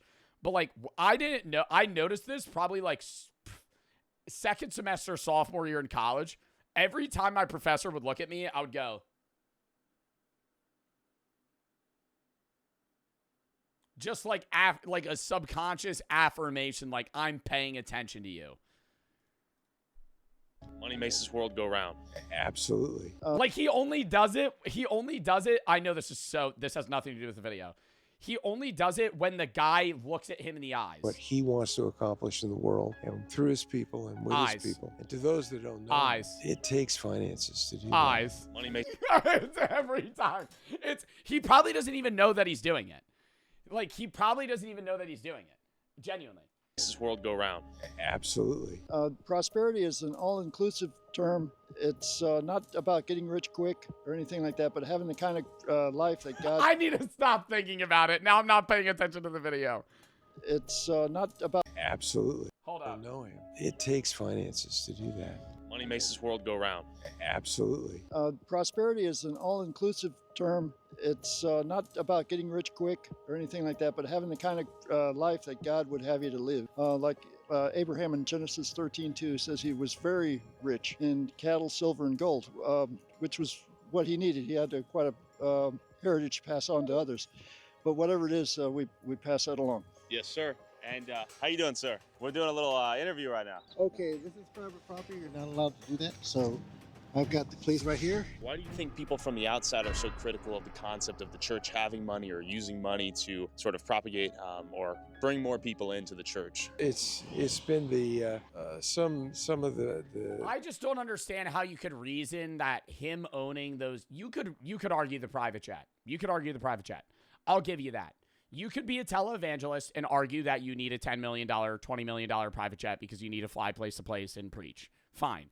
Why do you need a $10 million property that you don't invite anybody to outside of your friends and family, and it doesn't provide you any sort of benefit towards other people and preaching and spreading the gospel? You're just using it for personal gain. Like, that's not money helping God, or that's not money helping you spread the word of God and make the world go round. The misuses and the abuses of the past that have not been godly, certainly. I believe in the prosperity gospel because that's what Jesus preached. Prosperity in health, mind, soul, finances. So the whole Bible, the whole gospel is prosperity. Can God's will be accomplished without money, do you think? Well, finances is the fuel. Anything doesn't work in this world unless you have some financial basis to work from. None of this would be here unless there was a financial base. So I headed inside to see what the fuss was all about. Could this somehow be a misunderstood church with a lead pastor that happens to be worth hundreds of millions of dollars? As I entered the church doors, the first thing I noticed was Kenneth Copeland's store, selling everything you could think of and the Bible somewhere. That is fire. That's a God-approved hat.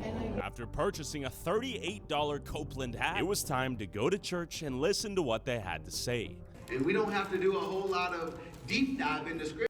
I'm slightly confused, and I need to ask this. Why is there so much? This is a Christian church, right? Scripture. It's a mega church. This is a Christian church. Why is there so much on Judaism? Because obviously, yeah, the Old Testament, you could go into that having to relate to Christianity, but why is there, and I'm like actually asking, Jesus was Jewish. I know Jesus was Jewish, but I'm saying, is that why he's doing that?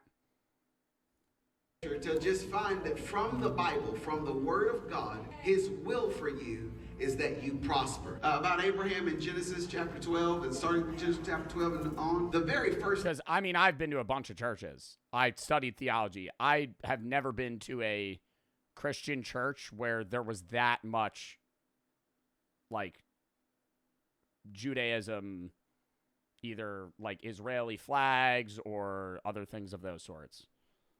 Thing that God did to ratify the blessing on Oh, maybe with a war? Abraham's life was he brought him out and I don't know. He made him rich. And church, I'm here to announce to you today, he's still bringing us out and he's still making us rich. He's still bringing us out and he's still making us rich. He will deliver you. He will set you on high because you've known his name. When you call upon him, he will answer you. He will be with you in trouble, and he always intends to bring you out. It is because he's trying to get something from you, but because he's trying to get something to you. He says, be a giver. Why? Because I'm a giver, so I want you to be a giver. Therefore, you step into the covenant. So this morning, you get an opportunity to exercise on Mother's Day what your mother would say. Do what you've been told. God wants to bless you, so step into the blessing. Amen? So if you're giving this morning, you can make your checks payable to EMIC. For cash, credit, or debit giving, there's an envelope on the seat back in front of you, which will populate there, or you can text to give. This is one of our most popular ways. You can Oh my fucking God. There's no way. There is no way, dude. What are we taking? We're taking debit card right now? Are we taking cash credit? What, we got a Venmo set up now? Fuck. It's 36609. Happy Mother's Day, and ushers, when the people are ready, you can wait on the people. Praise God. As the ushers collected donations, I was happy to learn they also accepted credit card, but was surprised they didn't take crypto. But as the sermon began, Because that's, that'd be bad. That'd be bad rep. If they were like, we take Bitcoin, Ethereum, Solana. And I learned that a lot of this church's message was to basically claim blessings from God, and if you had enough faith, your life would be blessed. And if you didn't receive a blessing, it was because you didn't have enough faith.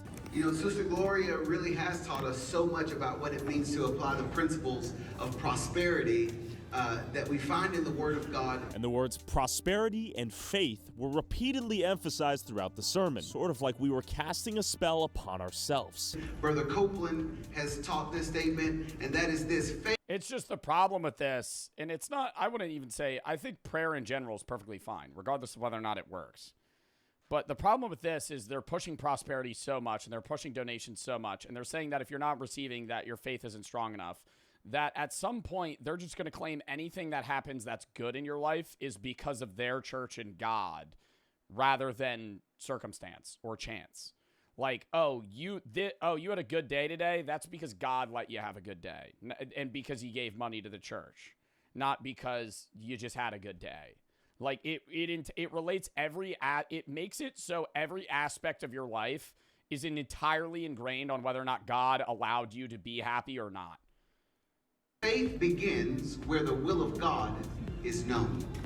And there may be those of you who have never heard this before. God's will is for you to walk in prosperity. 3 John chapter 1 verse 2 says, "Beloved, I pray that you may prosper in every way." Say every way.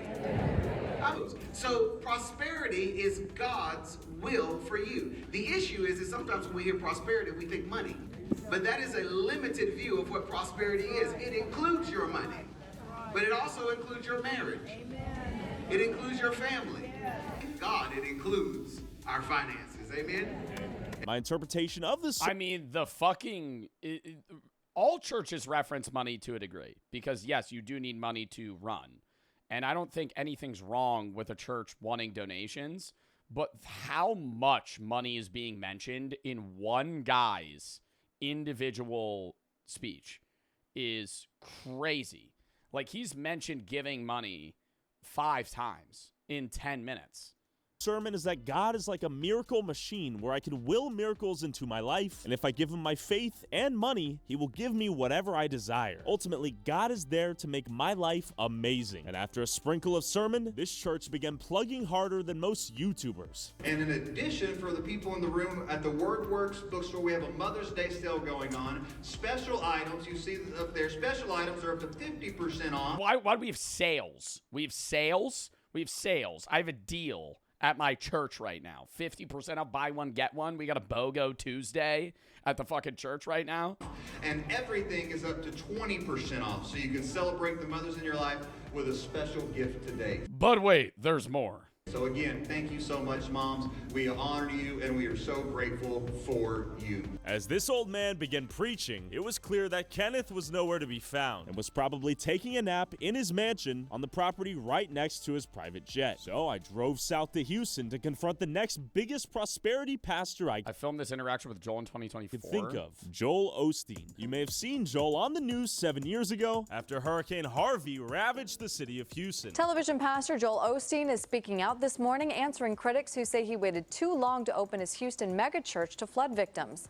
The building, once a 16,000-seat arena, is now filling up with volunteers, supplies, and evacuees. But that didn't happen until yesterday. From what I've seen, he's almost like a motivational speaker who has co-opted God and Jesus as his mascots to make money. I went to go see for myself. Pastors Joel and Victoria. Joel Osteen gets less flack than I know people that listen to Joel Osteen more than like Kenneth Copeland. I feel like he's more known and less shit on than a lot of other people that are like mega church televangelists. Osteen, this is no longer a humble carpenter preaching the gospel here. This is an industrial corporate entity bringing in almost $100 million a year. What are your thoughts on Joel Osteen being super rich as a pastor?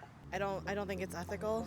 I don't believe like super rich people should exist in general. I think especially in the context of religion and you know, the communities that they... I think if you're rich, that's fine, but don't preach the word of the gospel and then also be worth $40 million. You know? Like, I think there's a level there. And I think there's a level there for what you're preaching politically to your followers and then also asking for money to prop yourself up. Like, I don't want to say Jesus' teachings wouldn't coincide with what a lot of Christians vote, because that's always up to you, your denomination, and how you interpret the Bible in your own way. But I think a lot of how the United States runs as a system monetarily is not how, like, I can't imagine myself. I'm not a Christian, okay? So you could tell me I'm fucking wrong. But from going to a Catholic school for 4 years, from studying theology, I couldn't imagine Jesus spawning in the world and being like, yeah, billionaires should exist. Yeah, maybe we should tax the poor a little bit. Maybe the rich should be taxed a little less. Like, I just can't imagine that happening. Like, him just being like, yeah, that makes sense. Yeah, no. Yeah, Elon Musk was $300 billion. Yeah, no, that's good. That's all right. It's fine. It's free will. It's free will, but it's also... free will, yeah, it's free will, but that doesn't mean that's what he would preach for. He would still, I think, yeah, Jesus may go, yeah, no, it's your life, right? At the end of the day, it's your life. Do with what you want to do. But, like, it would also be like, yeah, I disagree. Just like that crazy, like a hard capitalist mindset. Supposedly drive and support. As far as having religion be the basis of your own way to get there is extremely, I guess. Jesus cares more about your character, not the things you own. But don't the things you own, don't how you act in the things you own kind of coincide? Because it says something about your character if you hoard money. If you're so focused on materialism, that's a part of your character. If all you care about in life is money, that's going to hurt your relationships with others, which is why a lot of the top rich people in the world are also the loneliest people in the world. Number one, because it's hard for them to make friends because they get manipulated, but also because they don't really care about other people a lot of the time because they're greedy, right? I'm not saying all billionaires are fucking money-hungry fucks, but it's kind of hard to be a billionaire and not be greedy. Not always, right? A lot of billionaires are very giving, but when you're at that level of wealth, you don't get there by being, sharing. You don't get there by giving stuff away. You get there by keeping everything for yourself. Hypocritical. There are these self-proclaimed middlemen between God and the people, and they definitely use it to their... What about being a multimillionaire? I think that's different. I think being a multimillionaire and being somebody that's worth 10, 20, 40, 50 million dollars is a lot different than somebody that's worth 200 billion. I mean, they're not even comparable.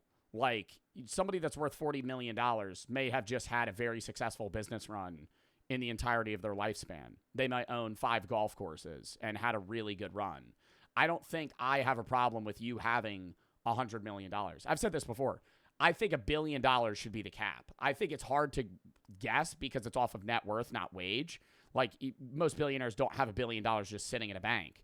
It's in assets and stocks and portfolios, land, business company evaluations. Like, your net worth isn't, just off of, hey, you have this much money in your TD bank account.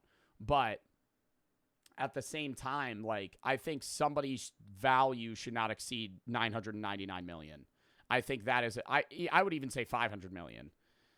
I would understand you wanting $400 million, right? You want to own a super yacht and fucking 10 supercars and fucking 4 houses. You could do that. But, like, at what level is it extreme to the point where why should you have that level of wealth? Because obviously the televangelists aren't there. The televangelists, like the richest one, is probably going to be worth maybe 50, 60, 80, 100 million. But even then, like, there's a level of wealth where the amount of work that you do and how valuable your work is still not equaling how much money you're getting paid. I could understand. I've said this. We did a rant about this the other day. I could see you being worth $100 million and having earned that. I can't see you being worth $50 billion and you reasoning to me that you earned that. You got lucky. You got chance, and you used the system in a way that exploited other people to prop yourself up at that level of wealth. Their advantage, unfortunately. It was time. Richest televangelist is $150 million. Who? To enter the church and see what their service even looked like. Oh, he does a meet and greet on the 2nd floor. Okay. Before we attended service, I went upstairs to explore Joel's massive bookstore to see his latest product line. With so many products lining the shelves here besides the Bible, and with Joel's face plastered around the church like that of Jesus himself. He's got a lot of books. It's his latest book. One has to wonder if Joel uses his... Even if you had this level of church and, like, mega church, if you were taking all the profit and immediately reinvesting it, similar to like a nonprofit, reinvesting it into your own people, your community, and trying to spread your faith even more, I think that would be better rather than taking a large fee for yourself. His church's estimated $90 million annual budget, and his mega church has a massive marketing machine to sell as many books as possible. But if the Bible is the true word of God, why would one need any of the countless books written by Joel? There's so many books here, you couldn't even read them all. Looks like they have a metro lift to the church. I'm going to try and play devil's advocate here. I don't want to just lean into everything entirely and just be like, hey, this is stupid that he's writing his own books. No. Yes, the Bible is the word of God. That's all you need technically. But I still think there is some sort of value in theological writing for people that want to strengthen their faith from another point of view. I don't think that's bad. I just think using that as a means of profit is bad. That's crazy. This is huge. It's a massive auditorium. As I took Oh, yeah, it's a fucking stadium, dude. one of the 16,000 available seats here in the largest... This is crazy. Like, how big are the churches y'all go to? Like, I would say the biggest church I've ever been to, maybe 2 stories, seated 500 people. This is, dude, this is a fucking 3-story stadium. As I took one of the 16,000 available seats here in the largest church in America, after a digital greeting from Joel. Yeah, we're so blessed to have you. Always a joy to come into your homes. We just feel blessed and honored. Sunday service had begun.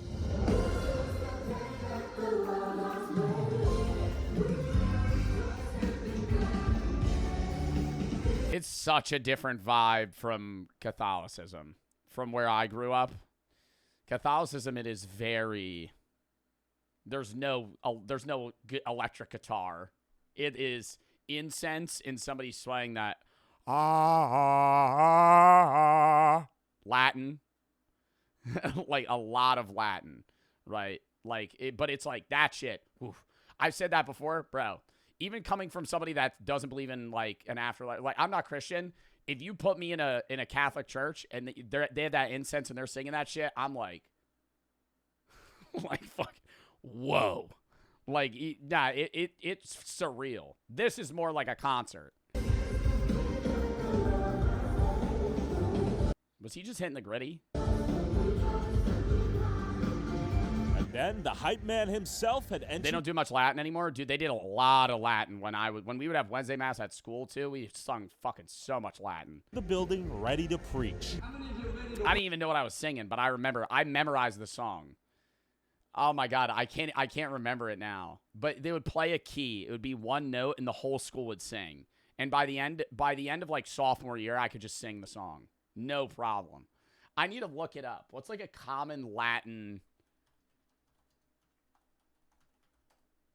Oh, what is it? I need to know. It's gonna upset me if I don't.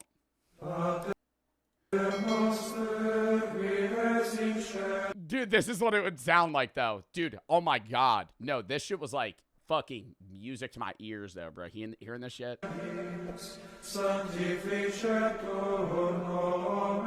It may be the third one.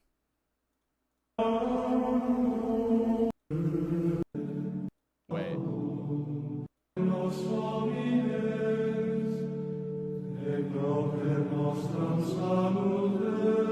This was it. Oh my God, dude. I haven't heard that song in fucking years. Worship the Lord this morning. God's been good to all of us. I'm so honored to have you here in person. And I know we have some of our... Sing it. The lyrics weren't up. I actually need to see the lyrics. Weekend crowd with us as well, too. Thank you guys for coming in. Blessed to have everybody here. I hope even right now that you just realize that God is smiling down on you.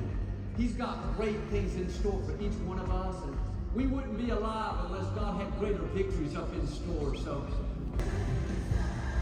and I won't lie, like, I don't think what he's preaching there is bad. The energy in here was contagious, and it was easy to feel fuzzy inside. take a moment to worship the Lord with our tithes and our offerings. We want to thank you for your generosity and your donations. Together, we're impacting people with hope and the love of Christ all over the world. Proverbs 18 says, when you give, it can open doors. That's what we're believing for you, among other things, that in 2024, you're going to see God open some doors that you couldn't open on your own. That happens when you're... See, I don't know. Like, I don't think what they're doing is necessarily bad, but it makes you feel like a shitty person if you don't give. You know what I mean? Like, if you're sitting here and you're going to this church, like, it's not a requirement, but it's like, because they're mentioning it so often, and they're like, oh, Proverbs says this, it's like, oh, well, I'm a fucking shitty Christian if I don't donate. When you're faithful, when you honor God with your life, with your decisions, and of course with your funds. I wouldn't even say it's guilt tripping, because it might not even be the intention. It's just like how it is. As well, and that's what you guys do every week. So get that down in your spirit. God can open doors that no person can shut. In your business, in your finances, in every good area. For your children, for the schools they need to go through. But did the attendants come here to worship? Bro, you know what would make televangelists a lot of money is if at every seat they had a tablet at the end it said 15, 18, or it was 18, 20, and 22%. And like a card tap. God, or to get a motivational speech from Joel and a blessing from God. But of course, no matter how charismatic Joel was or how blessed his hairline is, his church preaches that the more faith and money I give to God, the more blessed my life is. And at the end of the day, financially giving to God, or rather Joel's church, is essential to open doors that are impossible to open on my own. And this sales pitch works. Luckily for me, there was a meet and greet with Joel right after service. People are donating. Prosperity is to come. What you giveth, you may receiveth in 10 times. That's the hope at the very least. I mean, I guess I have a few basic questions, but I really want to know, what is the justification for the belief in that giving to God is required for God to bless you? And of course, has Joel himself profited off of God's word to enrich himself? Come on. It would be so different. Like, I think this is perfectly fine if he had a financial statement similar to the charities I do charity streams for. Like, the charities I do charity streams for, if you go on their website, 90% of charities have you can look at their own money statements. You can see where every penny that was donated went. You can see what people were paid salary-wise. You can see where the money went, what hospitals it went to, what facilities went to, what programming it went to. If they did that and they were like, hey, we're taking this money, I'm taking $100K, even if he was like, I'm taking $100K a year, which is still a fucking very good salary, and then was like, the rest is going to, like, we're going to send this to, like, giving out food to the homeless. We're going to send this to doing that. We're going to send this to outreach for, like, trying to convert people to Christianity. Like, if they had all that set out, I would be like, oh, yeah, that's fine. Donations are normal. But it's like when it's all shady and then a lot of that is going to the individual, I'm like, I don't know. Joel, let us in, please, please, God, please, please, for just one more, please, please, please. Please, man. I have to have them out at a certain time. Oh. We do have books that are already signed that Please. I can No way he was the last person. This close. Now listen. Oh, yes. I need a promise. All right. You gotta go quickly. All right. Oh, she doesn't know. No. Okay, now I feel like Tyler's being a dick. I feel like this is fucked. Because he's manipulating this woman by being like, oh, I want to see him so bad. God needs me to see him. So he could be like, fuck you. You fucking waste everybody's money. Dilly dally. Right. Don't start a story Fair, with fair. when I was 5. Fair. Okay. Okay. Okay. Thank you so much. Thank you. Joel, how you doing? Good. How about you? I'm doing good. Could you sign my book? I'd be glad to. All right. Thank you so much. Thank you so much. I'm from Austin, Texas. Joel, I have a question for you. Do you think you've used the Lord's word to profit, like grossly? Or do you think you distorted the Lord's word? The way he answered that. No. Like, I don't, like, why not have, like, I feel like in his position, he would have a response. And he would be like, well, this and this in this part of the Bible, I think I'm doing the right thing for God. I think I'm spreading the gospel. I'm doing this. It's like grinning through his teeth, just, no, walks away. Money? Thank you. Whoa, whoa, whoa, whoa. Like, that was a very normal question for somebody to ask him. Whoa. I'm sorry. Yes, ma'am. I asked you not to do that in the obedience of God. He is a blessing, and you're here, and we asked you not to do it, and you still did that. Okay, you're That right. is not cool. God bless you. God bless you. God bless you. God bless you. All right, I mean, That was a mean God bless you. That was a fuck you disguised as that. pretty softball question, I thought. God bless. I don't even know what the problem was, I'll be honest. I kind of stumbled the question out. That was a softball question. I thought he was going to hit him with how do you feel that you're using all the money for your own personal gain? He was like, do you think you're using this for profit? Very generic question. How many books have you sold today? Good amount. Clearly, Joel didn't want to give me anything besides an opportunity to buy his newest book. So I headed to the River Church in Tampa, Florida, that claims to be able to perform miracles and heal things like cancer, AIDS, blindness, deafness, Alzheimer's, and heal AIDS? Anything else you can think of. Oof. to my knowledge, you can't get rid of AIDS, right? I mean, there's medicine to make it so it can't be spread and you can kind of have it dormant, but I don't think you can cure AIDS. I see They say they could cure Alzheimer's. You can't cure Alzheimer's. you full of the life of God. I see you full of God's healing power. Oh, I see your bank account even overflowing. Hallelujah. Oh, I see the bank telling you got. Oh, no. Like, I shouldn't be, I feel like that's a horrible thing to preach. Be like, yeah, I feel like you're going to get rich soon. Like, that shouldn't even be, like, part of the conversation in church. It should be like, hey, faith and being, like, one together in society, not like, hey, I think you're going to get rich soon. But real quick, before we investigate our next megachurch in this era of media corruption, Neck, back pain, receding hairline, and erectile dysfunction. I think I fast forwarded too much. I don't.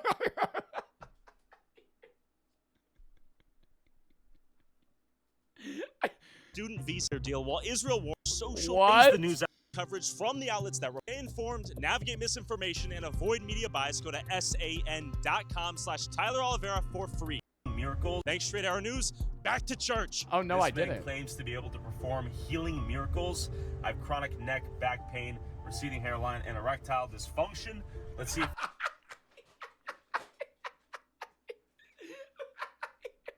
he can cure me and anyone else who's attending. Oh, my God, please tell me he doesn't say that to the guy. Hi there. How are you? To the fucking pastor. Hey, can you cure my ED? Good to meet you. Tyler. Are we in the right spot? Oh, your eating disorder? No. Healing school? No. Yes. Okay. Are you guys registered? Yeah, we're registered. Yeah. Okay, so is this your first? Why do I feel like I'm watching something in like 420p in like a found films horror video? day? First time, yeah, first day. Why does the camera look so like you're gonna this? hold this right below your chin. Okay. You can put the water bottle down. Ah, yeah. Okay, right here. Keep your head. Oh, I think he's covering the camera. Okay. Sorry, I have bad posture, a little bit of neck pain. Okay, ready? 1, 2, 3. Not for long. All right, thank you. I appreciate that. That's why we're here. Before we hear the healing school's pastor list miracles he's performed, like making a young boy's asshole regenerate, I want to introduce you What? to a few people whose families were torn apart by the prosperity gospel and the word of faith movement. I was raised in the Pentecostal faith, or charismatic. My dad's a Pentecostal evangelist. He was come up in the Church of God originally when he first started out, and traveled all around setting up tents and in churches and in auditoriums and things. Around 2020, I left that ministry and came here to this church, and it's been full-time here ever since. Hi, my name is Daniel Chapman. I was in the Word of Faith theology for over 23 years, and that theology is built up a lot of the prosperity gospel, healing theology, deliverance theology, and I left that theology about 5-6 years ago. Yeah, I was born into it. I, in my whole life, was in like a Pentecostal church. And so I think that naturally segues, eventually into like Word of Faith. For myself, I remember as a kid, we were going to probably more of a Baptist style church, and then just seeing the Word of Faith or creeping in. I wasn't probably fully immersed in it until Mel and I were married, and I joined her church a little bit about 20 years ago. God's power is for you. Oh, you don't have to come in here worried, anxious, wondering. The power of God is for you. All the resurrection power, that was made available when God raised Jesus from the dead. Oh, he's got digestion healing power for you. He'll take out shellfish allergies, peanut allergies, wheat intolerance. Oh, no. Don't tell me. Okay. I have family members that are like deathly. Oh, he'll cure my alpha-gal. The tick disease I have, the red meat disease I have. The word of God will cure that. You're gonna touch my head, and that's gonna make it so if I eat red meat, I won't die. I think I don't want to test that. I will test it, and I think I would go into anaphylaxis. I think I would need to jab myself in the fucking leg with an EpiPen and possibly go to the hospital. Intolerance, gluten intolerance, dairy intolerance, hands and feet, and the Lord heals you today. Explain what is the prosperity gospel for dummies. So it is the belief, completely unbiblically founded, that as Christians we are supposed to prosper in every single facet of our lives. Our health is supposed to prosper. We're always supposed to be well. We're always supposed to be healed. We're supposed to be prosperous in the literal sense of finances. What drove you to leave your father's church? My biggest problem that I ended up having was I never really opened the Bible for myself a whole lot. Okay. I was raised to listen to the man of God, and he had all the answers. And I was... Who's the man of God? So in this case would be my father. My dad preaches sinless perfection, which is an even more extreme version of Pentecostal doctrine, whereas you can't sin ever, or you're at risk of damnation. Some of the major things that they teach that that's literally impossible I don't believe anymore is the prosperity gospel, the word of faith doctrine, and these are all doctrines that are prevalent in most, if not all, Pentecostal church. It took an event with the word open and conviction from the word to go, something really isn't right here. So it sent us both quickly down this path of what is actually truth. Say that with me. Say, God, Your power is for me. is for me. The exceeding greatness of his power. All the resurrection life in Jesus Christ when God raised him from the dead. That power is for you. Because I was scared for my soul. Because now I'm hearing from my dad, I'm going to hell. I'm not under his anointing, his protection. I'm not tithing to him anymore. Or God's covering or protection. I'm right now, according to them, out from underneath God's protection. And this is what happens when preachers put themselves on the level of God. When they call themselves Christ ones, or little gods, or little messiahs. Benny Hinn, Kenneth Copeland, Jesse Duplantis, they all use these kinds of terms. You know, I would just say, like, as fantastical and crazy as this, you know, these stories are, but there are people that we love so much, and I would say that this theology has wreaked havoc on our lives and in our relationships and our families. The God of the Bible and Christians who adhere to God's word as their standard would never treat people this way. We're not meant to struggle through life. The Bible says, but God didn't redeem us and save us so we could be oppressed and pushed around and tormented. God called us to walk in victory. And it's important on what you listen to and who you listen to. There's some preachers, some churches you go to, they'll preach, life is difficult, we always go through challenges, try to have a good attitude because help will come eventually. And so that is exactly what you should do. You should take the things that you're going through in life and going, life is full of ups and downs. Not everything's going to be sunshine and rainbows. I pray that it will get better soon, but while I'm in the shit, I'm going to see it in the most positive light that I can. What the fuck is he going to say that's wrong? So it's all about our behavior in society, which I'm not taking away from that. The Bible does talk about loving your neighbor, but that's not the whole gospel. How much of these misunderstandings... I need to hear the rest of that. Please pan back to that. I need to see what the fuck he's going to say next. From biblical illiteracy. Skip, this is the last video for the day, dumbass. Massive amounts. We had discussed earlier, a lot of people that are skeptic of the Christian faith can easily say, well, Christians don't even read their Bible. And I'm sure many Christians have even heard that. And speaking as a Christian myself, it is more true than you would think. More true than you would think. I would say the majority of Christians have read some of the Bible. I would say, and this is not judgmental, I would say out of, say, 100 million Christians, I would say 50 million have read the Bible in its entirety. I would say half. I would say the other half have read fractions or verses or individual sections, but not the entirety. Difference from true biblical Christianity. Because a lot of faith is spread and taught through preaching rather than reading. You think less? Actually, that's probably a Googleable thing. What percentage of Christians have read the entire Bible? 30%. According to a study centered by the Study of Global Christianity, less than 30% of Christians worldwide have ever read through the entire Bible. That's bad. The ability to handle the text in context, to rightly... I don't think you need to read the entirety of it, but I think, like, I mean, it's your faith. It's what you're putting your life on. Like, the reason you're here, everything about your life is through the Bible. How have you not read even half of it? Provide the Word of God and understanding exactly what it's talking about, because these Word of Faith and NAR belief sets are built completely on lies. And 1 Peter 2:24 makes it very clear that we are... That's why you go to church. You go to church to strengthen your faith and try and understand the words of the Bible better. But that doesn't mean that you shouldn't read it or it's not needed. I don't think you need to read the Bible to understand Christianity, but to understand it on a deep, ingrained level, you should read it.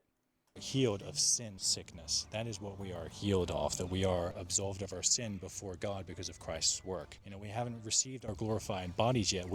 Like, how are you going to follow the Word of God that you've never read is more of the question that I'm positing. Because the Bible is the Word of God. You follow the Word of God. You're following the word of a man who's interpreted the Word of God. How have you never read the Word of God yourself when it is directly in front of your hands? You can get it. Bibles are free. You could pay for Bibles, but if you go to your church and ask for a Bible, they'll give you a Bible. Inheritance upstairs, so these bodies will decay and... Have you read the whole Bible? No. I've read a lot of the Bible. I don't remember a lot of it, but I read a lot of it in sacred scripture. I read a lot of it in college, but not in its entirety. Usually it's big sections. A lot of, key points is what you read. Like, sacred scripture, you're reading a lot of individual, chapters. What the fuck was that?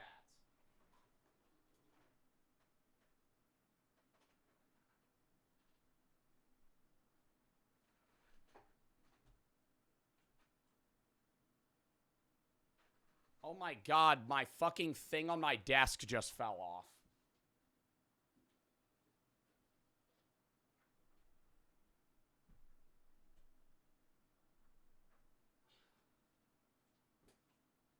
Oh, okay.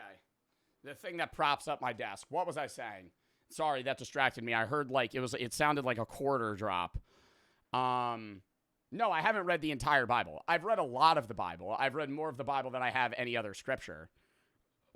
For the Quran or specifically more the Old Testament. I've read a lot of the New Testament. But I don't remember a lot of it. If you were to quote it, I might be like, oh, I remember that. But I couldn't quote Bible quotes to you. But I know what a lot of the Bible says. Hoop Green and Ant for the sub, Fish and AD for the sub, Bobby and As Easy for the sub, SF for the sub, Sketty for the 3. As a Christian, it hurts to see people do this. They make a terrible name for other Christians. They make you feel like you're going to end up in hell if you don't give them all your money. Chewy for the sub, Kitty for the 3. I'm not religious. My mom has been a pastor for 20 years. It's a mega church by any means. There's 500 members. Our car and house is all under the church's name is provided by our monthly income from a small fraction of donations given to the church. The percentage we get is always dedicated by the congregation. We live a comfortable life. I never understood the greed that lives within the Christian community. Oh, yeah. Alex for the 3. Popular Lemon Rose got arrested again. You going to collab with him? Are you still going to collab with him? I never said I was going to collab with popular MMOs. Chris for the 3. Do you think you could react to We Need Love by Chris Jordan? No. Klitz and Miss for the sub, or I'll leave the 3. I'm the same guy with the stoner mom. I'm greening out. What should I do? Teeners and Coco for the sub. Put your hands in water. Cold water. Fall away. So for somebody to make millions upon flash your face, drink water, a million, telling people, well, you don't have ride it out, enough faith for healing, give me some money, buy my books, but also has a pacemaker, is super, super rich, and people are dying all around him. For one thing, like I said, it takes God out of the equation in a lot of your things. You don't have the relationship with God. It's all about you. How big is your faith? How much have you prayed so you can build up your faith and you can have this power? One of the biggest things about this is it's a literal faith killer. When you are praying, let's say you have a daughter or a son that's going through a horrible deal, and you have this pastor, so-called pastor, saying, you could speak it, speak what you want, and it will be done. If you have the faith, it'll be done. And you truly have faith. You truly believe what the pastor's telling you. You truly pray with true faith. And it never happens. Where does that put you in your faith? My big downfall was laziness, spiritual laziness. Like I said earlier, he was my spiritual mentor. Well, I think that the regular Christian viewpoint would be you pray for something, and if it doesn't happen, you move on, and that means God doesn't will it, okay? If you pray for something to happen, and you keep praying, and it doesn't, that means it was all part of God's plan, and you move on, and you do the best you could do. But the thing that he said earlier, where it's if it doesn't happen, that means your faith isn't strong enough, pivots the entirety of your success on you and whether or not you're a good Christian. And then that constantly puts you in like a loop of like stuck in faith and having to be stronger and stronger ingrained, but also feeling more guilty by the day that you're not a good Christian because you haven't received the thing that you wanted.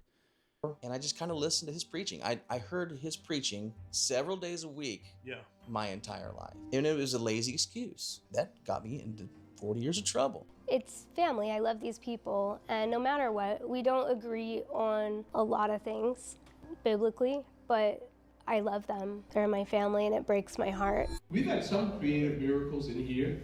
I told you about the guy who had the colon and was using the bathroom in the bag, and then the power of God touched him the next day. Using the bathroom in a bag. Using the bathroom in a bag. So why is he saying that in such a casual sense? So he had a colostomy bag, and he cured him. The guy who had the colon and was using the bathroom in the bag, and then the power of God touched him the next day. The Lord rerouted him, gave him a miracle, and he was using the bathroom right away and healed him. There was another guy who came. His name was Scott. He was homeless. He had been backslidden. He'd had diabetes. He'd had toes amputated. His body was just weak. And he'd heard about healing school. So he pulled himself in his weak state out of his wheelchair into his bike and rode 5 miles to get here. And the Lord helped him, and he made it. So he was out of the wheelchair, and he was biking. Like the Lord strengthened him because he just said, I need help. It was almost like his body was so messed up that he Oh my God, the cameraman. was like, Lord, you gotta do something. On his one foot, they'd cut off a couple toes, and then by mistake had severed a tendon. And then on the other foot, they took off a couple toes, and they had to remove the bone that went down the part of the foot. This is what he said later while he was telling the testimony. He said the power of God came into his foot. He felt his foot start burning. He went back to his seat, and the Lord said, check your foot. Well, when he went to do it, there was a bone. The Lord regrew a bone in his foot again. That was a creative miracle. The people I just don't believe that. I'm sorry. that are oftentimes the easiest to deceive Biologically impossible, which is why you could call it a miracle, but I just don't believe that.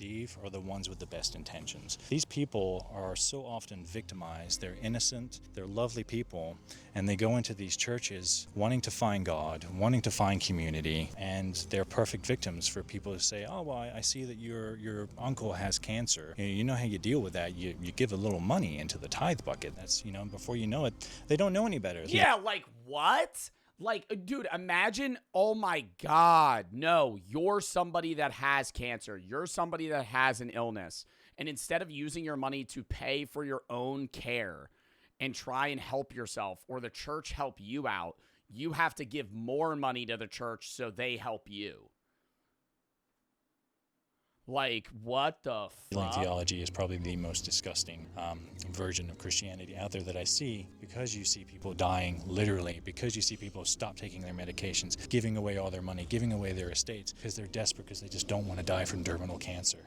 My knees hurt, right? Knee, be healed. Be healed in Jesus. I command healing to my knee right now in Jesus' name. It's like whipping God into shape. Right. It's like you're gonna jerk him over here and be like, heal that. Who are you? Who do you think you are? I don't believe that God doesn't work miracles. I just don't believe that there are men or women out there that have the ability, like a superhero, to just go on command, touch somebody and heal them. That's God's. Yeah, no, that would be God's say. That would be entirely onto them. It's the same thing. I mean, that was one of my discrepancies with confession, where it was like, at least in the Catholic Church, this isn't even about mega churches or like cults or anything. In the Catholic Church, you have to confess to a priest, and then the priest helps you absolve your sins. But I never understood why, like, venial sins and mortal sins, like absolving you of venial sins, why can't I just pray to God myself?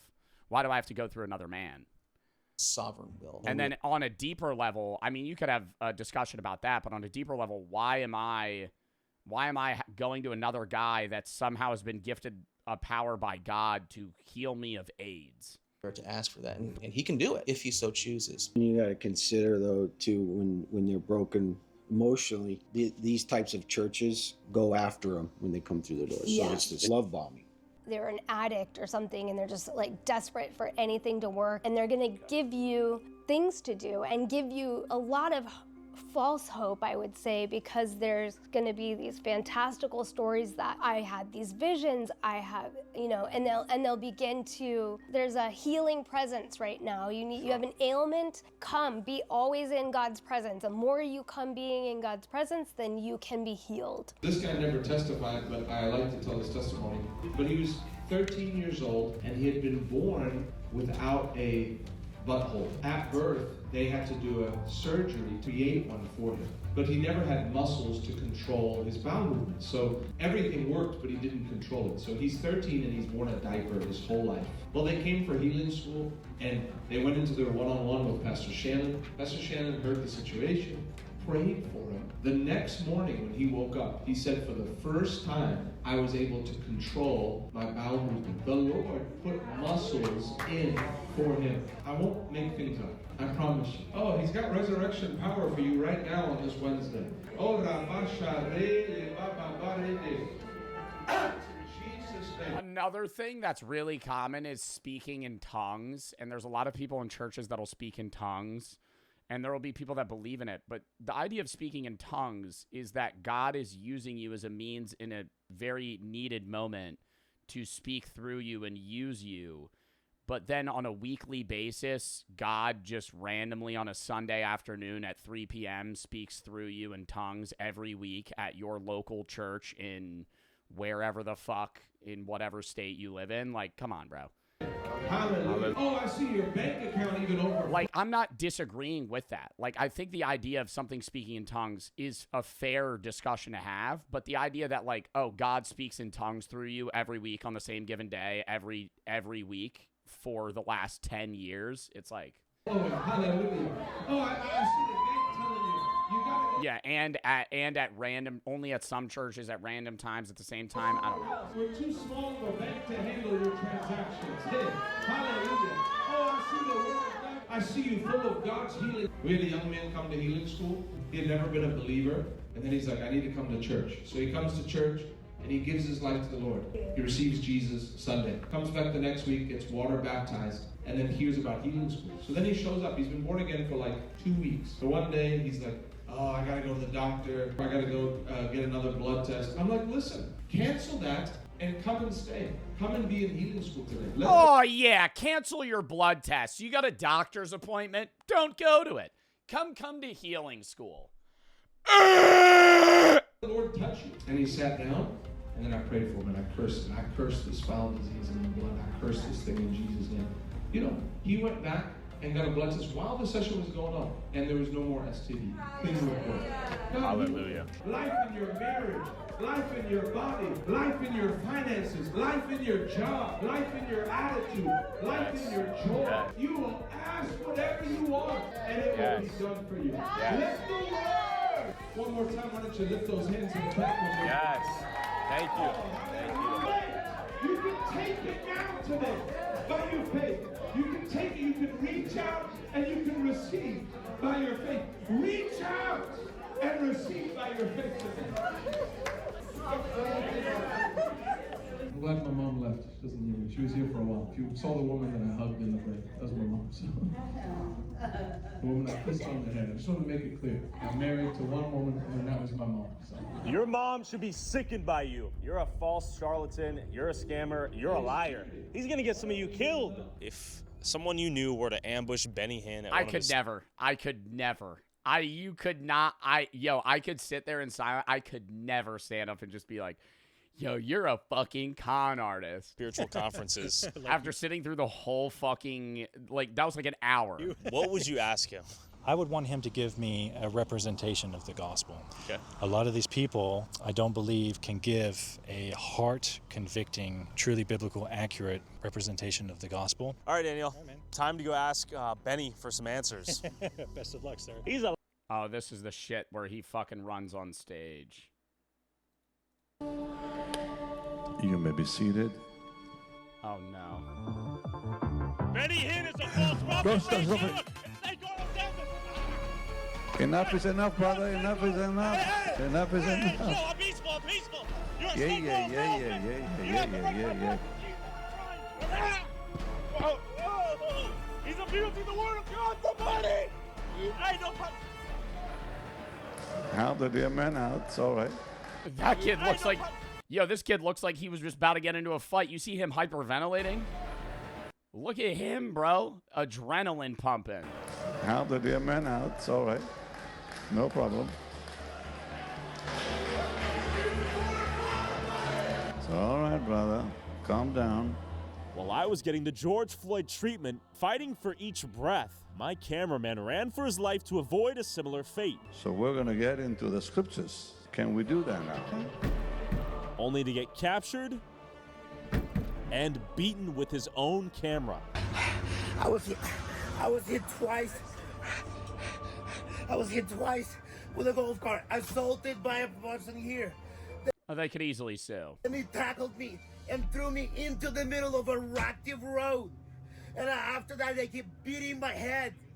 And then they grabbed my camera and they were trying to delete the footage. Actively. I just got hogtied, body slammed and tackled. Pasha went running and apparently they clipped him with a golf cart and proceeded to beat his head in and delete. Oh my fucking God. It was video evidence. They deleted the first time they could not. Wow. They actually deleted footage off that shit? And given me the George Floyd chokedown, and shout out this bald security schmuck for trying to murder Pasha with a golf cart.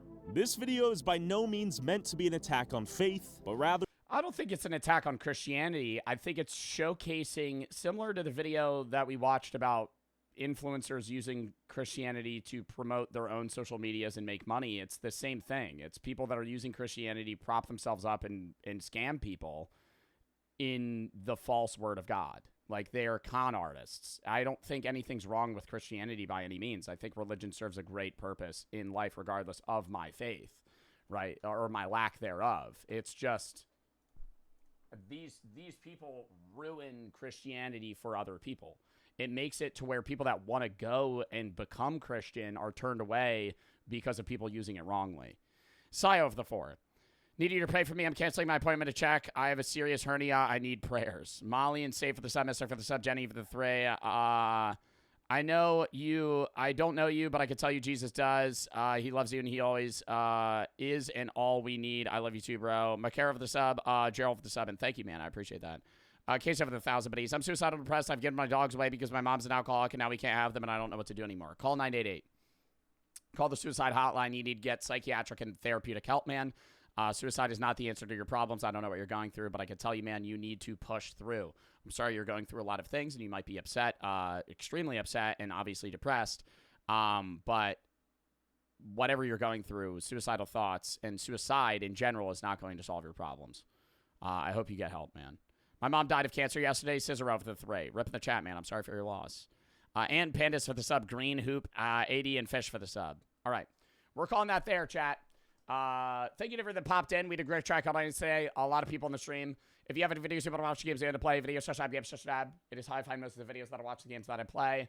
I'm actually going to be uploading on the YouTube and on the main and the gaming right when I end. So go watch that. But yeah, if you have any videos you want to watch or games you want to play, send those there. I'm going to be live tomorrow at 2 EST, or not. I'm going to be live tomorrow at 1 EST. We're going to be doing reacts and then transitioning into, drinking behind the wheel, drunk driving sim games. Sunday, I'm going to be live at noon doing reacts and then Splitgate beta. Monday's a random game day.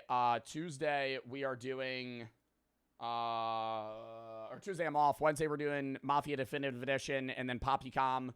Wednesday, or that's Wednesday. Thursday is Mafia Definitive Edition. We're going to finish the game and then maybe do more rematch. Friday's reacts, and then Saturday is a horror game day. But yeah, I pack up the sub. I had a great stream. I thought it was a really fun stream. Hope you guys had fun watching. I'll try and break the watermelon soon again. I know we didn't complete it, but we'll try and break it soon. But yeah, that was a really fun fucking stream. Hope you guys had fun watching. I had a fun time streaming, and I will see y'all later. Who the fuck do we want to raid? Who the fuck do we want to raid? Oh, raid of choice. Raid of choice by extra. Who? Need it now. Need it now. Need it now. Need it now. Steve's still up? All right, good. All right, raid of choice redeemed. We are raiding Steve. I will see y'all later. W stream. and I'll catch y'all soon. We are going to raid in 5, 4, 3, 2, 1. Goodbye, chat.